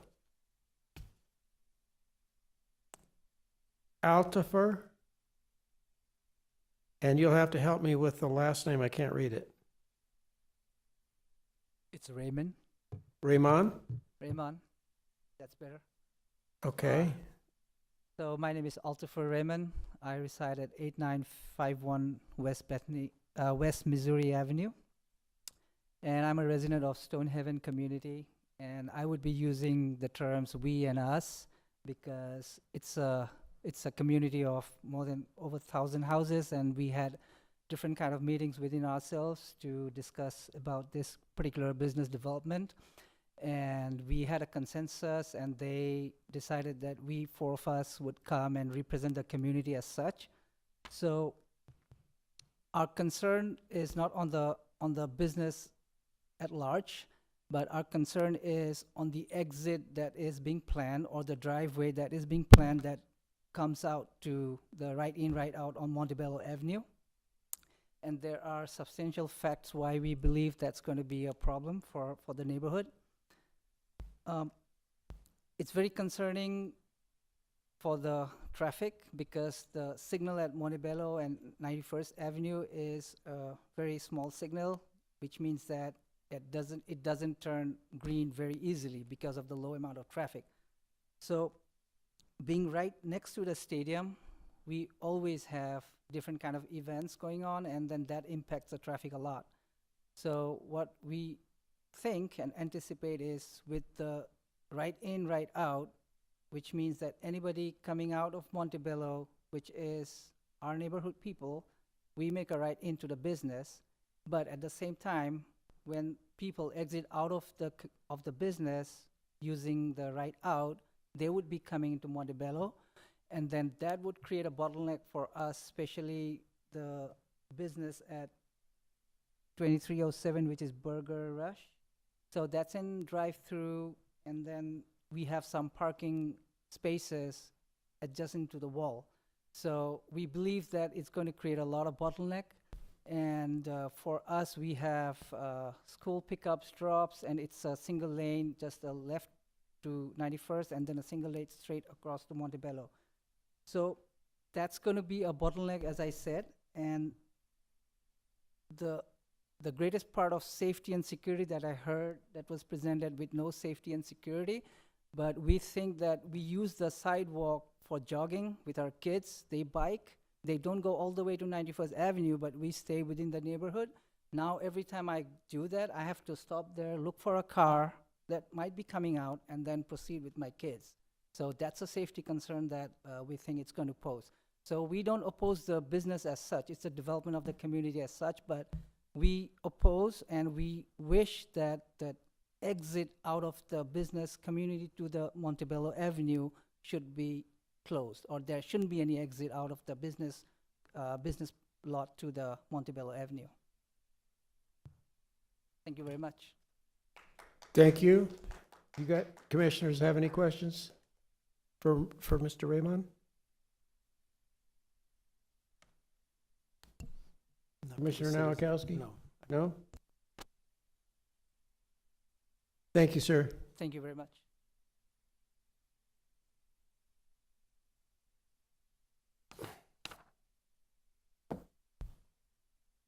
Okay, would the applicant or applicant's representative like to make any closing remarks, considering the last speaker? Thank you, Commissioner Crowe.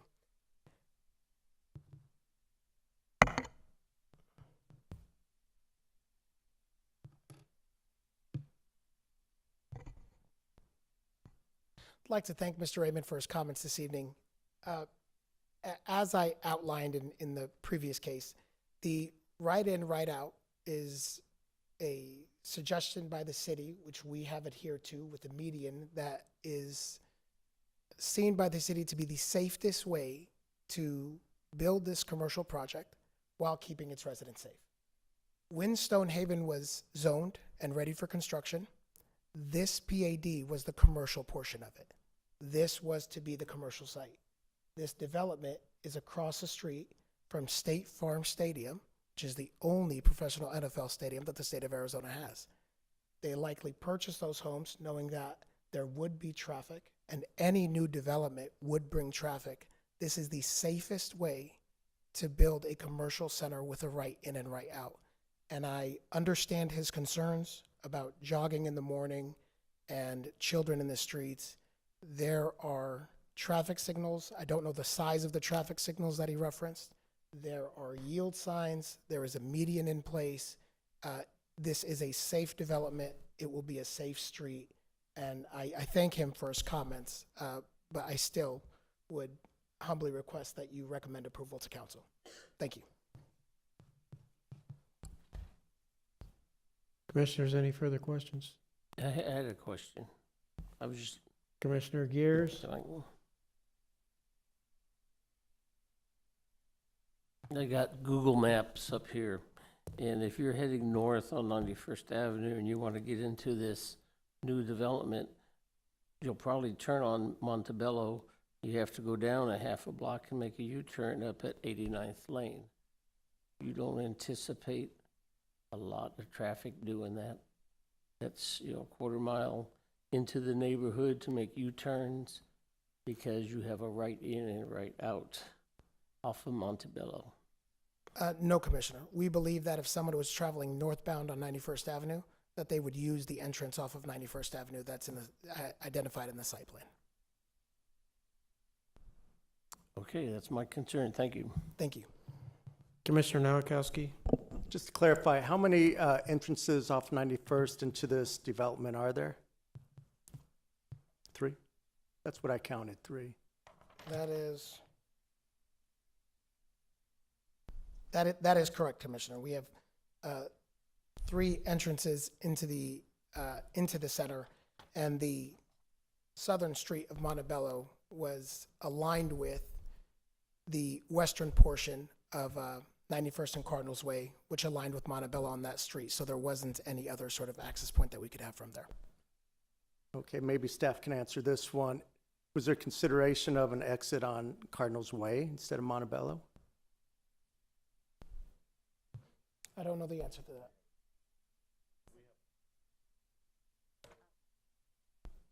There isn't. Okay, and the Montebello is just a right out, right? Right in and right out. Okay. And they can still exit off the 3 From points on 91st Avenue. That is correct, Commissioner, yes. All right, might be wise to eliminate Montebello. My point of view. Okay, thank you. Thank you. Commissioners? Thank you, sir. Thank you.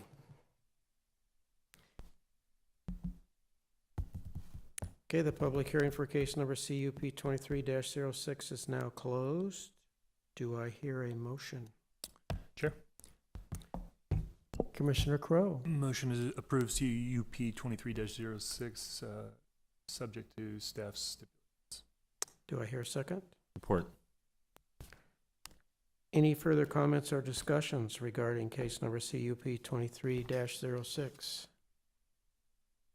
Hearing none, we have a motion and a second to recommend approval of case number CUP 23-06, subject to stipulations as outlined by staff. We'll conduct a roll call vote. Commissioner Crowe. Aye. Commissioner Cole. Aye. Vice Chair Nyberg. Aye. Commissioner Nowakowski. Aye. Commissioner Gears. Aye. Commissioner Hooper. Aye. Chair votes aye. Case number CUP 23-06 has been recommended for approval subject to stipulations as outlined by staff. Mr. Gruber, what are the next steps? Chair and Commission, your approval of case number CUP 23-06 is final, subject to a written appeal received within 15 days. Thank you, Mr. Gruber. Our next agenda item is case number CUP 23-07. Ms. Lavelle.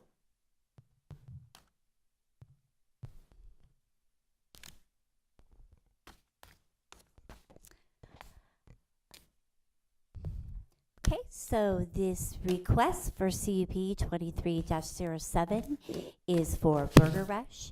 The request is for conditional use approval to allow for a 3,200 square foot drive-through restaurant.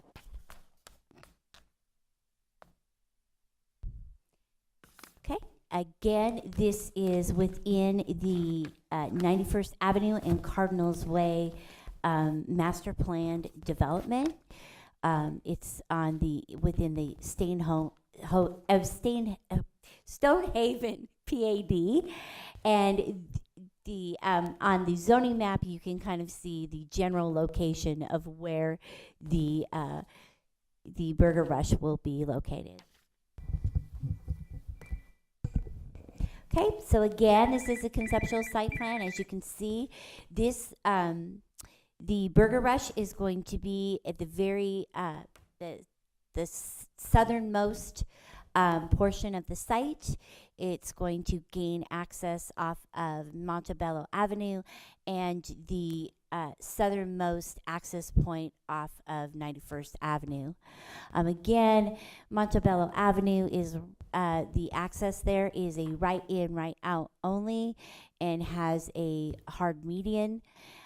In addition, if you can kind of see within the site, the drive-through access is located pretty deep within the site. So while it shows a stacking of about 6 cars, there's probably going to be more than double than that.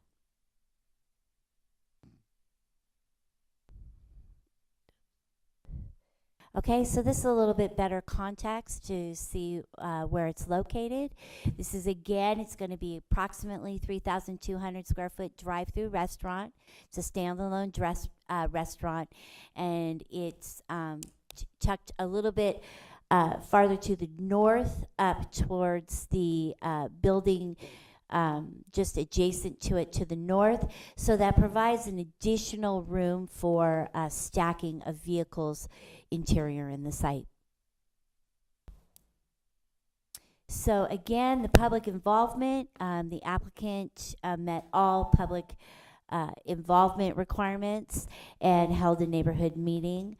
They also, after staff posted the agenda, they did get another comment, and so they had a subsequent neighborhood meeting. So staff finds that the application is consistent with the general plan designation of planned commercial because it is part of that overall master site plan.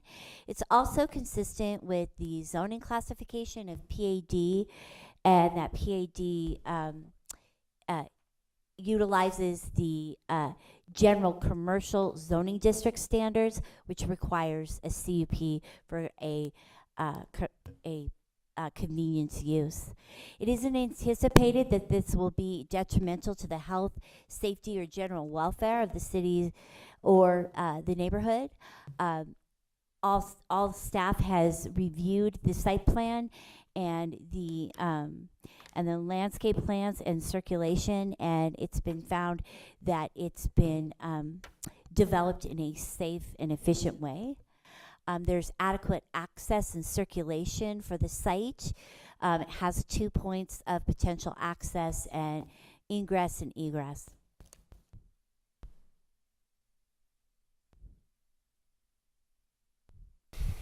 Staff recommends approval of CUP 23-07, subject to the following stipulation.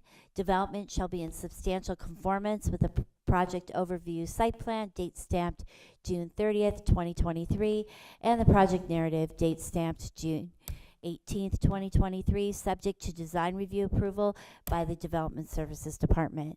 I'll be happy to answer any questions you may have. Commissioners, any questions for Ms. Lavelle? Commissioner Cole? Thank you, Ms. Lavelle. We're here hearing conditional use permit applications. We're not talking at all about the site plan. I mean, we're just approving the use of the buildings that are proposed. What venue do the citizens have to talk about the site plan and that exit on Montebello? Because we are not hearing that tonight, and we're not making a decision on that tonight. Does staff have a recommendation on that?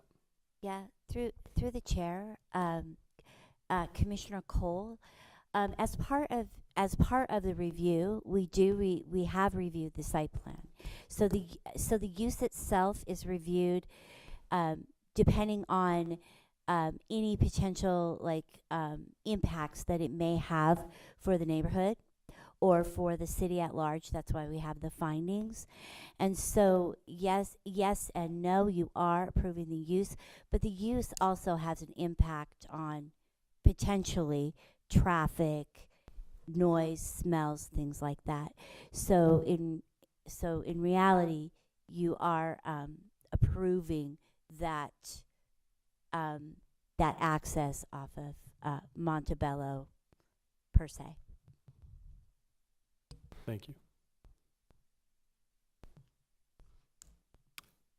Thank you, Ms. Lavelle. Will the applicant or applicant's representative come forward, state your name for the record, and make your presentation? I'll be brief. Thank you, Ms. Lavelle. I don't know that I could say anything better than what she just said. So we humbly request that you approve our CUP for Burger Rush. Thank you. And I'm happy to answer any questions. Commissioners, any questions? Just one Commissioner Gears? wrong button. Once all of these get built and all these cars are in the drive-through, what do you got, 50 cars waiting in line in all these places? Every And it- single one was occupied, yes. That's a lot of cars waiting, all in one small area. Thank you. Thank you. Commissioners, anything else? Thank you, sir. Okay, I do have 4 speaker cards on this particular agenda item.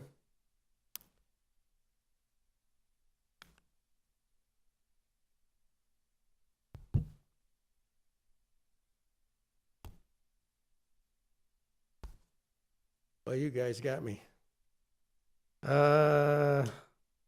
Last name Voorugonda.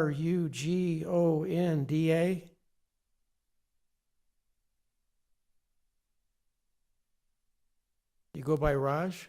I will go by Raj. Okay. The name and address, please, sir. Okay. Good evening, Chairman, and good evening, Commissioners. How are you? And this is Raj, Raj Kumar Urgonda. My address is 9019 West Marshall Avenue, Glendale, Arizona 85305. So I'm here to discuss the voice of the Stony Heaven people, our neighbors, our family members. So there are 2 concerns I need to represent here. The one concern is the southwest, what we are seeing the Montebello Avenue. The exit is truly going to be direct impact to our community. So I'm going to oppose that exit. And other concern about the family and safety and security of my friends, which are directly getting impacted by CUP Commonwealth to my friend's backyard, which is Stony Heaven Leonard community. So it's directly impacting the Commonwealth. The Commonwealth of the CUP is like 8 feet. There are chances of homeless people camping and tenting in the area between Commonwealth and community wall. So we would like to know like how much the distance they are going to build that, and how they are going to monitor, and how they are going to safety our community people. Yeah. Okay. Commissioners, any questions? Thank you, sir. Thank you. Okay, I think I got the next one. Last name Thala. Name and address, please, sir. Sure. Thank you for this opportunity. My name is Gokul. My last name is Thala, as you said. I'm going to probably repeat what my It's your community address, member- sir? I'm sorry. Yeah, 5704 North 87 Drive, Glendale, AC 85305. Yeah, as I said, probably I'm going to repeat what my friend has already said, my community member. But I'm happy that this developmental property is going to come up in our neighborhood. However, the Stonehaven community only has 2 exits. One is to the north and one is to the west. Whenever there's an event or a game at the State Farm Stadium, usually the north exit is usually limited or is restricted. So the only option for the community members to exit would be from the west. And after the game is done or the event is done, we will see an influx of vehicles coming into this property, since it is a large with multiple drive-through restaurants. We will see a lot of vehicles coming in and going out, which creates a bottleneck, as you said again, which would stop the traffic there. And if in case of an emergency for a community member, he might not be able to get out, or there'll be a delay. And this is a concern I see. Commissioners? Thank you, sir. Thank you. Kunal? Did I get that right? Okay, name and address, please, sir. Hi, my name is Kunal Mainak. I stay at 8839 West Marshall Avenue, Glendale, AZ 85305. I'm going to voice out the same opinion as my neighbors. Thank you for this opportunity, Mr. Chair, and all the commissioners over here. The huge problem is everyone is talking about the planning, but right now, irrespective of whenever we have games or any events, that street, Montebello Avenue, is also is always packed. Another point which I heard from the respected committee is, it has been considered by the city, but if you're already having four entrances in that shopping complex, I believe with respect to our privacy and the residential area, there might not be a need to have an exit from Montebello. If we as residents want to leverage that shopping complex, we can go via 91st rather than going via Montebello. Another concern which I have to the chair is these shopping complexes are very close to the residential areas. So having a drive-through restaurant on the sides or having the parking there, will add emissions, will definitely add emissions as well as pollution to the community. And we want everyone to be safe. I'm making a point, I'm not opposed to the development, let it be there, but only humble request is to close that Montebello exit so that, we can have a safe community for our kids and our family and friends. One more point which I'm bringing this to the attention is, I saw the presentation, it was great. It was written that it was very detrimental to safety. Now, considering the safety, if there is an event or if there are games at the stadium, you would have more people at the joints eating burgers or, at Starbucks. And that would definitely lead to more than 50 cars pulling out of that driveway. Already there will be people using Montebello, residents like us, and I don't see us using an opportunity to go out of the community during that times.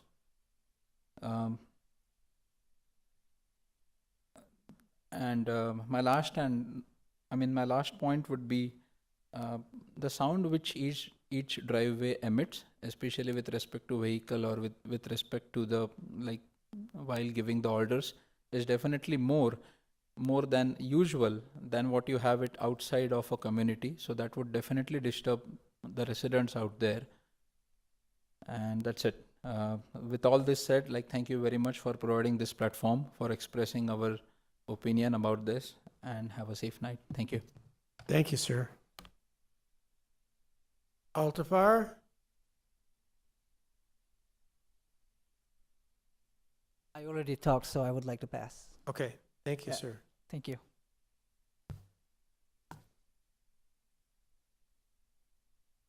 Commissioners, any further discussion or questions?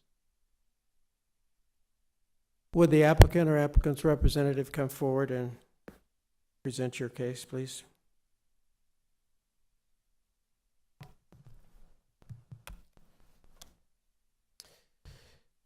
Thank you, Commissioner Crowe.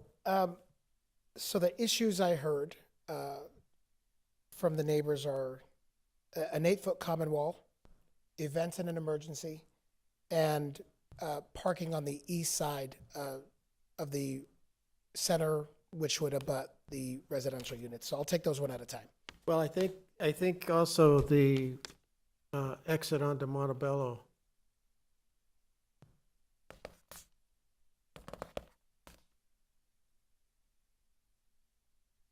So we have 4 total issues. First, the 8-foot wall. The 8-foot common wall is required by the city. We would need a variance to make that wall bigger or smaller, and so we are adhering to city standards by making that wall 8 feet. Item number 2, emergency access. There was a fire study. There was 45 feet that it runs north and south through Montebello to Cardinal Way in the event that fire trucks are needed. Every modern development has turn radiuses for fire trucks, for ambulances. Lights adhere to these when sirens are on. And so we don't anticipate that in the event of emergency that the city safety precautions that are currently in place will somehow fail. Tonight, Beyonce's in concert, and it was very easy to get here.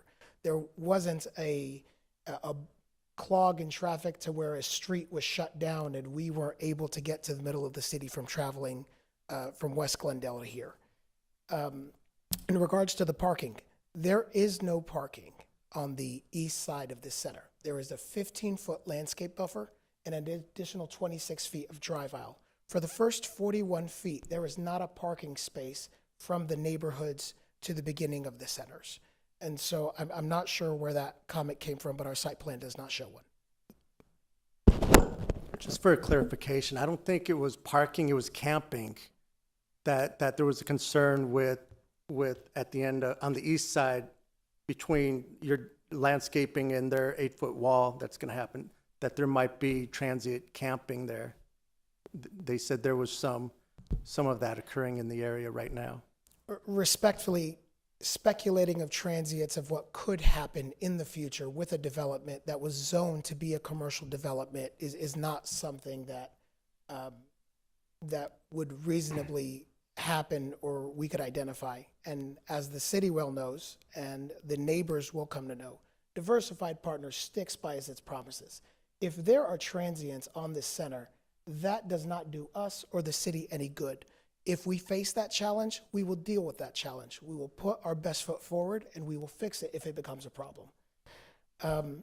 Finally, the exit on Montebello. There's a right in and a right out. There is no way to make this any safer. I mean, there is right across the street, Montebello runs through. You would need to be a resident to get into the center, or would very likely be a resident to get into the center, as it's very unlikely that anyone would make a U-turn just to get into the center. All of the drive-throughs have been purposely planned to exit out onto 91st and Cardinal Way. None of the drive-through lanes exit down to Montebello so that we don't bog down the secondary streets traffic. Burger Rush, the bank, every single one exit to the primary exits on 91st or northbound to the one exit on Cardinal Way. So while any commercial development will increase some traffic, we don't believe that it'll be the type of traffic that the neighbors are concerned about. And when Diversified Partners creates a development, we have key co-tenants that have differing peak times. For example, Starbucks, its primary hours are in the morning. Burger Rush will be in the afternoon, and the bank is closed on the weekends. There won't be 50 cars in every single driveway, in every single drive aisle of every minute of the day. And so while I understand the concern, we have planned for this. City staff has done a very good job of making sure that this is the safest, best commercial development we can make. And with that, I'm happy to answer any questions. Commissioners? Commissioner Cole? Thank you, sir. Thank you. Appreciate your information. Is there an opportunity here perhaps with signage and perhaps pavement markings to enhance the safety and awareness of drivers that are southbound through the complex intending to exit onto Montebello for the ride out, to be extra aware, to get their attention that there's a potential for pedestrian traffic and neighborhood traffic? Would Diversified Partners be open to perhaps enhancing that exit? A fantastic question. Mr. Brown is sitting right there. We will absolutely put yield signs, right out only signs, right turn only at the exit on Montebello to identify to patrons who are exiting the shopping center that they're not allowed to make a left.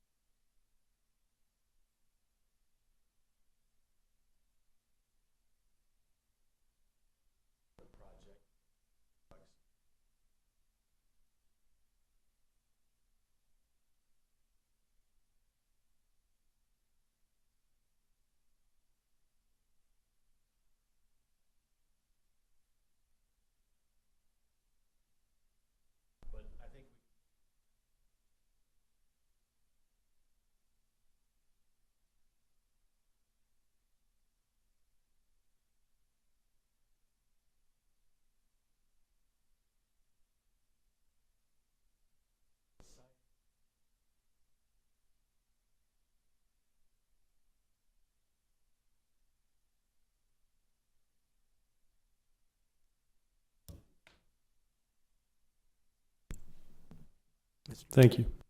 Mr. Chair. Commissioner Noakowski. I happen to live in the neighborhood on the other side of Cardinals Way, and I see all the time that people who cannot make a turn on Cardinals Way will go to Montebello and make a U-turn, and that's without any development there. And that first housing development there, if I'm correct, is a gated community, so they have like a little area you can make U-turn right there. So, and I've seen that walk in the neighborhood. So I'm not too convinced, but my concern now, from what I heard, is for public safety, fire truck entrance and access. So I really hope staff reviews this very carefully. And just keep in mind, you have 5 entrances and exits, and I think along 91st Avenue, Westgate off 91st only has 2 or 3, the entire development there. So just in comparison, thank you. Thank you. Thank you, sir. Thank you. Okay, the public hearing for case number CUP 23-07 is now closed. Do I hear a motion? Chair, recommend approval of CUP 23-07, subject to the conditions in the staff report. Do I hear a second? Second.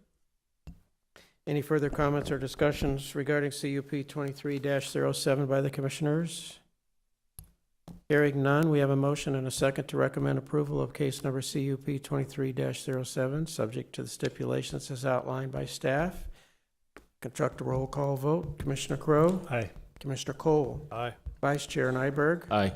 Commissioner Nowakowski? Aye. Commissioner Gears? Aye. Commissioner Hooper? Aye. Chair votes aye. Case number CUP 23-07 has been recommended for approval, subject to stipulations as outlined by staff. Mr. Gruber, what are the next steps in the process? Commission, your approval of case number CUP 23-07 is final, subject to a written appeal received within 15 days. Okay, our next agenda item is case number CUP 23-08. Ms. Lavelle.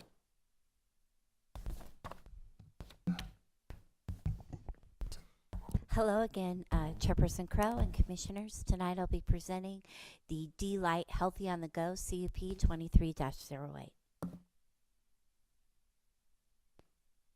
This is a conditional use approval to allow for a 1,600 square foot drive-through restaurant on Pad B.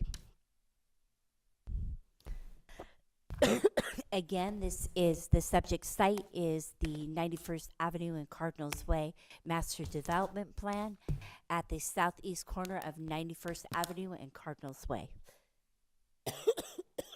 I apologize for my cough. Okay, this is a zoning map that shows the zoning and the general location of where the restaurant is going to be located. And again, this is an aerial map that shows the general location. Okay, as you can see, this D-Light Healthy on the Go is going to be just north of the Burger Rush that we just reviewed. It is in a tenant space, in a 2-tenant space building, and the main access for the D-Light will be the southernmost access point along 91st Avenue. So again, here is kind of just a context map that shows you kind of where it's going to be located. So the applicant has met all their public notification requirements, and again, they did have a neighborhood meeting. They did receive a comment after the fact and had a subsequent meeting. So staff finds that the D-Light Healthy on the Go is consistent with the general plan designation of general commercial and with the zoning classification of C2. This site was anticipated at the time of PAD approval and should not be detrimental to the health, safety, or general welfare. It's also been found that there is adequate access and circulation because the City of Glendale Transportation Department has reviewed carefully the traffic impact study by the applicant. Staff recommends the Planning Commission approval of CUP 23-08, subject to the following stipulation. Development shall be in substantial conformance with the project overview site plan, date stamped June 30th, 2023, and the project narrative, date stamped June 18th, 2023, subject to design review approval by the Development Services Department. That concludes my presentation. I'll be happy to answer any questions you may have. Commissioners, any questions for Ms. Lavelle? Thank you.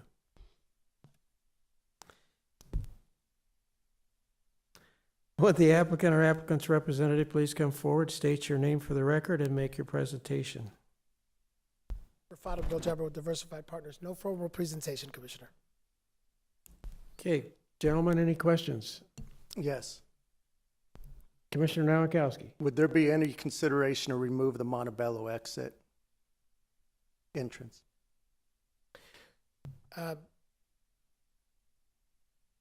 We have not thought of that, Commissioner Nowakowski, and I think this far down the line where we've already identified the tenants, some leases have been signed, and site plans have been agreed to, I think that would be very difficult to slay in the game.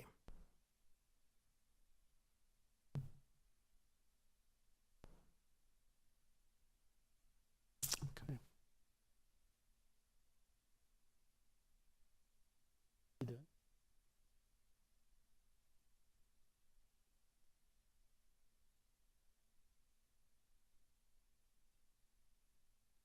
You got to come up to the podium, sir. Give me your name and address, please.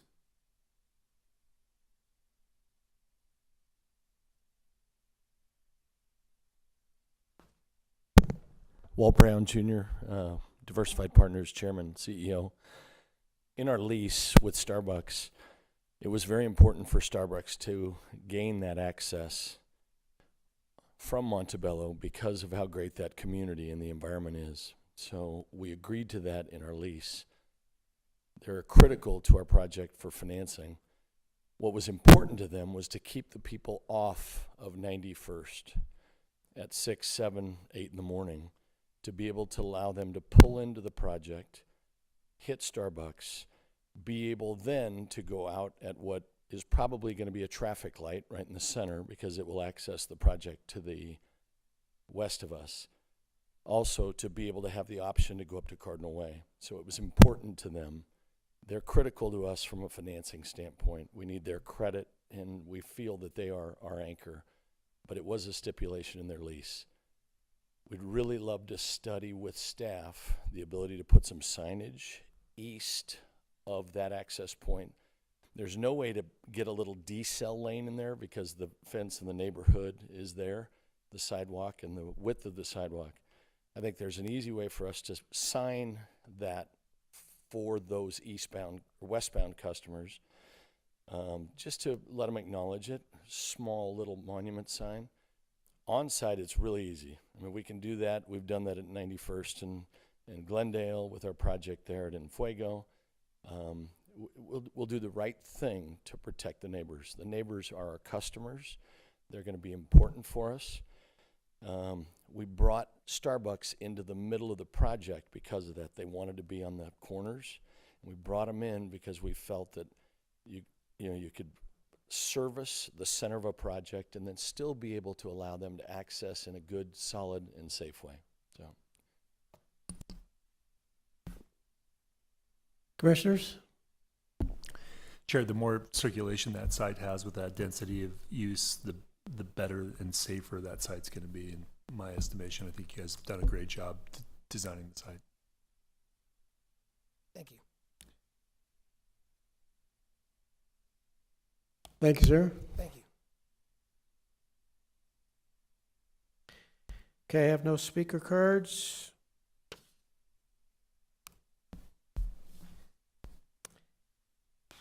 Therefore, the public hearing for case number CUP 23-08 is now closed. Do I hear a motion? Mr. Chair, I move to, Commissioner sorry, sir. Cole, I move to approve CUP 23-08 per the findings and subject to the stipulation contained in the staff report. Second. any further comments about CUP 23-08? Hearing none, we have a motion and a second to recommend approval for case number CUP 23-08 and subject to the stipulations as outlined by staff. Roll call vote. Commissioner Crowe. Aye. Commissioner Cole. Aye. Vice Chair Nyberg. Aye. Commissioner Nowakowski. Aye. Commissioner Gears. Aye. Commissioner Hooper. Aye. Chair votes aye. Case number CUP 23-08 has been recommended for approval, subject to stipulations as outlined by staff. Mr. Gruber, what are the next steps? Commission, your approval of CUP 23-08 is final, subject to a written appeal within 15 days. Our next agenda item is CUP 23-09. Ms. Lavelle.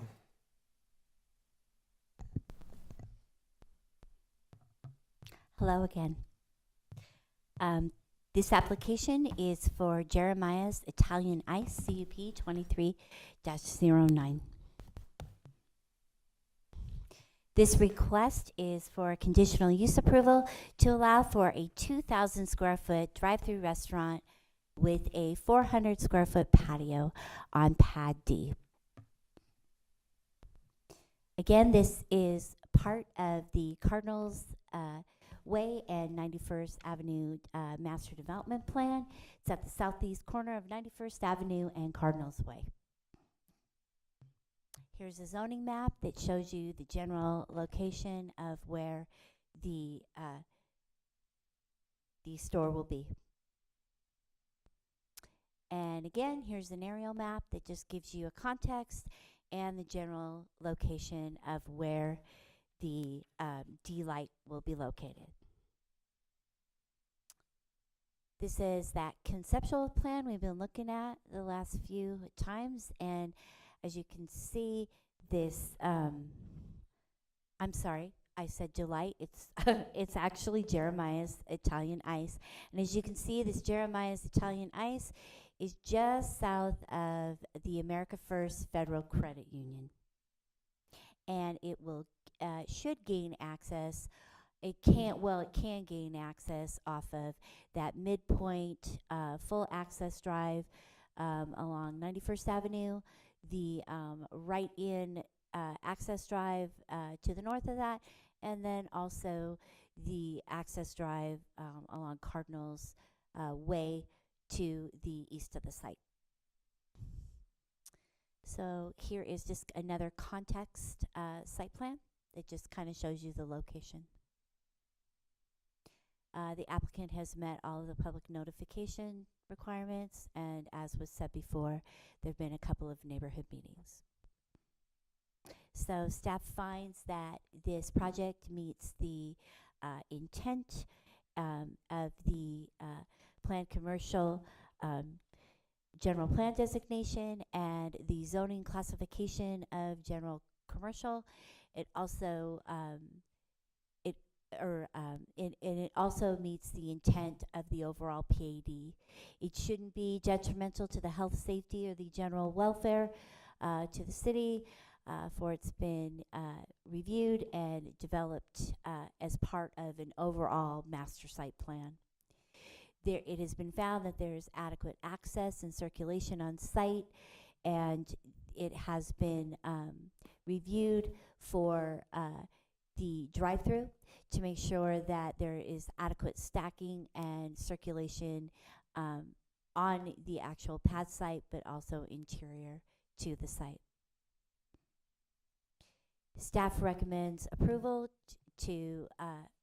for CUP 23-09, subject to the following stipulation. Development shall be in substantial conformance with the project overview site plan, date stamped June 30th, 2023, and the project narrative, date stamped June 18th, 2023, subject to design review approval by the Development Services Department. That concludes my presentation. I will be happy to answer any questions you may have. Commissioners, questions for Ms. Lavelle? Thank you, Ms. Lavelle. Would the applicant or applicant's representative please come forward, state your name for the record, and make your presentation? Rafat Abdel Jabbar with Diversified Partners. No formal presentation, Chairperson Crowe. Okay, I have received no speaker cards. Thank you, sir. Thank you.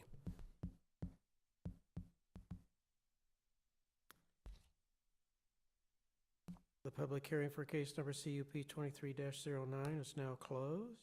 Do I hear a motion? Chair, Commissioner Hooper?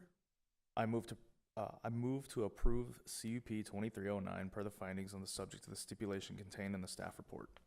Do I hear a second? Second. Any further comments from the commissioners regarding CUP 23-09? Hearing none, we have a motion and a second to recommend approval of case number CUP 23-09, subject to stipulations as outlined by staff. I'll call a roll call. Commissioner Crowe. Aye. Commissioner Cole. Aye.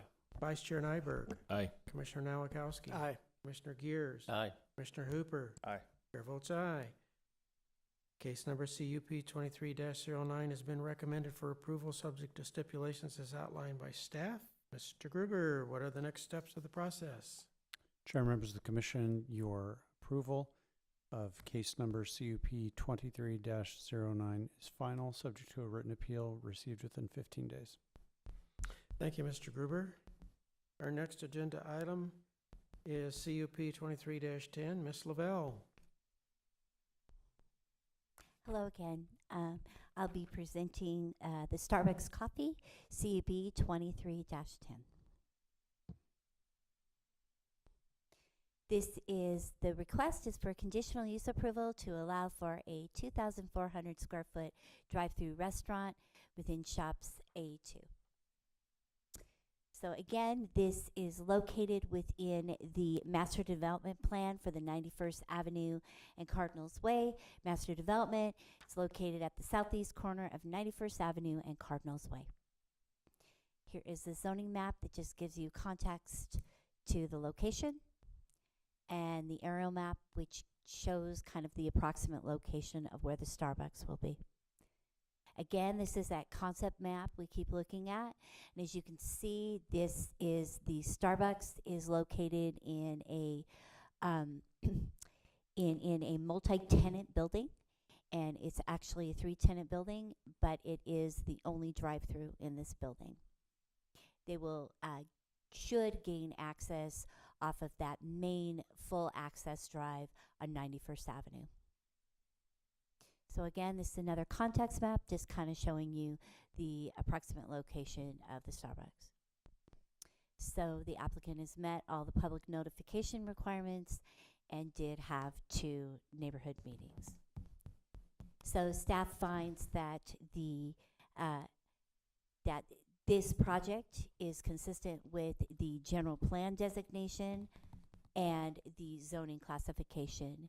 It is not anticipated that this will have a detrimental effect to the health, safety, or general welfare, for it has been adequately planned through the site planning process.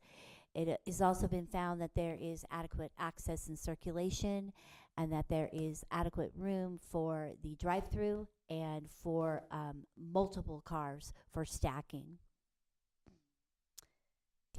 Staff recommends approval of CUP 23-10, subject to the following stipulation.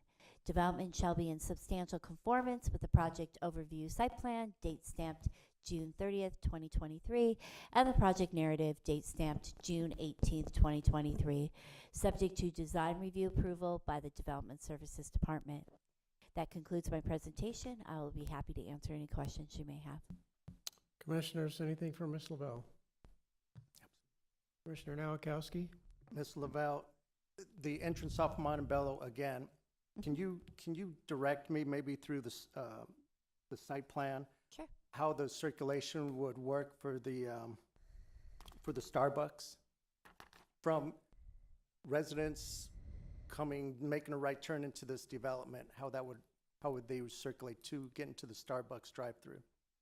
So they could, so just coming west on Montebello Avenue, they can make a right-hand turn into the development site. And then they can kind of go along. They have a couple of options. They can either kind of go through the site and go up to Starbucks, or what they can do is they can take that access aisle that goes all the way from Montebello all the way up to Cardinals Way, and they can take that access aisle, drive up, kind of circumvent all the traffic that's kind of more interior into the west, and then go in and then turn into that Starbucks drive-through. The access aisle is east of the buildings? Yes. So it kind of, if you can see right underneath where it says the little red Starbucks, it looks like there's like 3 little dots. It should look like trees, just to the actual west of that, and then to the north of that, that's where the entrance to the drive-through will be located. And you said it can handle multiple cars stacked. Yes, because how many are because we it talking wraps about? around the back of the building. You have it? Okay. Let's see. Isn't it go? Yeah. Oh, wait. Oh, did I go too high? Oh, I went too high. Sorry about that. Okay. So they enter to the south of the building where there's, okay. Oh, I think we are one too high. So anyway, they enter the south, and then the drive-through actually goes all along the back of the building and then wraps around the northern portion. So the stacking for that is, it looks like it's at least double, if not triple, that 6-car stacking. It looks like it's about at least 12 to 18 cars can fit there. Is that correct? I would agree, yes. Now, the Starbucks is in a 3-tenant building. It would have been more desirable to have it on a standalone building, in my opinion. And then having a Starbucks seems like an intense use to have right there. There's about 7-8 homes right behind there, and that's where you're going to be stacking up the cars. Just how far is that drive-through? And it's a single car, not double drive-through, right? So how far is that from the wall, the 8-foot wall that's going to be created? I'd have to give you get the architect to give the exact measurement, but at least 100 feet. So we have a 15 100 foot, feet? Yes. Okay. So we have from the That- building 100. I was going to say. From the building or from the drive aisle? The drive-through on the east side of the building to the neighborhood wall. 14 plus 26, 15, right? And then Seems 18 about more. 30 feet, maybe? 59. Huh? 59. 59. Yes. Final answer, 59. Okay. Okay, can you state your name and? Sorry. Callie Nelson, RKAA Architects at 2233 East Thomas Road. Our drive-through lanes are actually exceeding our building setback. That is, according to the city, building setback is at 33 feet. And our drive-through lanes are actually exceeding the building setback because we wanted to create that buffer and allow for, neighborly drive-throughs and allow for more buffer space to create a more pleasant experience for the neighbors on top of that 8-foot wall and furthering the drive-through lanes from the neighborhood so it didn't cause an adverse condition. Thank you. I get that. Is it a dine-in also? Yes, the Starbucks is Okay. also a dine-in, yes. All right. Thank you.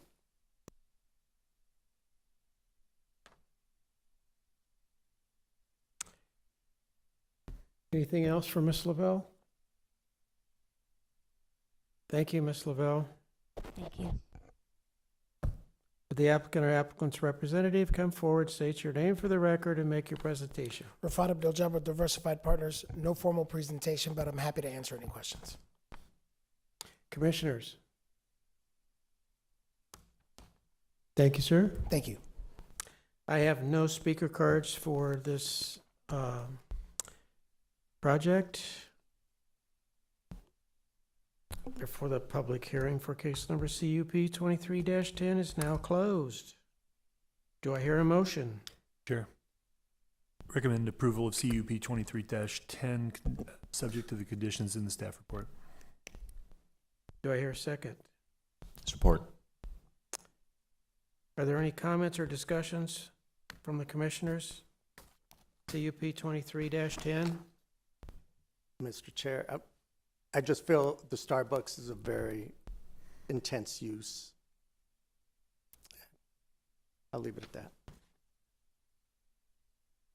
Commissioners, anything else? Okay, we have a motion and a second to recommend approval of case number CUP 23-10, subject to the stipulations as outlined by staff. I will conduct a roll call vote. Commissioner Crowe? Aye. Commissioner Cole? Aye. Vice Chair Nyberg? Aye. Commissioner Nowakowski? Nay. Commissioner Gears? Aye. Commissioner Hooper? Aye. Chair votes aye. Case number CUP 23-10 has been recommended for approval, subject to stipulations as outlined by staff. Mr. Gruber, what are the next steps? Chair and members of the commission, your action with respect to case number CUP 23-10 is final, subject to a written appeal received within 15 days. Thank you, Mr. Gruber. Our next agenda item is case number CUP 23-11. Ms. Lavelle. Okay. This conditional use permit application is for a senior taco, CUP 23-11. So this is for conditional use approval to allow a 4,200 square foot drive-through restaurant. Again, this is within the 91st Avenue and Cardinals Way Master Development Plan at the southeast corner of 91st Avenue and Cardinals Way. This is the zoning map that just gives you context of what types of zoning are going on in the vicinity. This is an aerial map that gives you kind of a general location of where the building will be located and how kind of the context of the neighborhood. Okay, again, this is just a context map that just gives you an idea of where the senior taco is going to be located. Again, this drive-through is going to be part of a building that's approximately 4,200 square feet. All the public notification requirements were met, including 2 neighborhood meetings. Staff finds that the project is consistent with the general plan designation of general commercial and the zoning classification of PAD using the C2 development regulations. It is not anticipated that this will have a detrimental effect to the health, safety, or general welfare of the neighborhood because it has been adequately planned through the site plan review and reviewed by city departments. It has been found that there is adequate access and circulation for the site, and it was reviewed by the City of Glendale Transportation Department. Staff recommends approval of CUP 23-11, subject to the following stipulation. Development shall be in substantial conformance with the project overview site plan, date stamped June 30th, 2023, and the project narrative, date stamped June 18th, 2023, subject to the design review approval by the Development Services Department. That concludes my presentation. I will be happy to answer any questions you may have. Commissioners, anything for Ms. Lavelle? Thank you, Ms. Lavelle. Will the applicant or applicant's representative please come forward, state your name for the record, and make your presentation? Rafat Abdul Jabbar with Diversified Partners. Ms. Lavelle, thank you. Thank you so much. Everyone on stage, Commissioner Crowe, Commissioner Nowakowski, and the other commissioners and staff, thank you so much. It has been a very, very long evening. I have no formal presentation, but thank you guys so much for your help on this. We're very happy to do another project in the city and looking forward to kicking this one off. Thank you. I have no speaker cards for this item. Therefore, the public hearing for case number CUP 23-11 is now closed. Do I hear a motion? Chair. I move to approve CUP 2311 per the findings and subject to the stipulation contained in the staff report. Second. Are there any further comments or discussions regarding CUP 23-11? Okay, hearing none. We have a motion and a second to recommend approval for case number CUP 23-11, subject to the stipulations as outlined by the staff. I will now conduct a roll call vote. Commissioner Crowe? Aye. Commissioner Cole? Aye. Vice Chair Nyberg? Aye. Commissioner Nowakowski? Explain my vote. Before I vote, I really hope that there is some kind of mitigation, mediation that can occur if there is traffic issues concerned on Montebello. And I see you nodding, so that's kind of like a affirmation, because I heard you want to be good neighbors, and that's who you are. So I really hope that, because there's only 2 entrances, exits into that community, and I just don't want it to be problematic. It's a great development, but there's some concerns, and especially with the intensity of the Starbucks. So hopefully things work out. Congratulations. I vote aye. Commissioner Gears? Aye. Commissioner Hooper? Aye. Chair votes aye. Case number CUP 23-11 has been recommended for approval subject to stipulations as outlined by staff. Mr. Gruber, what are the next steps?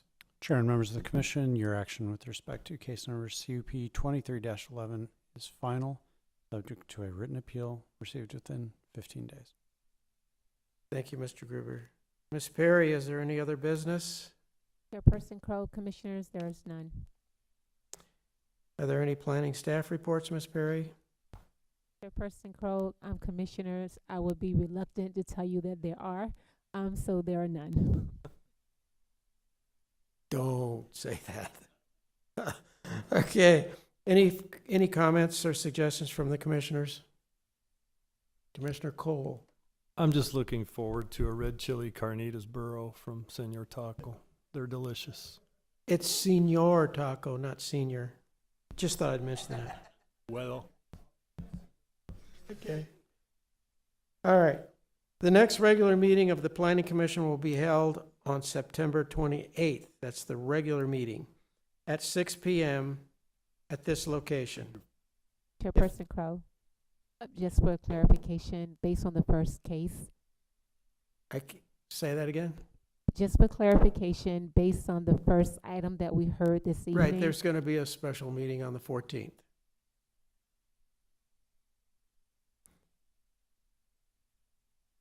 We do. We have one on the 28th. So are those going to be regular meetings, or is it just the 28th, the regular meeting? I think for the sake of just giving clarity for anyone that's listening, so we have 2 scheduled meetings. We normally do it on the lateral part, but in this particular case, based on today's public hearing, our next scheduled meeting will be for September the 14th, followed by a scheduled meeting for September the 28th. Okay. Then our next meeting will be September 14th with the next regular scheduled meeting on the 28th at this location at 6 p.m. If there's no further business, I will now entertain a motion to adjourn. So moved. Do I have a second? I have a motion and a second to adjourn. All those in favor say aye. Aye. Aye. We're adjourned.